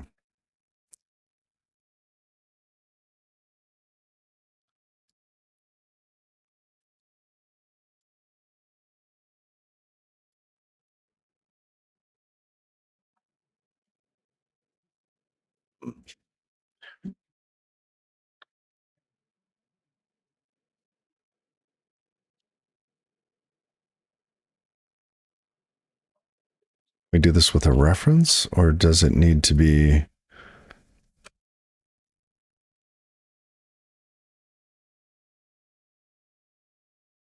Let's check. Let's kind of drill down.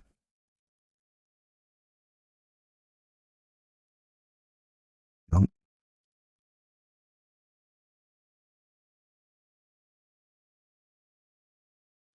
It does not. Okay. Maybe we just.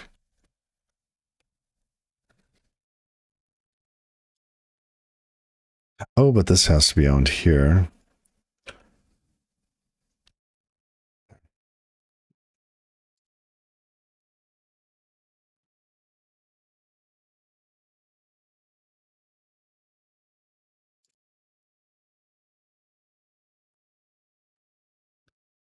Okay. Great. Let's go back.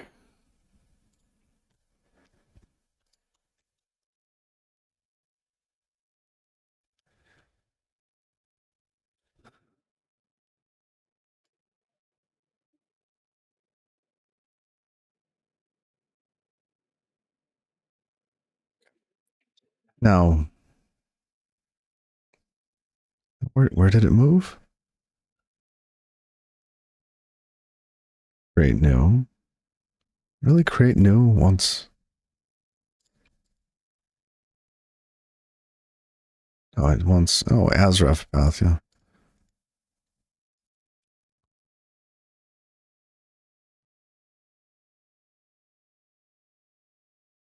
Okay. Check some DBs. Fine. Great. So, but what's happening here? Does it do what we want? We use our checksum DBs object. We get a write lock. We await the lock. We add a database, which probably be The async, it's gonna do a whole bunch of file I/O with this. Maybe we have to kick this off to like a Tokio blocking thing.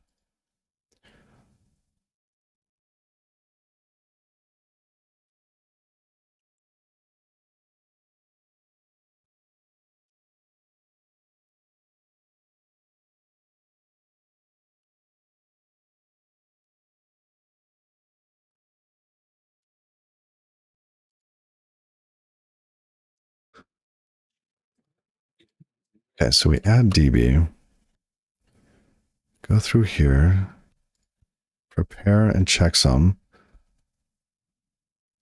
Some of these would just be calls out to SQLite. I believe they happen in process.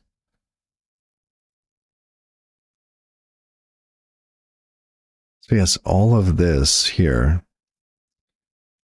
we should definitely have on the Tokio blocking thread. Tokio.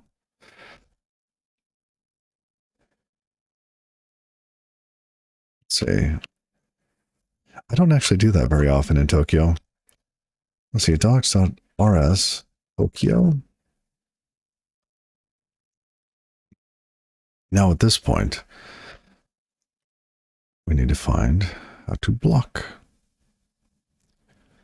Wow, lots of little block pieces. Block on, handle, runtime. Block in place, blocking right. Okay, we probably want the runtime block on. I'm surprised that spawn.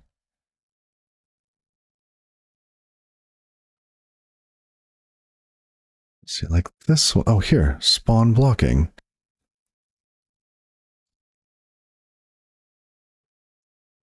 Runs the provided closure on a thread where blocking is acceptable.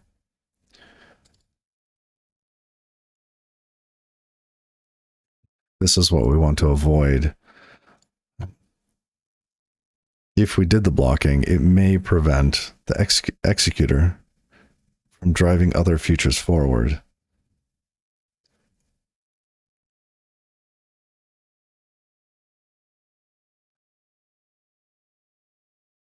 Okay.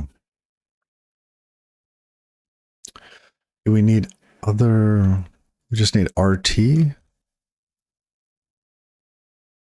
Where's RT? Tokio. Oh, it's spawn blocking. Yeah, this isn't working, is it?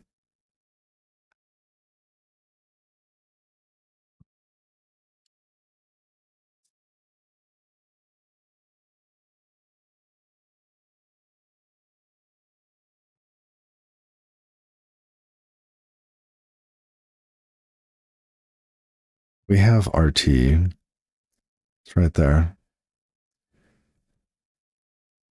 Okay, it does exist.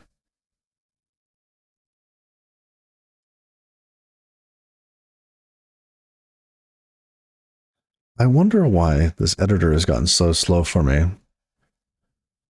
Let's see, can we just restart it?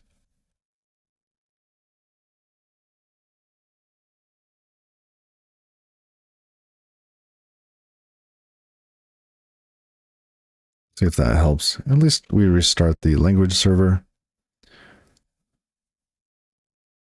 Tokio, spawn blocking.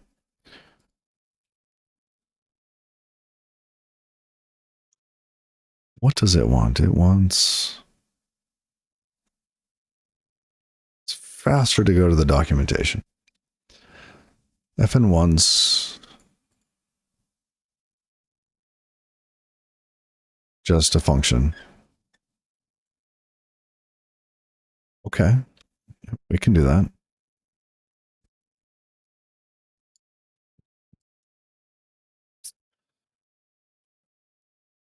Now, do we have to await this? It gives us a join handle, so we can get the result out of it.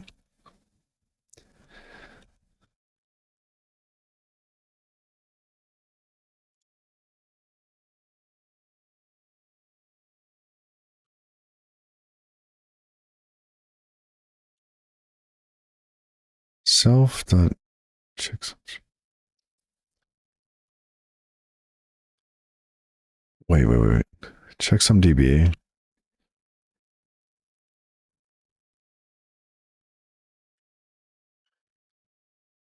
Oh, we're getting a write lock.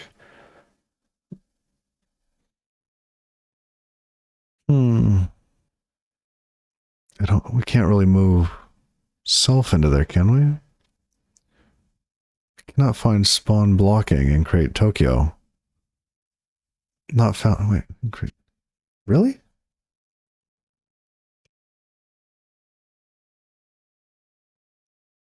Tokyo is there.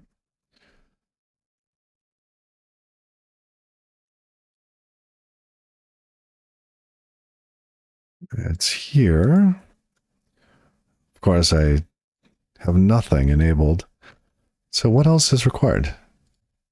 Available on create future. Okay. Task. Isolation. Blah, blah, blah. Where's our... There we go. RT. Tracing. Okay. Spawn. Let's see. Block in place.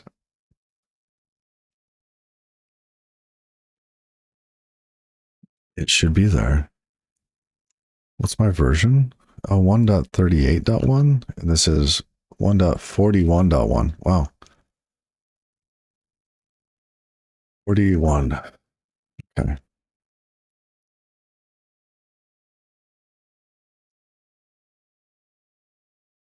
There we go. So now we have Tokyo, and hopefully the right version as we're looking at the documentation. And of course, it's going to take it a moment.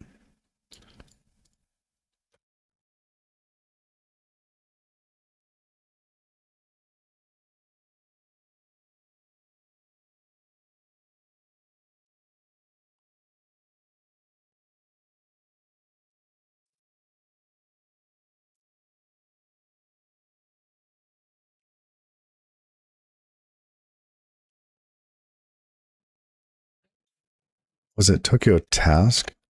Spawn blocking?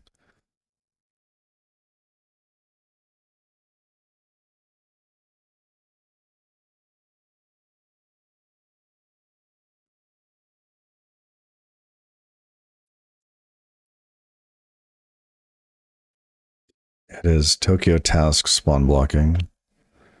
Okay.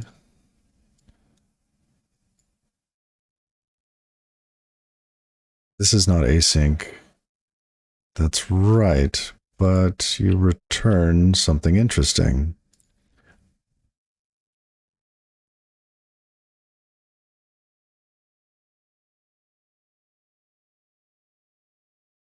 Await is used inside a non-async closure. Can we have this be async?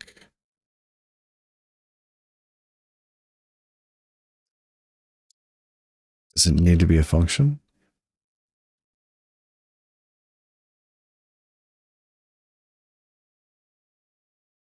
Yeah, fn once.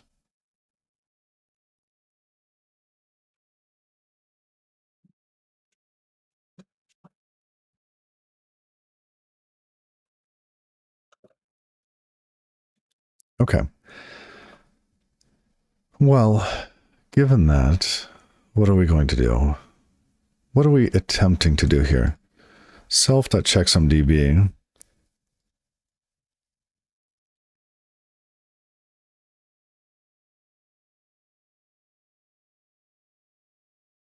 Where is it? We have a function for validate checksum. Did we never make? Oh, that's that type.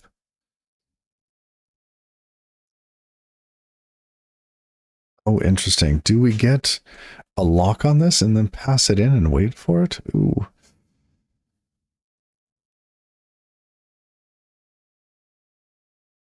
We could clone it.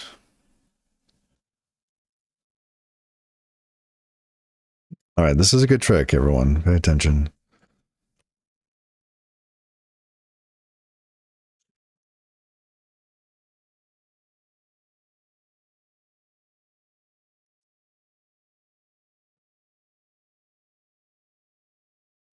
But it is still wrapped in that RW.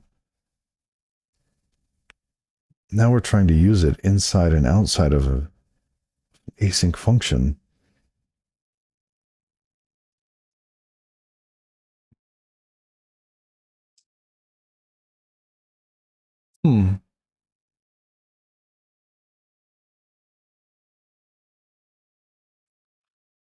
Ponder, ponder, ponder. Because we could just get a copy of that arc RW lock, but then we are inside of here. There must be like a spawn blocking, like an async version of this.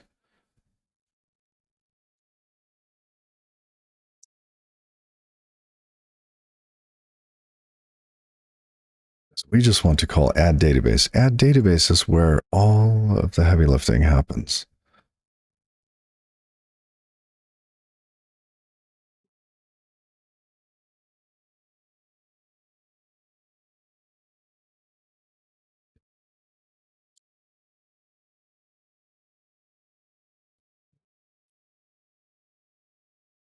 Hmm.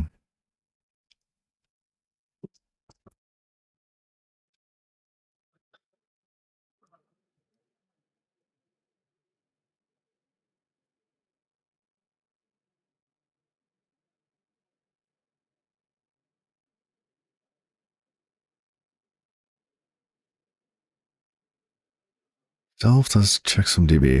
Dun, dun, dun, dun, dun. We could go with the interior mutability piece, but we run into the same problem.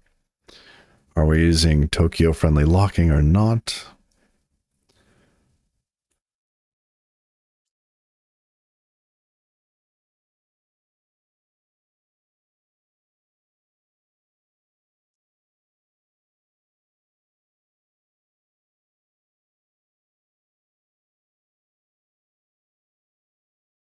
Channel. Yeah. Okay.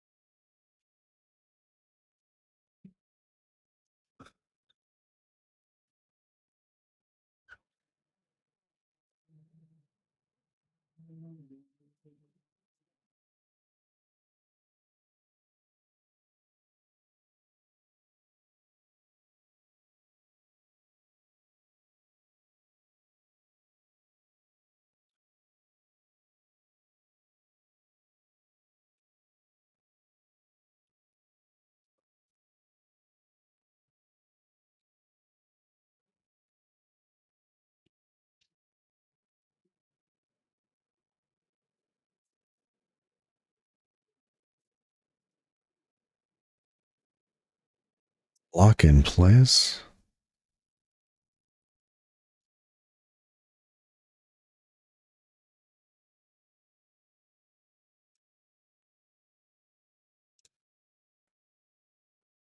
Oh, it uses the current worker thread. The coding sauce. Good question. Let me explain. Okay. So I have this type called checksumdb. It holds information about the SQLite databases that are in a specific directory. It holds the checksum that is currently that's representative of those databases, and it has checksums of the pages within those databases. Now, where we are in this code is that we have just downloaded a database, and we would like it to be added. Now, we could just do this outside of a spawn blocking block. All right, we could do this down here. The issue with doing this is that this add database function ends up calling a number of SQLite. It calls SQLite a number of times. And then it does some memory mapped IO operations, which are not async and whatnot. So the goal is to kick this off into another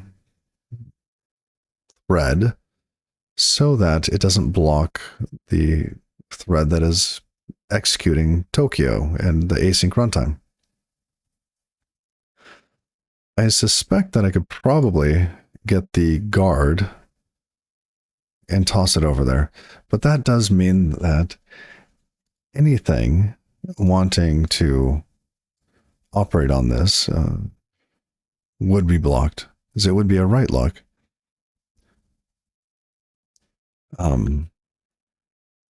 However, that's one of the problems. The other problem is that if we use spawn blocking, it doesn't run it in an async context. It's just its own context. It's just a task run in a thread. So no async for you. So if we take this and we try to put this back over here,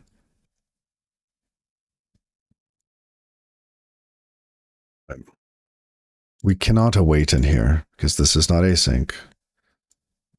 Even if we did clone it like so, this won't work because, well, this is async.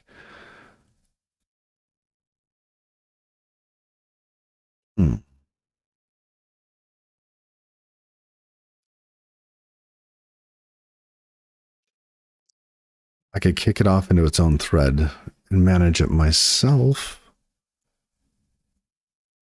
I could start a thread and do a,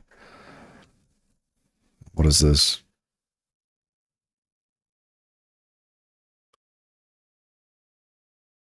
Block in place.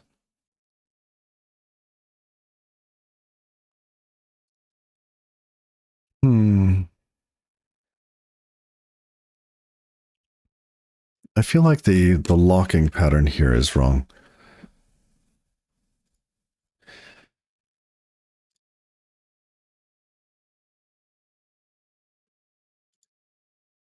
This add database, I feel like we should be able to call add database, and that it does a whole bunch of work. Oh, it should block. Yeah. Okay, I'm going to leave it as is for now. No, not great for my future self, but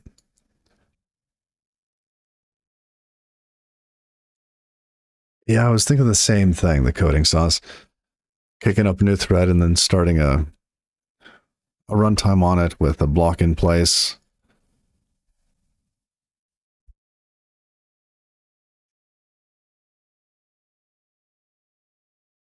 We need to move self over, or at least, no, we just need to move a copy of that. Oh, not block and play. Oh, it started a new runtime.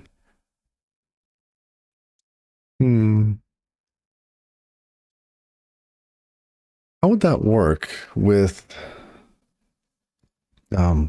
here where we have a read write lock, RW lock from Tokyo? Would that work across runtimes? Let's say I have the main one in multi-threaded and we start another one. Do they cooperate like that? I don't know if the RW lock would only work in a runtime that it was spawned in.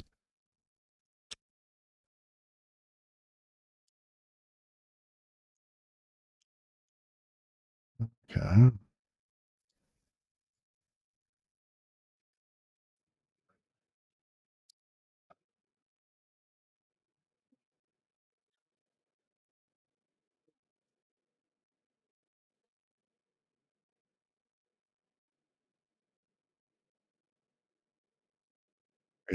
Tracing, okay. They're using semaphore. And is that the Tokyo one or is that a different one? Ah, from, yes, Tokyo, semaphore. So if we look at semaphore,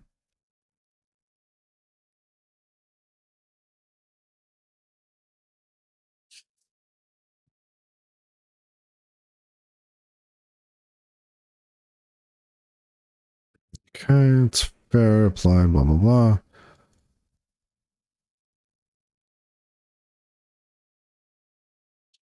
The Tokyo's, you're 99% sure the Tokyo sync primitives are tied to the task they are created in. That's what I would, I don't know, that's my intuition on it. So they have the low level semaphore. Where's LL?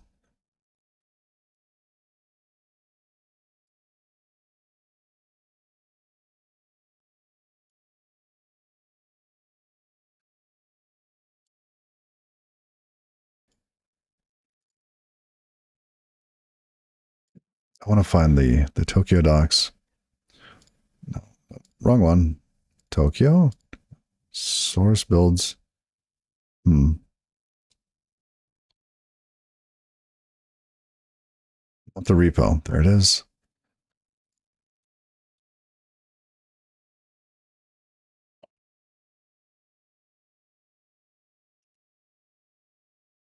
Oh, wait, it wasn't that. It was batch something. Batch semaphore.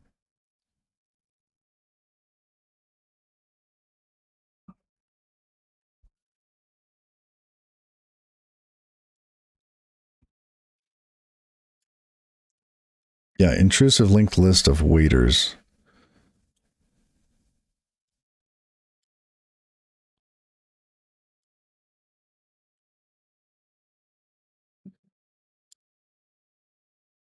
Well, it's on the semaphore itself. What does that mean, though?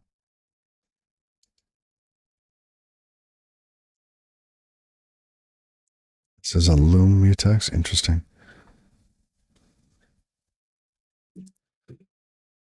Okay, so if we pull ourselves out of that rabbit hole, we have this.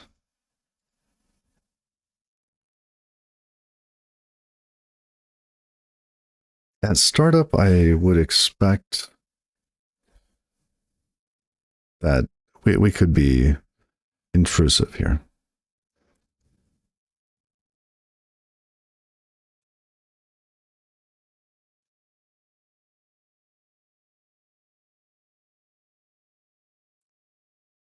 Oh, does the owned read write lock right guard impulse send and sync? I didn't even check that.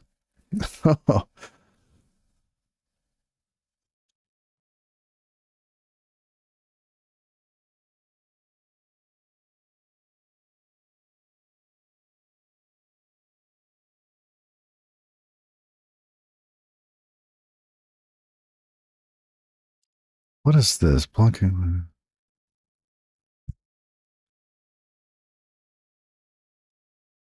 Oh, interesting. Okay.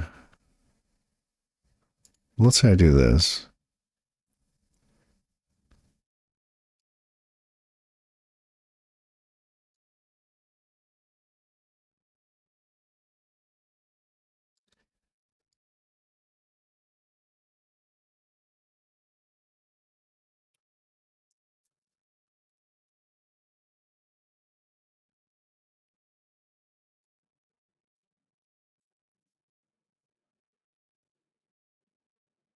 Hmm.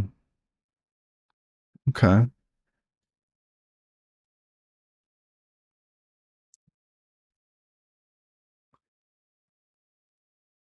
Well, send and sync is also implemented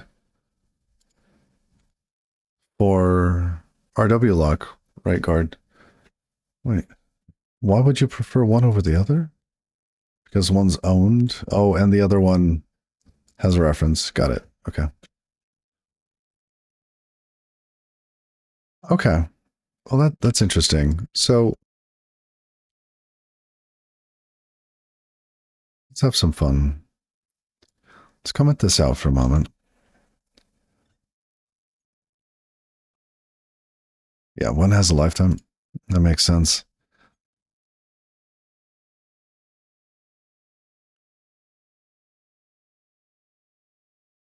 I don't care about those at the moment. What is going on? I'm going to restart Zed. Check for updates, why don't you?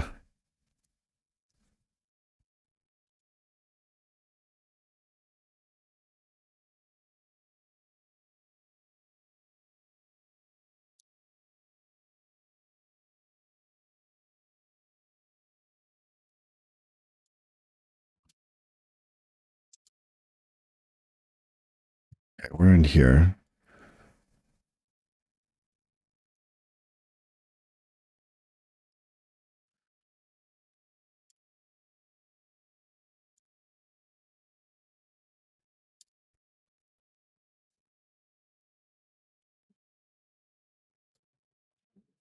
We did not implement this yet. Do we call it?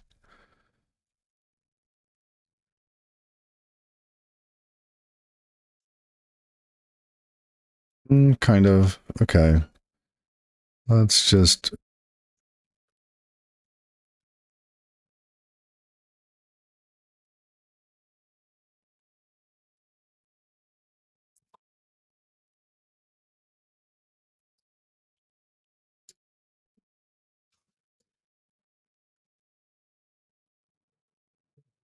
We were supplied because we need to provide the checksum DB.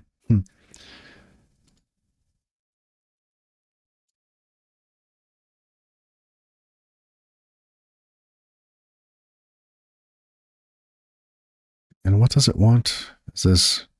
Yeah. Okay. Arc. No.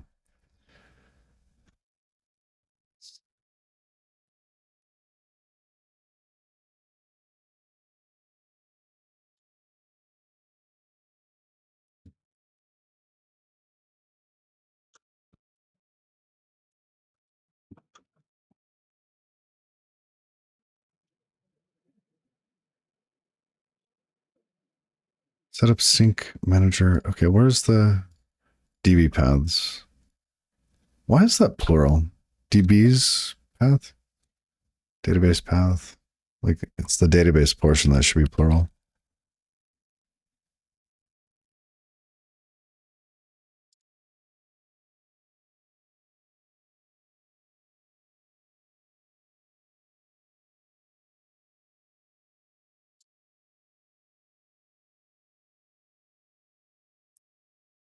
It's not the right. Checksum DB singular.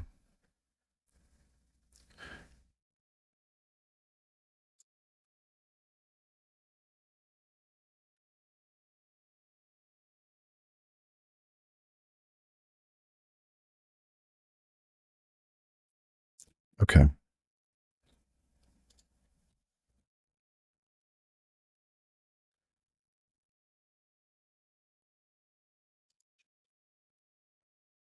Just trying to get this test working so we can build up a test for something else.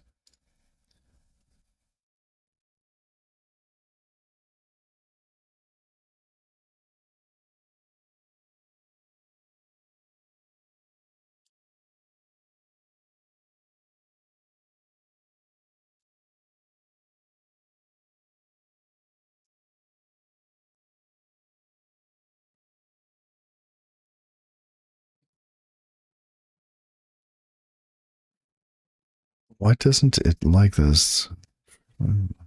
It's not satisfied.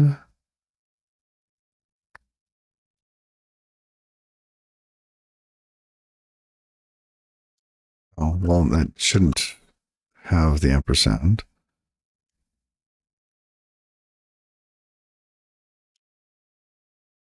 Oh, and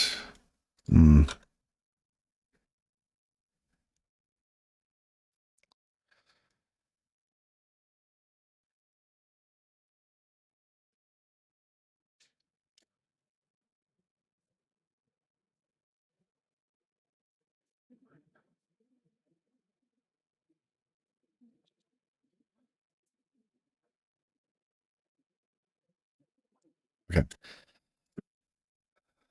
One more error. Stream database updates. This is that empty function name.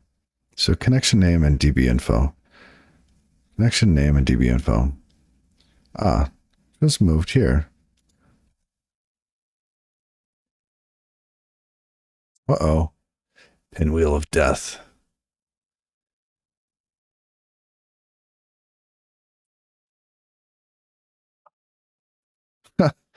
Come on, come on.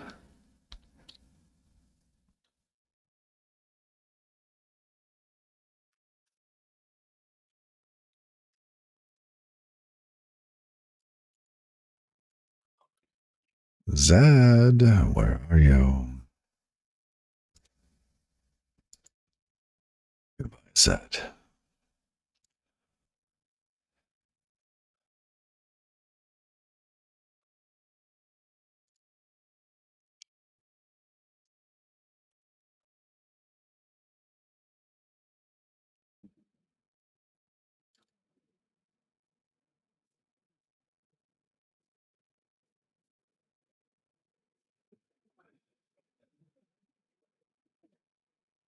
Okay. Let's see. Something is up. Something is rather grumpy, and it's not me. I'm not sure what's going on.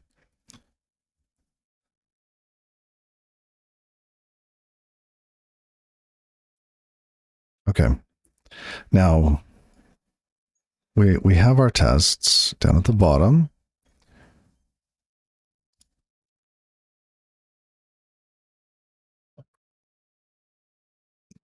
Let's test this. Tokyo, test. Async function, test magic.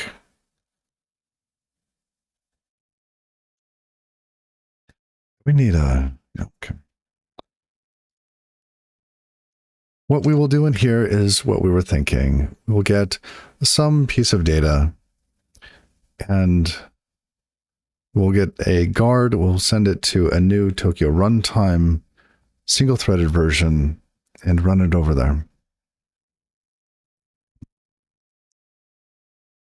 Just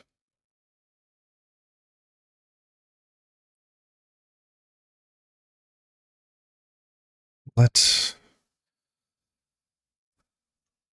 I don't know, data equals arc new RW lock, and then we want a hash map of something to something else.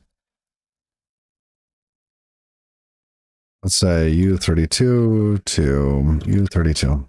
Why not?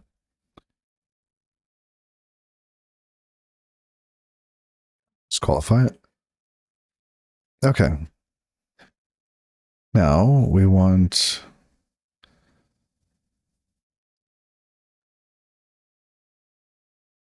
actually, we could just send a clone of this whole thing across, couldn't we?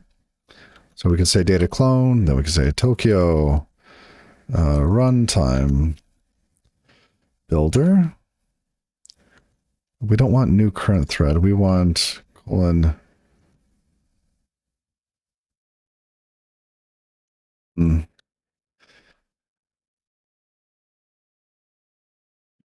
don't think we really wanted it on the same thread.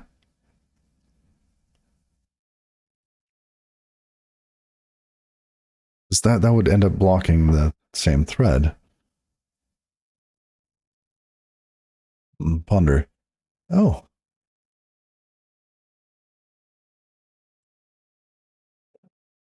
Looks like I've dropped some frames recently.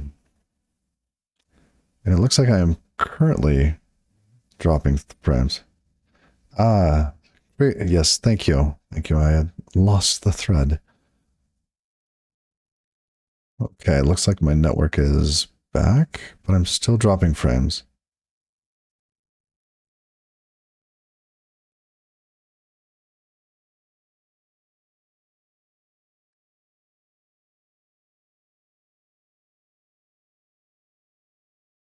Red spawn.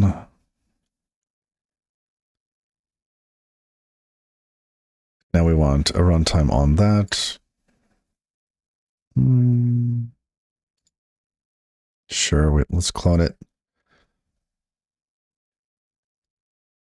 we want a builder. New current thread. Lovely. Enable all. Sure, why not? Block on. And then we do this. Dropping frames, but the screen barely changes, so it's not bad. Woo! Yay, text. Text for the win. Yeah, I don't know what's going on. After the stream, maybe I'll restart everything.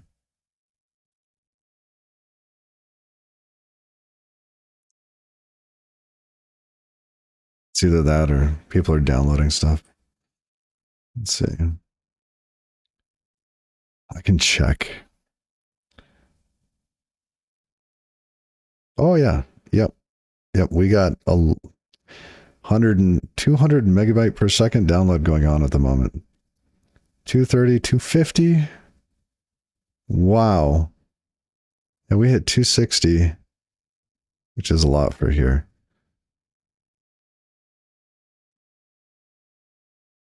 What is doing this massive download?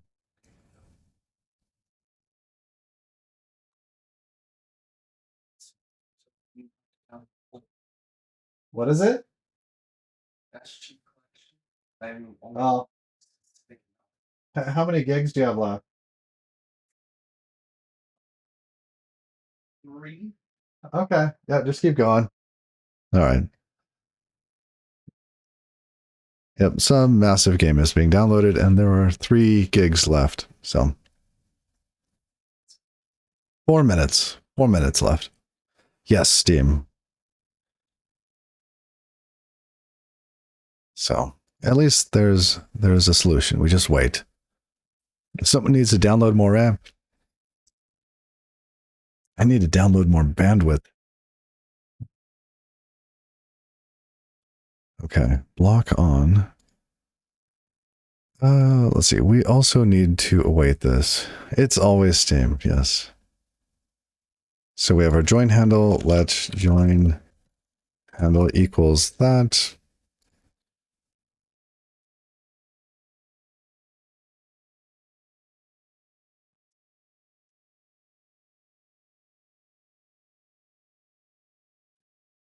Did you try pressing turbo?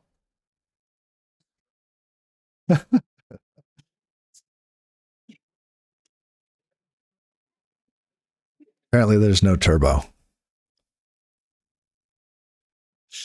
I remember I had a 286. Well, actually my parents had a 286 that I used all the time. And it did have a turbo button. Incredible marketing. Incredible marketing.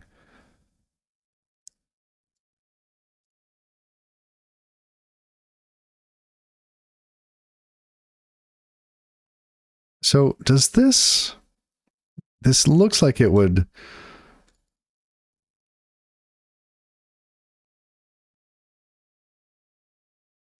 Now, have we just pushed the problem? Because now we have a new thread, right? But we're blocking on a thread. So we're blocking this thread based on the other thread. Is there a wrapper in Tokyo for this? I thought there might be. Red builder. How do we await a thread without...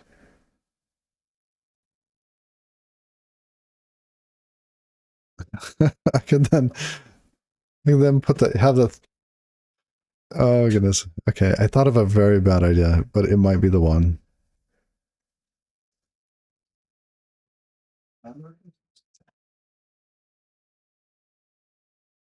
Okay. I don't see what I'm looking for. Some sort of wrapper. So what we could do here then is we say Tokyo task spawn blocking. Oh, just await a one shot. Oh, that's a good idea as well. So that's a good idea. I was thinking of just putting the join handle off into its own version. Like so, but I like the one shot better.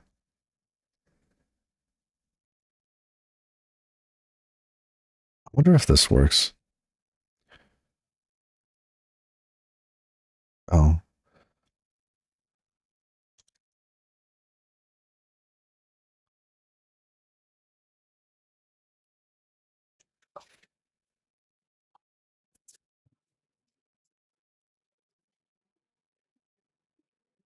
yeah, one shot's probably the best way to go. So we create a new thread for this. We await the one shot.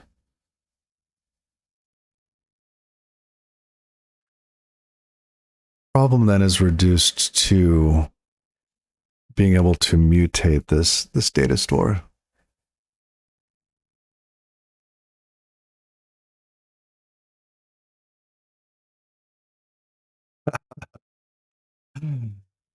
If it compiles, it works, yes. Okay.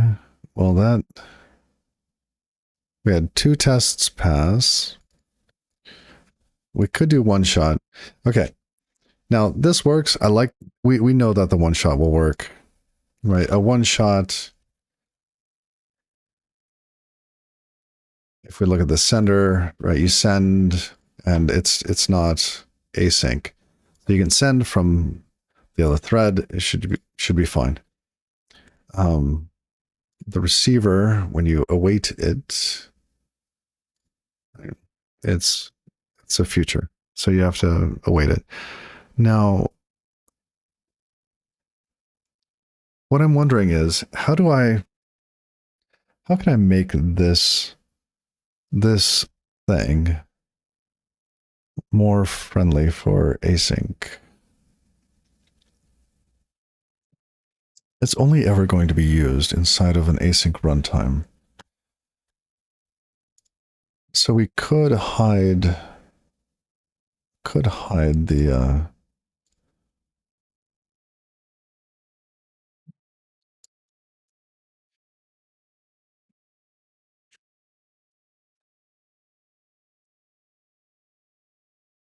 goodness, I'm drawing a blank on this. I've been up since 4:30 this morning. I want to call them intrinsics, the blocking intrinsics, but that doesn't sound right. What am I trying to say? We could move the locking internally and have internal mutability for this type.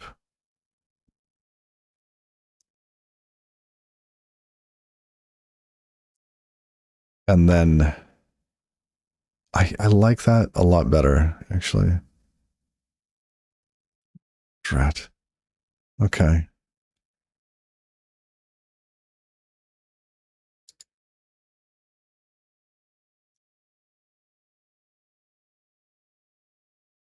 Hmm.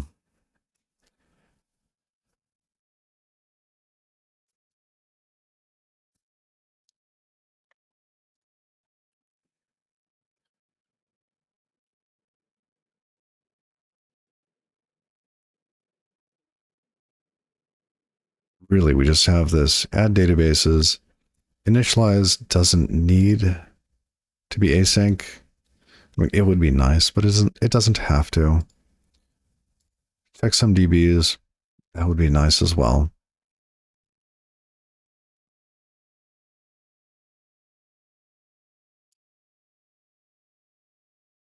All right. Well, everything is currently working. Maybe.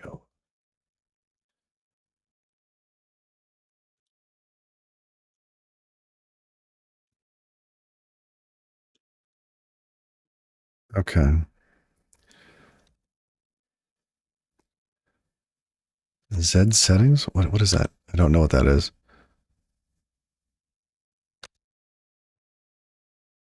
Sure, why not? Stream notes. No, we'll leave that one out. Data archive, yes. Take that. Data plane, sure. Why not? Of course, yes. What did we change here?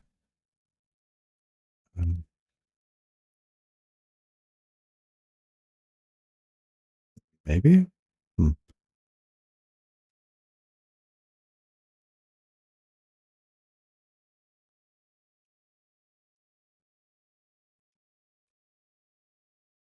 Okay. All right. Now it's at least somewhere where we can go back to it if I screw it up.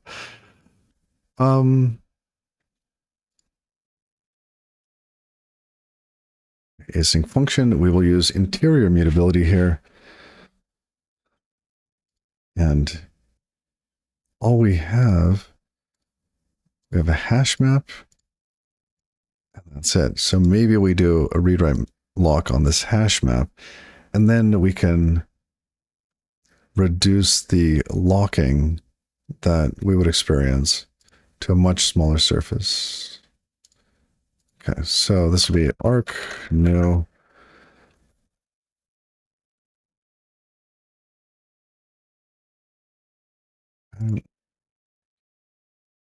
Oh, this doesn't depend on Tokyo.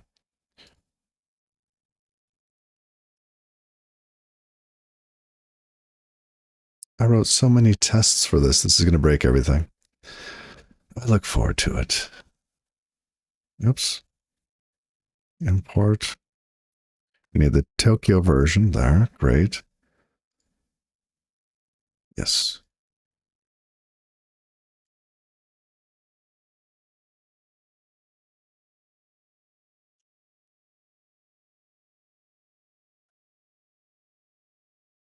Wow. Okay.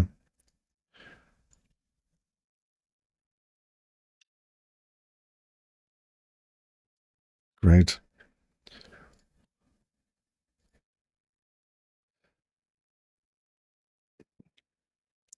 Oh, yes, you're probably missing something, but it's not your fault. I just haven't explained it. Okay. So let's go back to where we were so we can cross the bridge together. Now, if we, where was that? That was in like download database or something, right?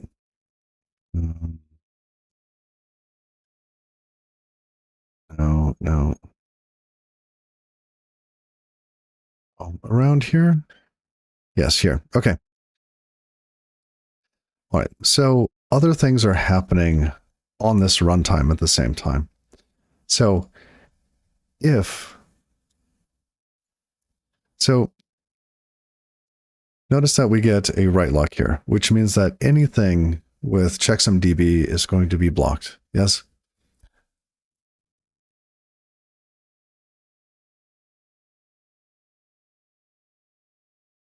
So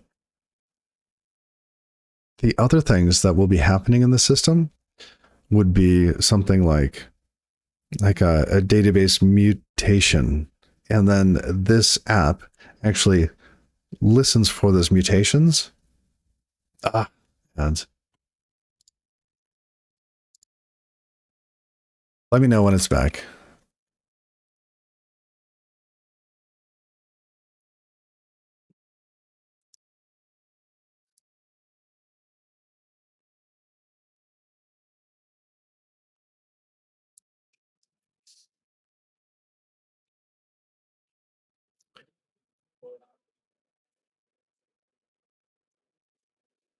Welcome back.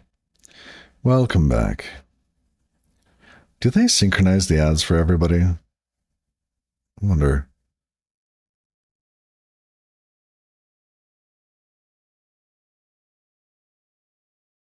Okay. You're back. Welcome. So essentially, this application, data plane, does many things. Okay. And at the same time as it is downloading and verifying a database, it might also be listening for database mutations. It might also be listening for database mutations. And it needs to be really light on its feet. So I can't block any database mutations that might be happening. So what I'm thinking is this write lock at this level is too coarse. It should actually be blocking at a much lower level.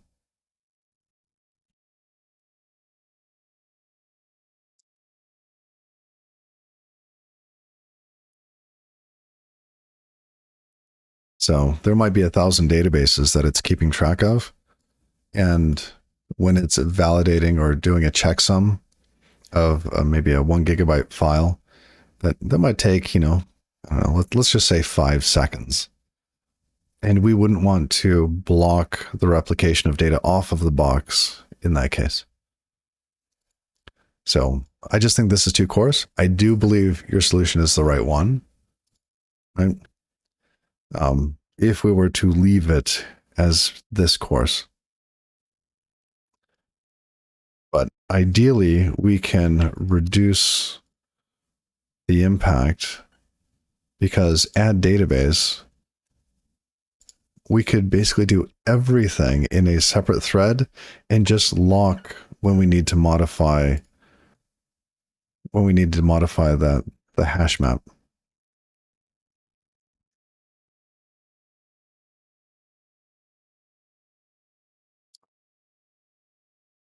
So where is it? Here. There's add database. Okay, here. So if we make this DB's checksum, have the lock on it, then we can do things around it once calculations are finished and spend much less time having a write lock on this data structure.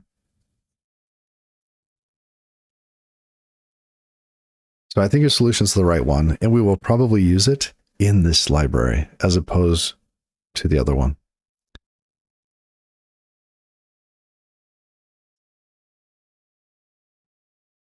Does that make sense? I don't know if I've explained that.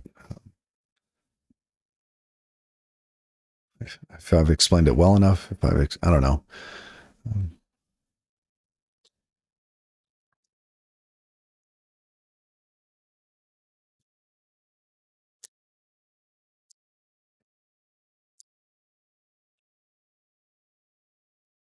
Okay.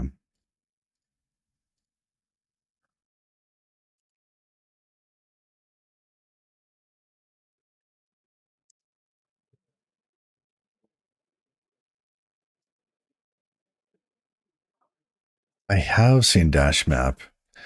How is it? It was a port of the Java one?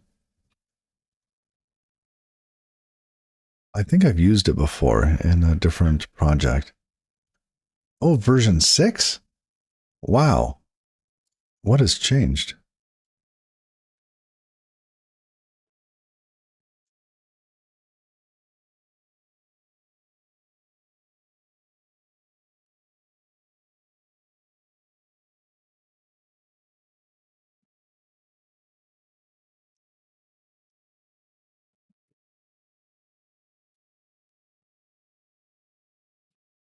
Yeah.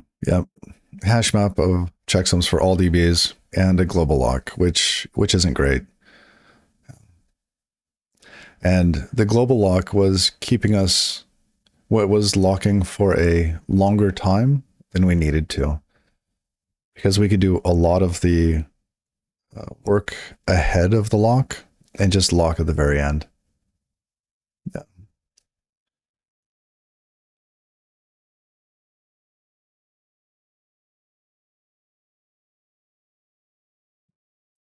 So what has changed in it? I'm curious what the differences are. Version 6. Wow.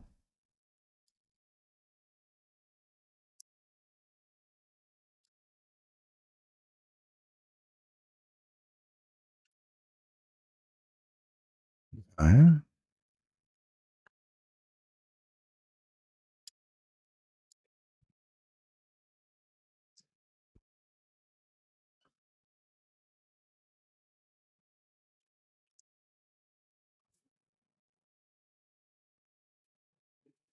Well, I think I used it way back here. 2020. Oh, maybe not this late. Oh, hold on. No, that would have been.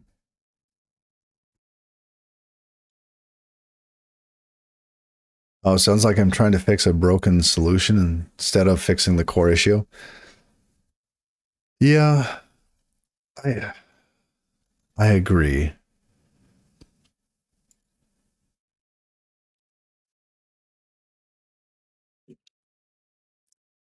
Let's toss that in.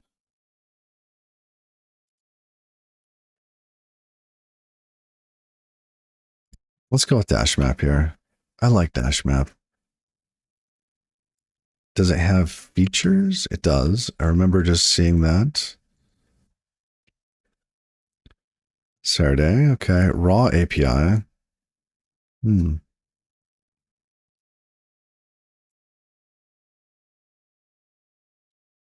Can lead to better performance, but with longer compile times. Arbitrary. Okay. Let's go with just the defaults. So we have DB checksum.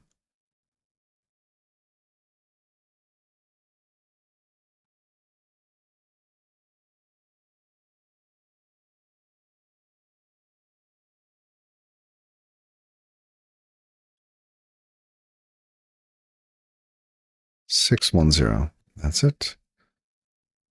And it is called dash map.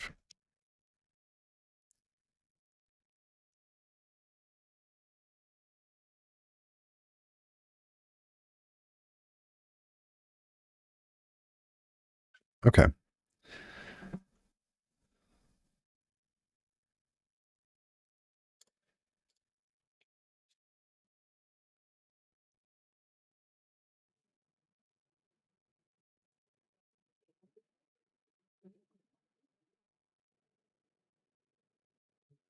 Fine. Okay.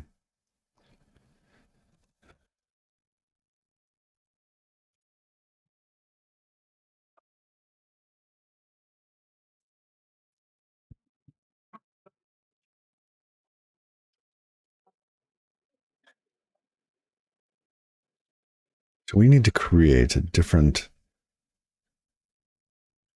Where is it? Where's our type for hash DB? Oh, there it is.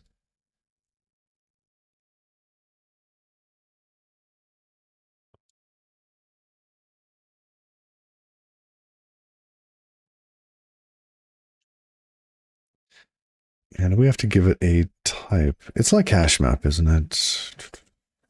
Let's go back to the docs.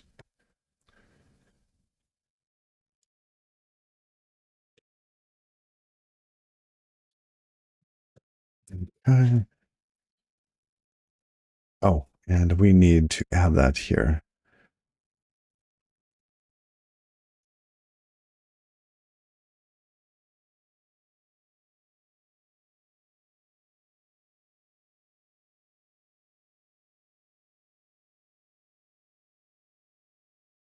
Hmm. Capital M. There we go.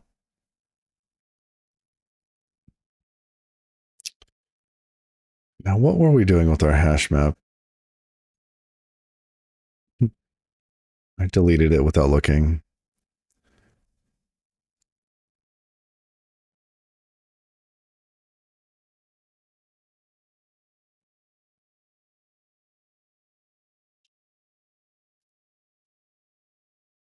Okay.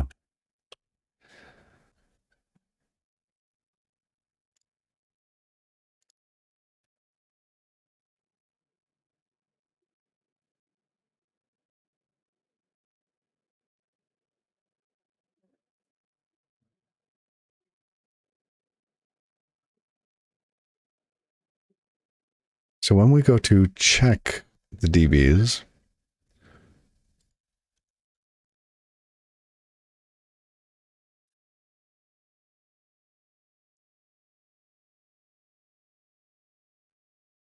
wait, we don't need this at all, do we? Sorry, we don't need async here because can we just do this with threads?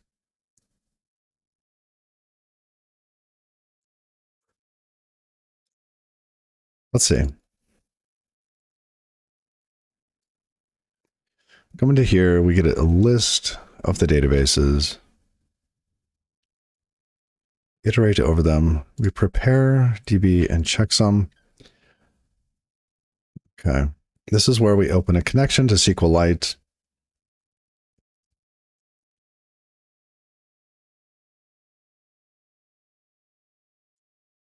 We do not want to be doing this on this thread.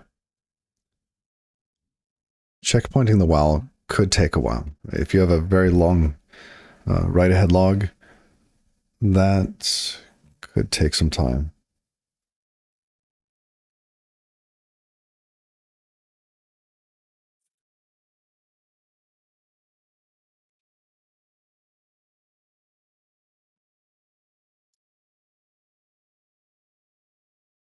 I could see doing all of this in a separate thread. Because even though we update the database later, we still have this other work that might be time consuming.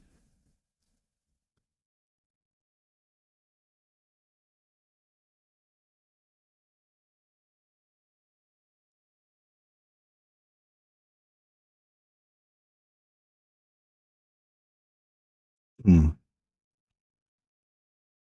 So maybe we do make this Tokyo async aware.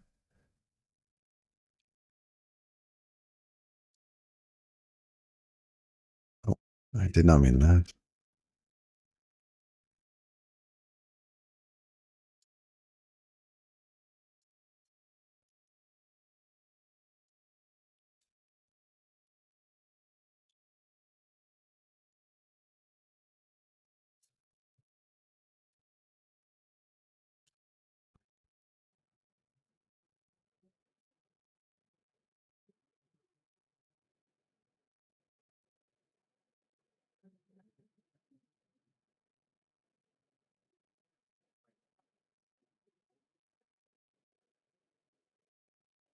And here,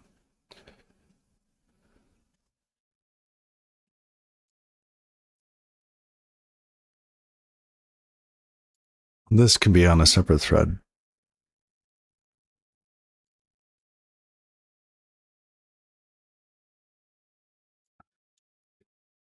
We can wait for this.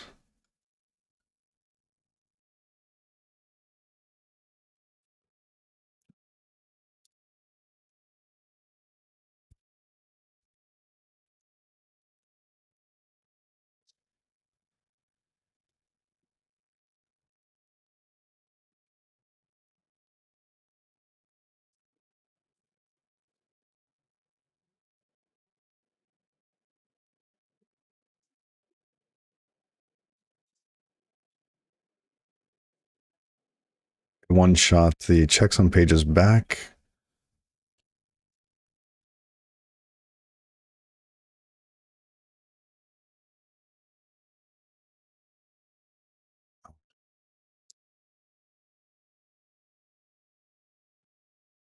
What's it complaining about? Expected enum. Oh, in outside.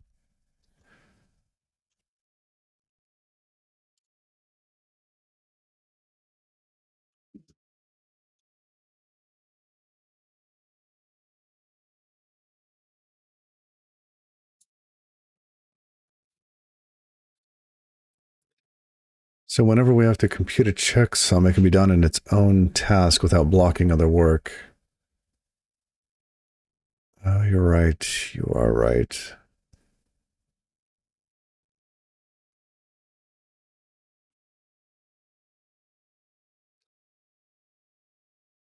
So coming back up here, as you are absolutely right. We don't have a write on this anymore. We don't need it. We just say add database, right? And because of that, we could do a Tokyo task spawn blocking.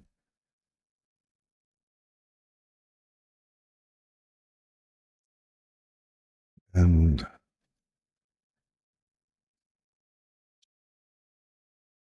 we could do this inside of here. We just need to pass in the checksumdb or a copy of it.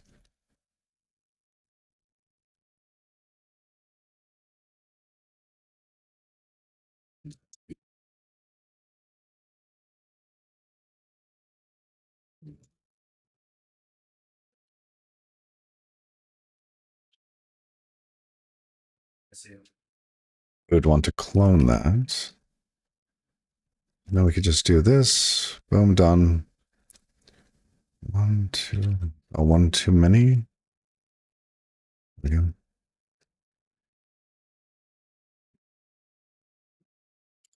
And this doesn't need to be async at all. That's absolutely right. Okay.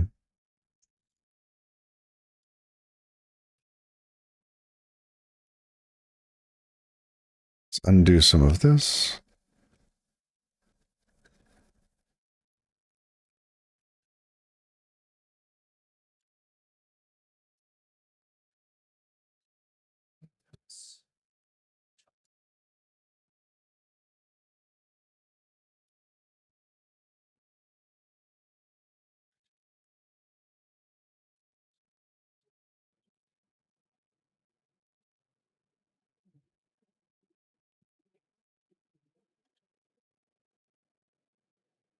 Okay. Now we have, wait, does this, why isn't this failing? Oh, that API is just identical to before, so it didn't break any of the code. Oh, that's so nice.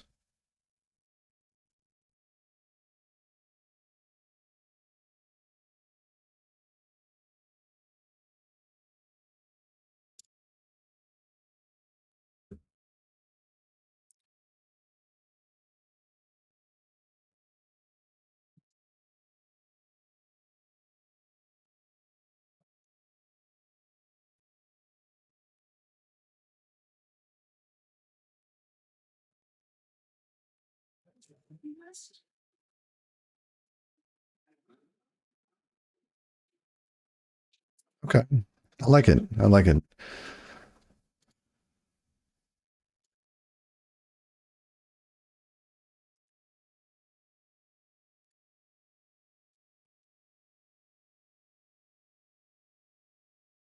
Let's run some tests real quick. 2 warnings, could not compile. Ah, yes.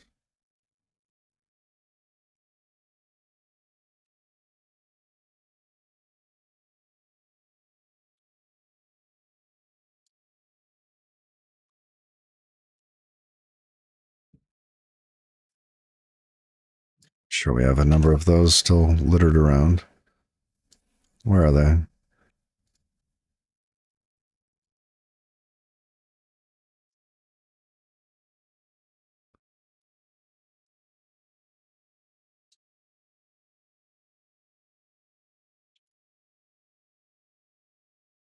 Oh,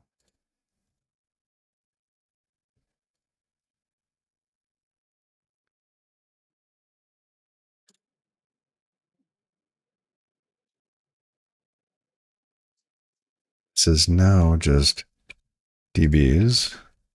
That, and we need to make it implement clone.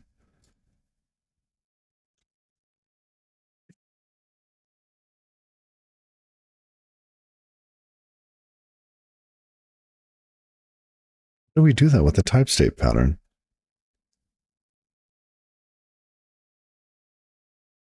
We implement it ourselves?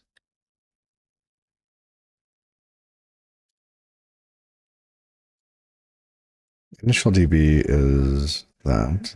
Okay.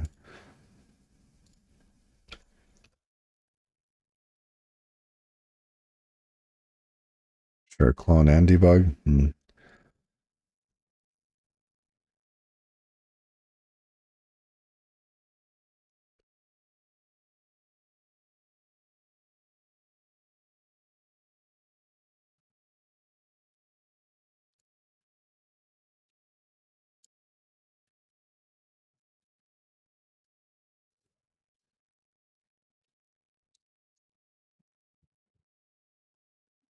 Dash map doesn't implement clone. Do we need it in an arc?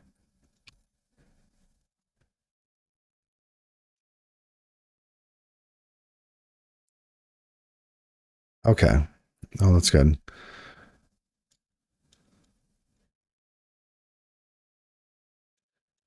Yep.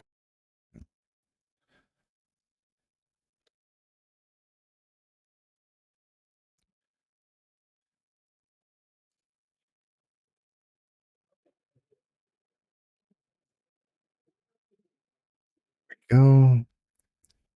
Since all access is via shared refs, that makes sense. Okay. And then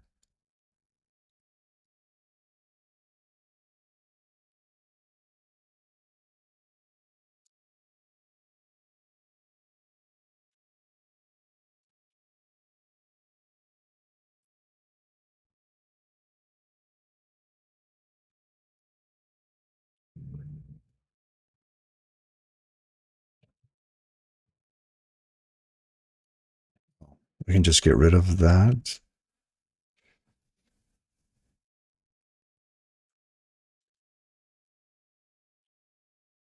Yeah.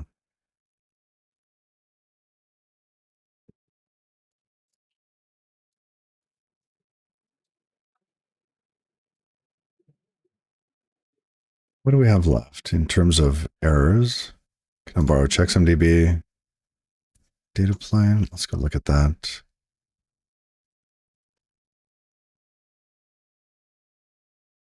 Okay. Ah, there might be a result we're not propagating. Spawn blocking.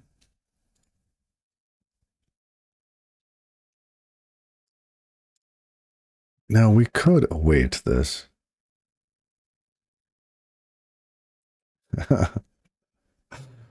Yep, file system sync snafu.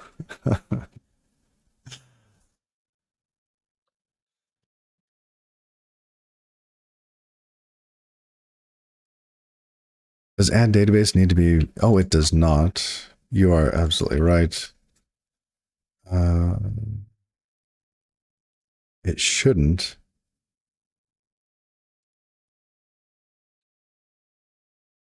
Okay.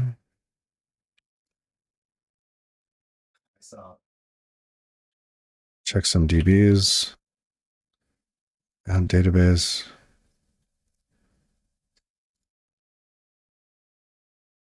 Yeah, that should be good.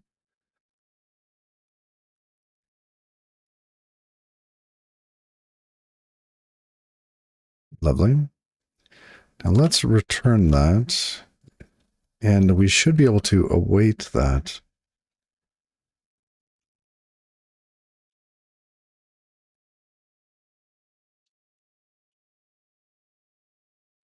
When we add, it would be nice to also um, get the checksum back. But I don't know that it's simple. Let's see. We could get that's the pages dot. Let's look at pages. Pages has checksum, which is the rolling checksum of the database, and resize, which isn't used. Okay.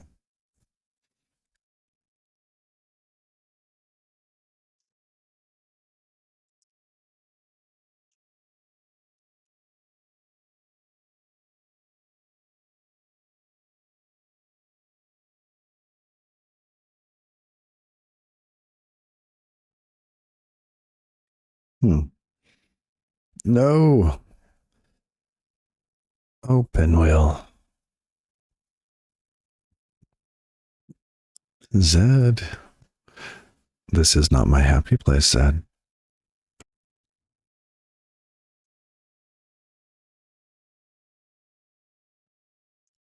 It was doing much better before today. It starts up so fast.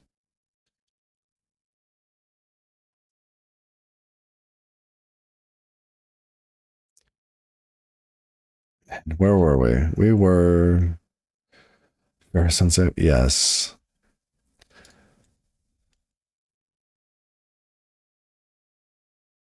We were in let's see where we're using pages.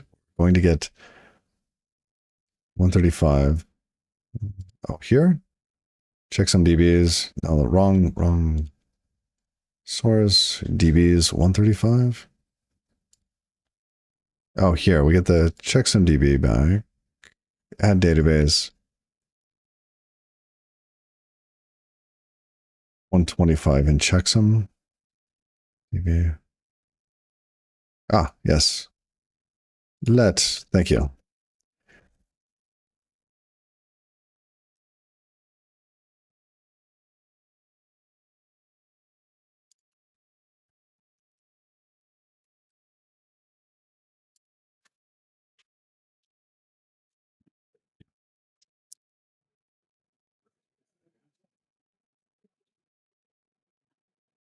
Do we have any updates, Zed? Maybe we could roll back. Yesterday was happier. Okay, so we have the database. We get the checksum. Checksum in this case is a U32, I hope. What's going on here? Fetching.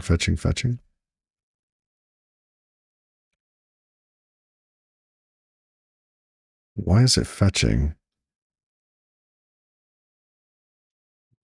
Okay, it's fetching. We call get databases.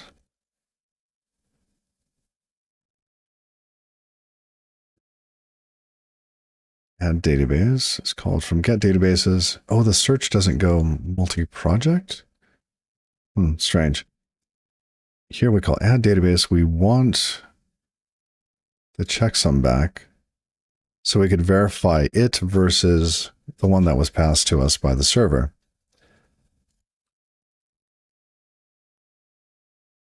Let's see.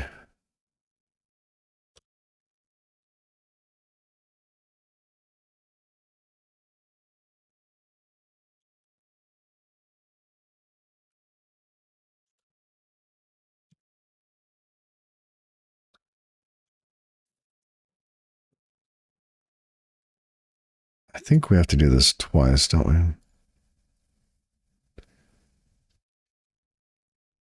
So we await, and we might get an error from awaiting the join handle. So it's a result of a result.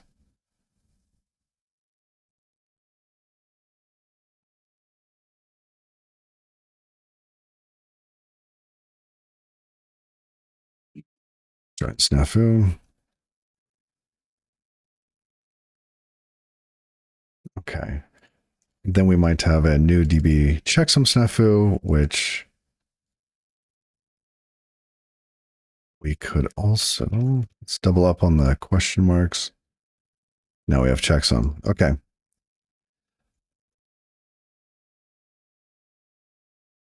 Actual checksum. And we will essentially assert that the checksum we were told about, this DB checksum, is the same as what we received.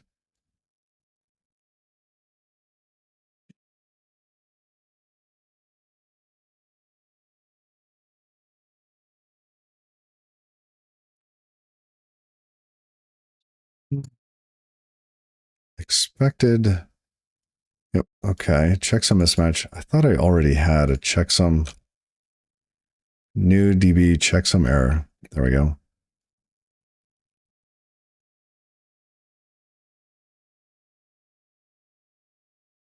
Oh, that's slightly different.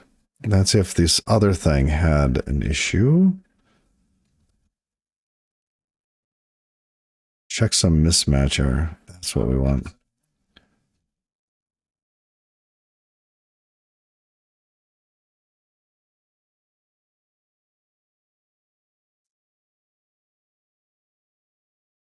Actual is not unit.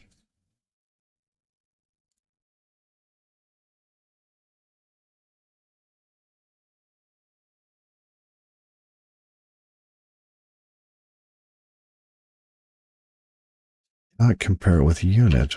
What? Actual checksum. U32. Oh. Really?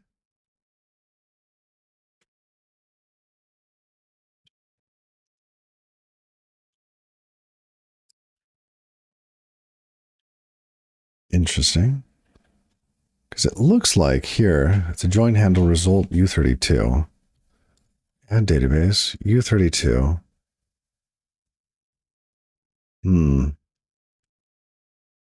Is some other compilation stuff failing?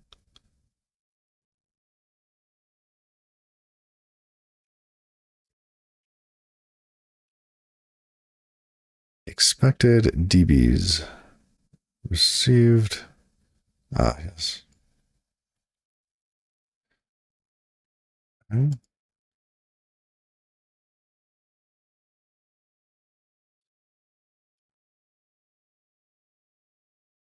Stick a star on that. On this here?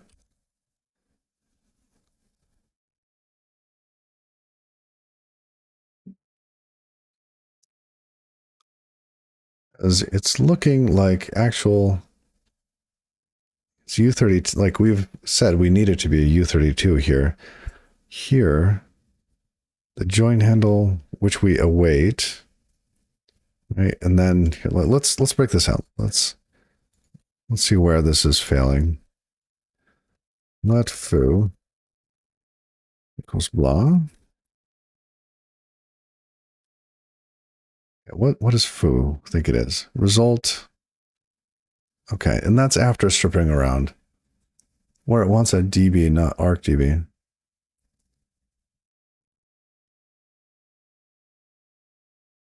Oh, in the that was some of the old Arc read write lock code. I hadn't cleaned it up in this crate.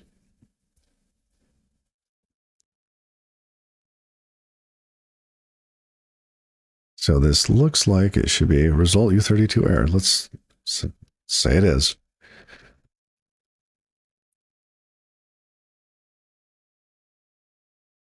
Oh. Okay.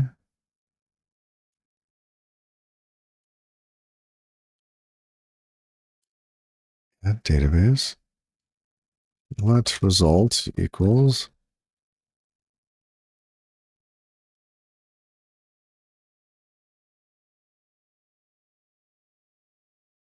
some error.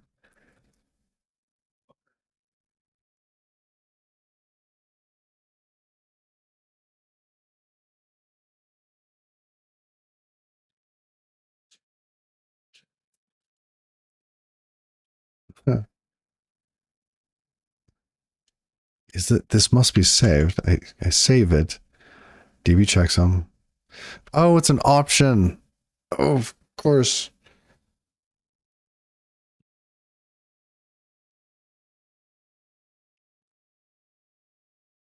Of course. Of course. Why is it an option? Why is it maybe checksum?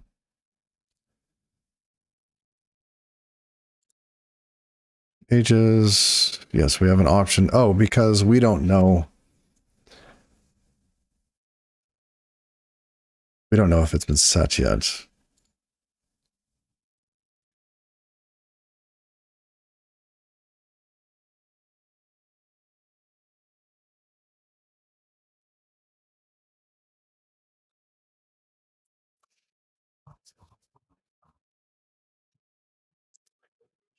Because it's possible to create one of these, and then between the time of creating it and asking for a checksum,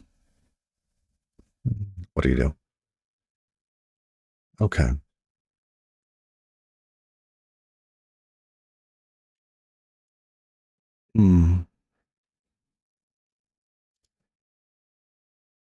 So let's say you create it and you haven't checksummed anything. What do you do?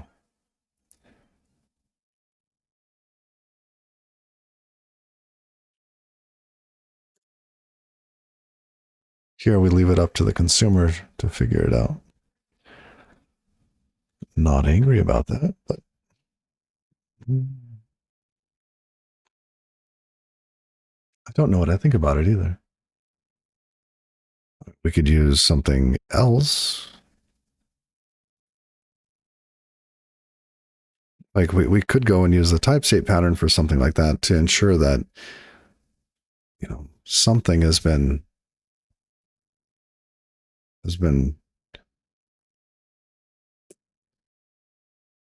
sorry, I'm just thinking it through, but no, that won't work because how do you know if it's the whole database? How do you know if so yeah, I think it's really up to the caller to know. Okay, so when we are looking here and we look at add database, at this point we get an option to a U32 or the try checksum versus checksum. Yeah, what do we do so in that case,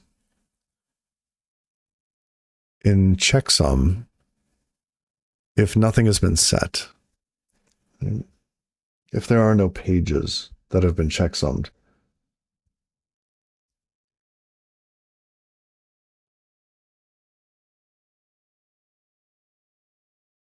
that's a good point, though. It's a good point. Oh, and checksum panics.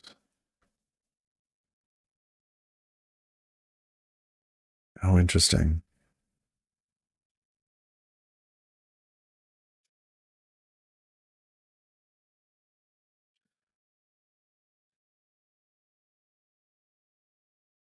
That does simplify. It means that,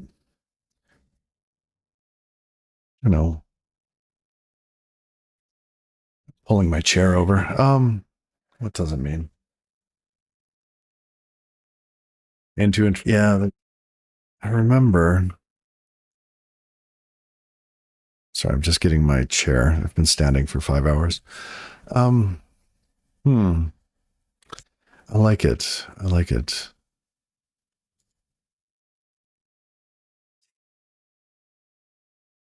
Let's go into pages.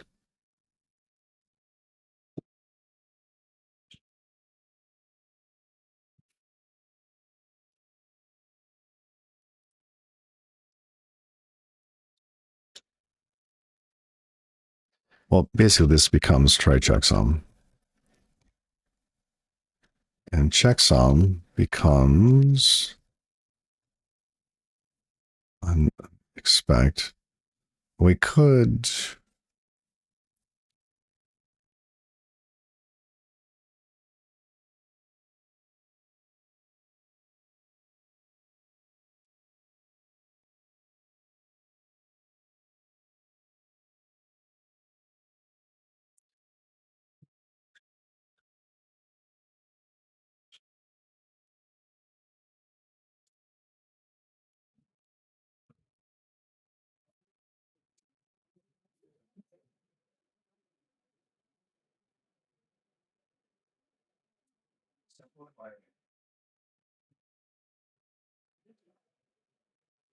try checksum.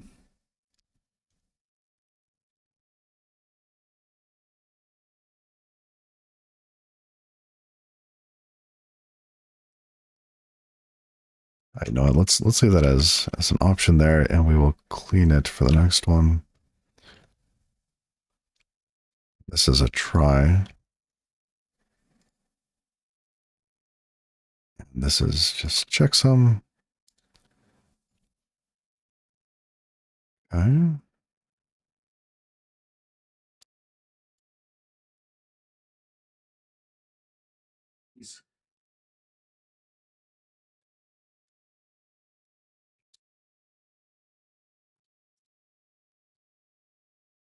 Okay.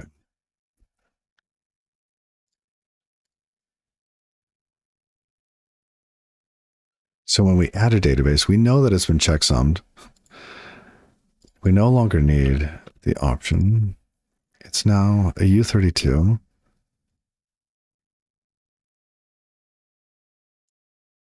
Back here, the result is a U32. Great.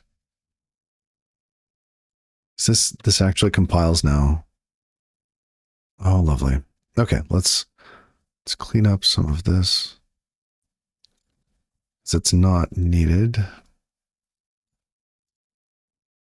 It's a good little, type hunt.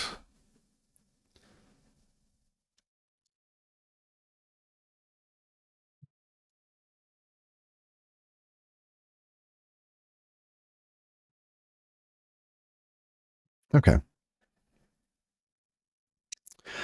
Now we have the checksum, and we continue. That's great. Okay. This means that the database is synced.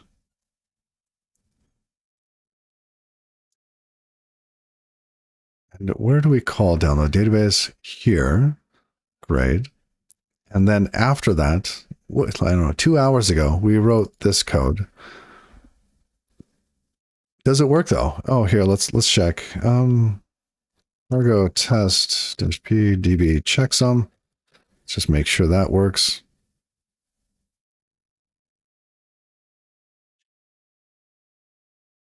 We're going to kick off an ad.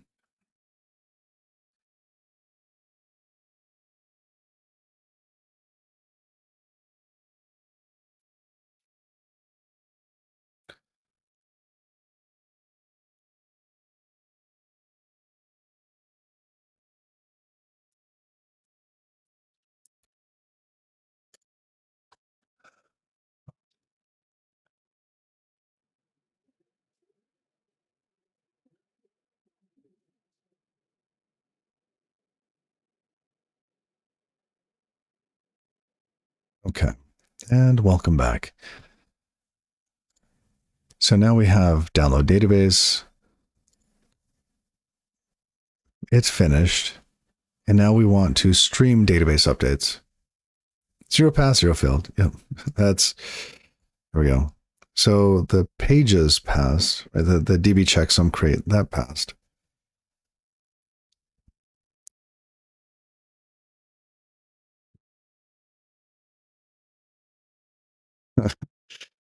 But now we need to implement stream database updates so that we can kind of hook into it.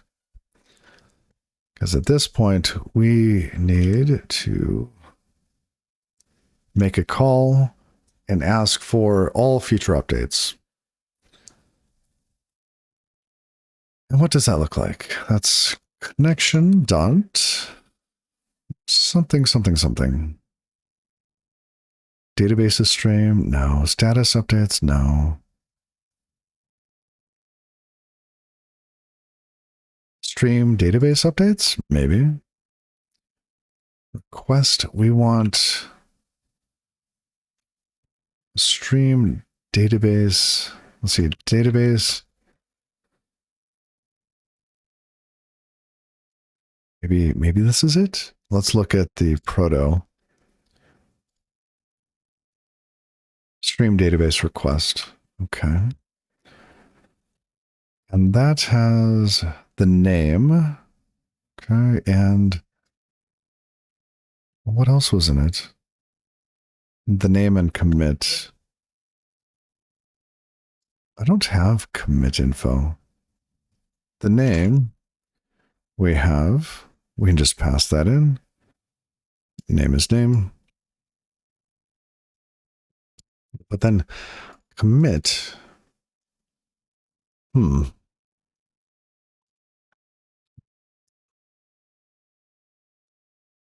don't have that. Let's pass uint32. This is db checksum.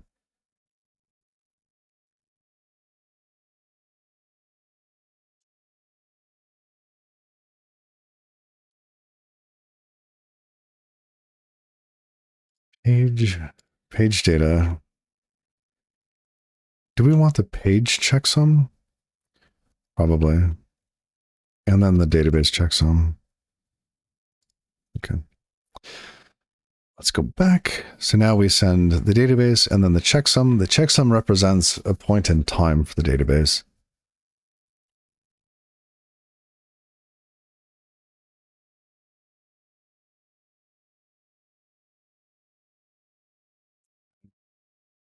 Where were we? Here. Okay.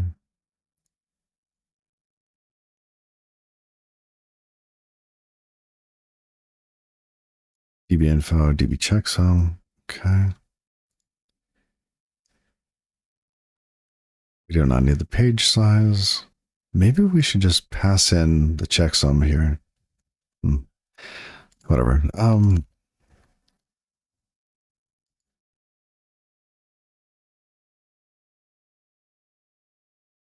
Database updates is equal to that. Okay. Got it. With context, this is tonic snafu.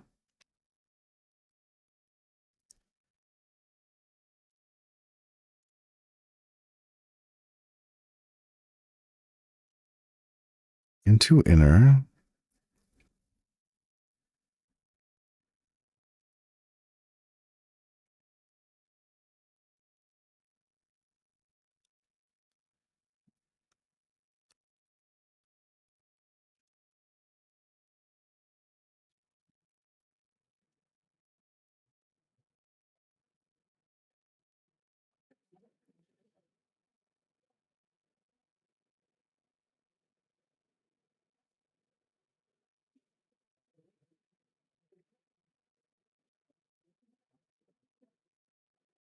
I am overusing tonic snafu. It's not good.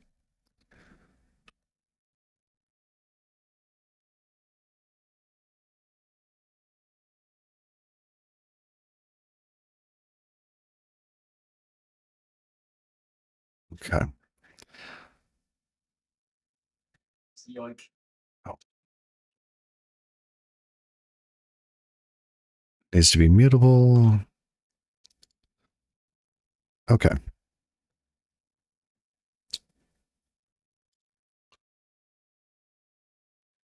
Now that we have this kind of stamped out, let's go down to our tests. We're going to remove this test. It was fun. We don't need it. So we fetch the database response. We say, okay, here you go. This is a page of the database that you should download. We need to send multiples of these. So we'll do this maybe 2 times. We'll need a page, a database that's, oh goodness.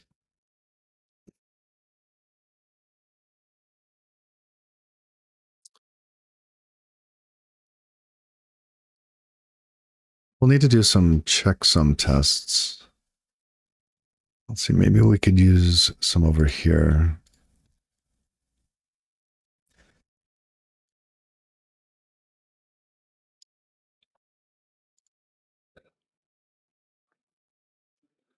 So in this case, we have this kind of running checksum. I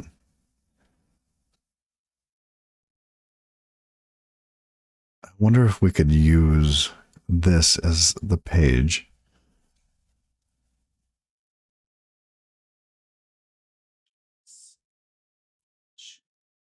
I would like it to be much more data, like 4K. But it could be almost all zeros.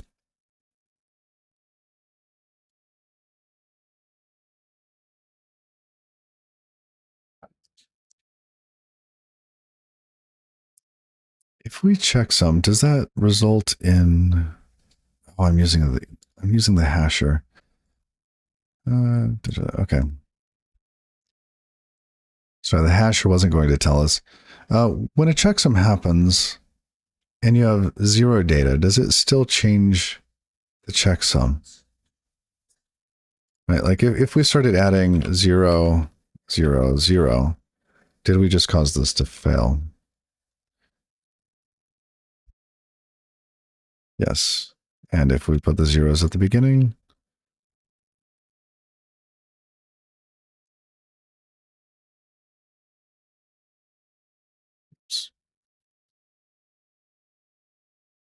yes. Okay, so those are distinct things. So we would need to get a checksum for some large amount of data.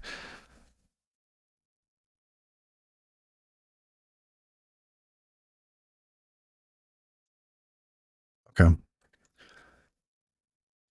Let's go over to DBs. Page data. Let's say I wanted the numbers from 0 to, let's see, what would produce 4K data? Shoot, these are U8s. We'd have to go from like 0 to 255. How many times? 16 times? 256.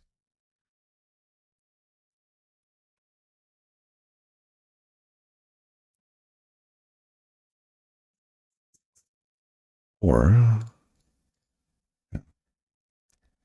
okay, 0, 1, 2, 3. We say our page number is 0. The checksum of that is whatever it should be. I don't think we need to validate the checksum algorithm. We give it the data. Then it should write that to a file.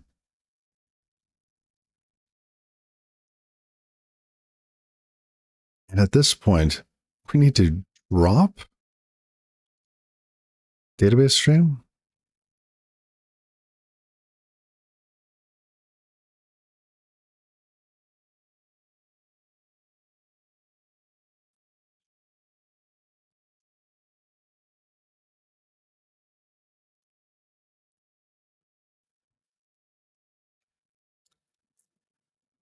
And then once we know that the database stream has been written, we should get a new type of event because it would move on. And this should fail. What was our new event? Our new event was...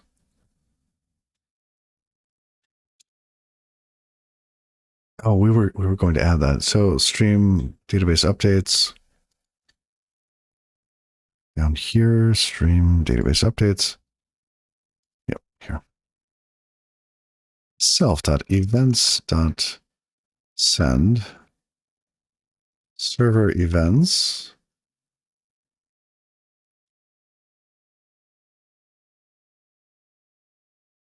Stream database updates. We send the sender with that.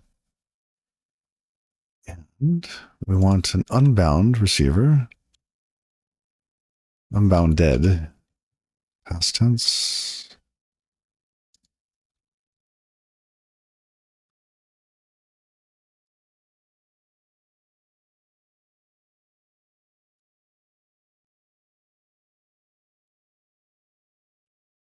It's not really past tense.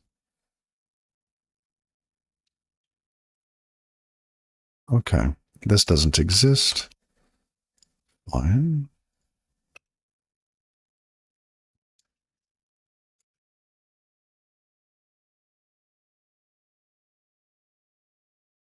And what is this called? This is database update. Okay.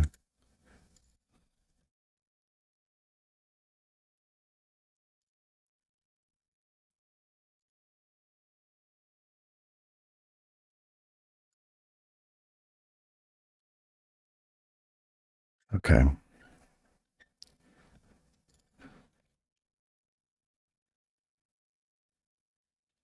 Wait.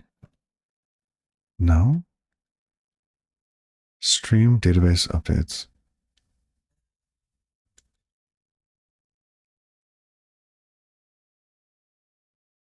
Why does it say that this one is, oh, the field, okay. Got it. I was confused. I thought I had saw that this variant of the enum was unused. That's not the case. Okay. Let's just see that this does happen. And then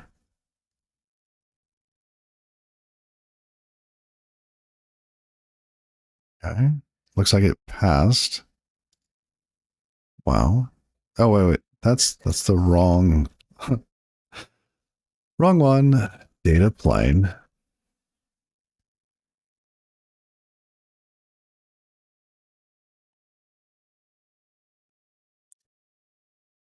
going to pour some more tea. Oh, it failed. Let's see. Where did it fail? It panicked. Oh.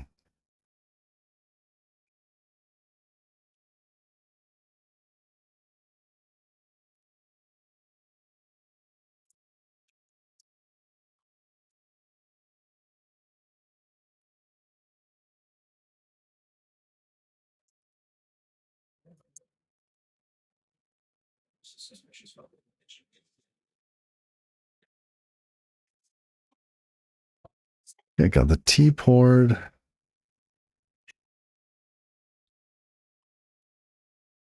Okay. Where did it panic? Data plane, DB. This file, 610. Oh, it did not match. Fascinating. Tell us more.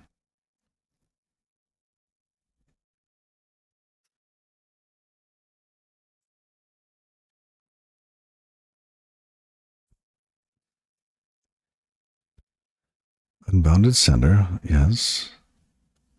Database stream.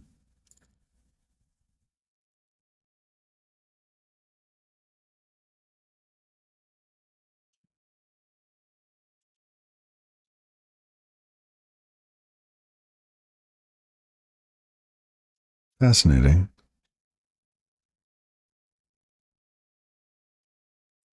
Where does database stream?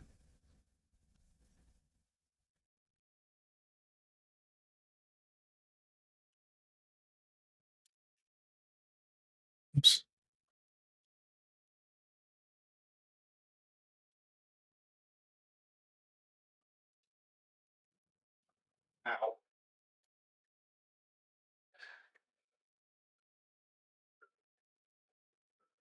This is databases stream.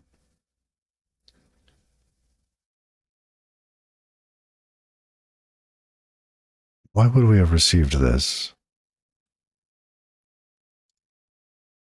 Because there was an error. Oops.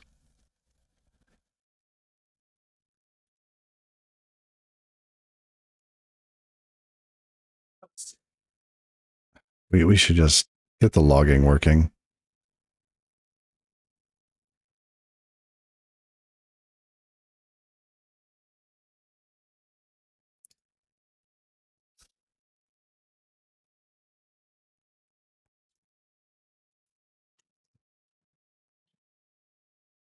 Okay.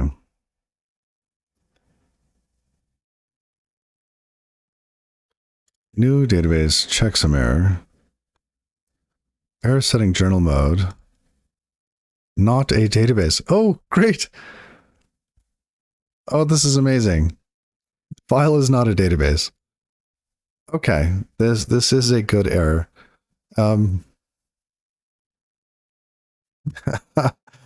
This is because this is not a valid SQLite database.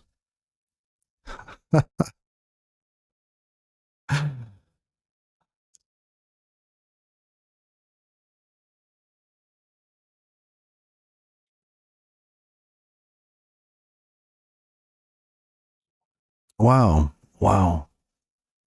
So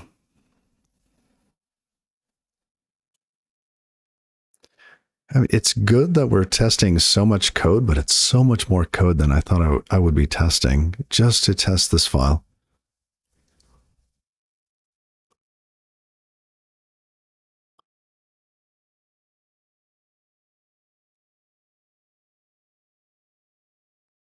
All right, how do we get a valid SQLite file here?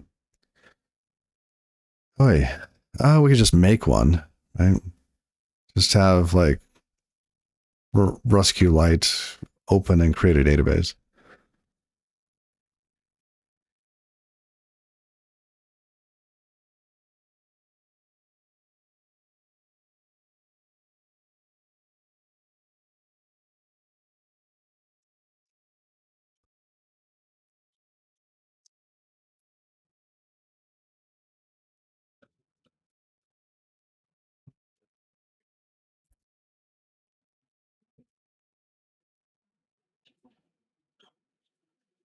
Hmm.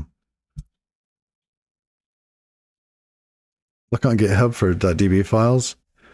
I was thinking about that, but I don't know.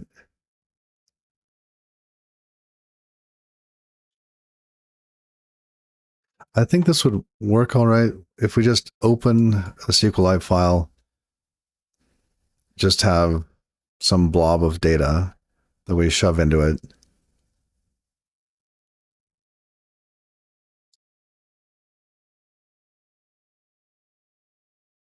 And then we drop the handle, it syncs,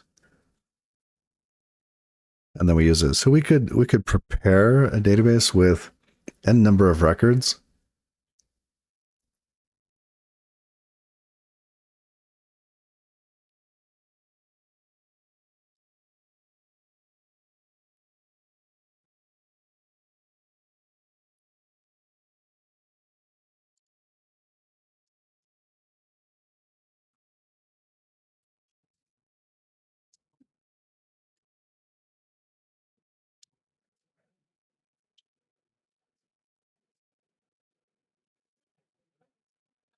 Yeah, see. I think I actually have in my examples.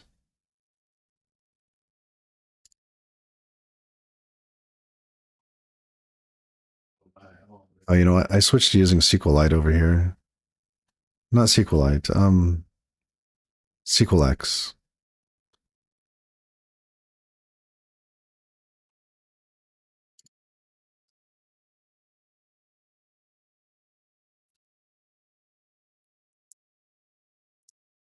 So, okay. So essentially, we could create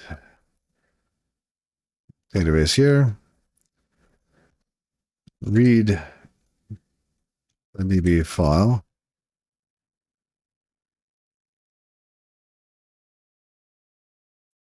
We would need checksum and pages.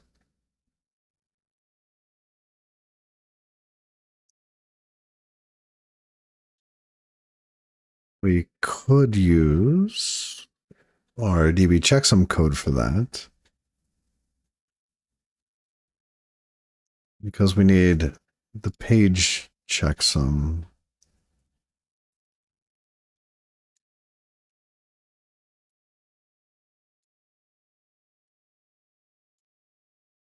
This is a very involved unit test. Right? The unit test goes from what,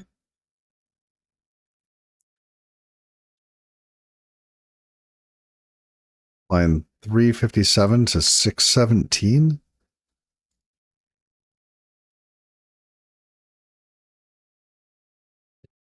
Almost 300 lines. But goodness, this will be a very good test. Very good test.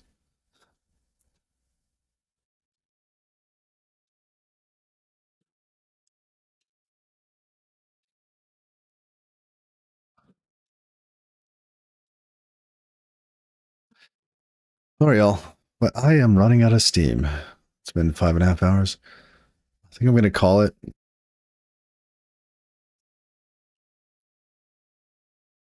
I got to go play with some shop tools.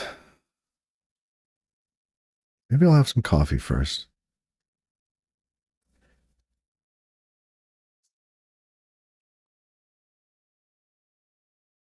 Yeah. Let's see. Who do we want to raid today?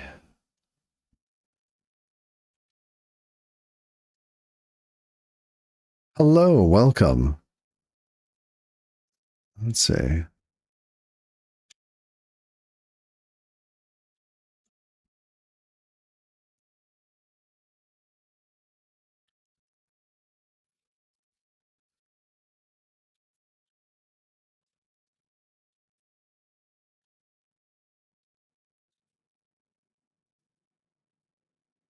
Streaming in Rust today. Rust.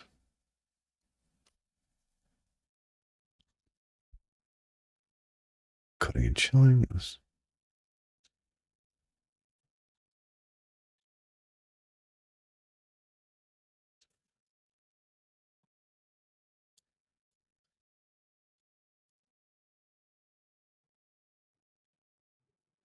All right.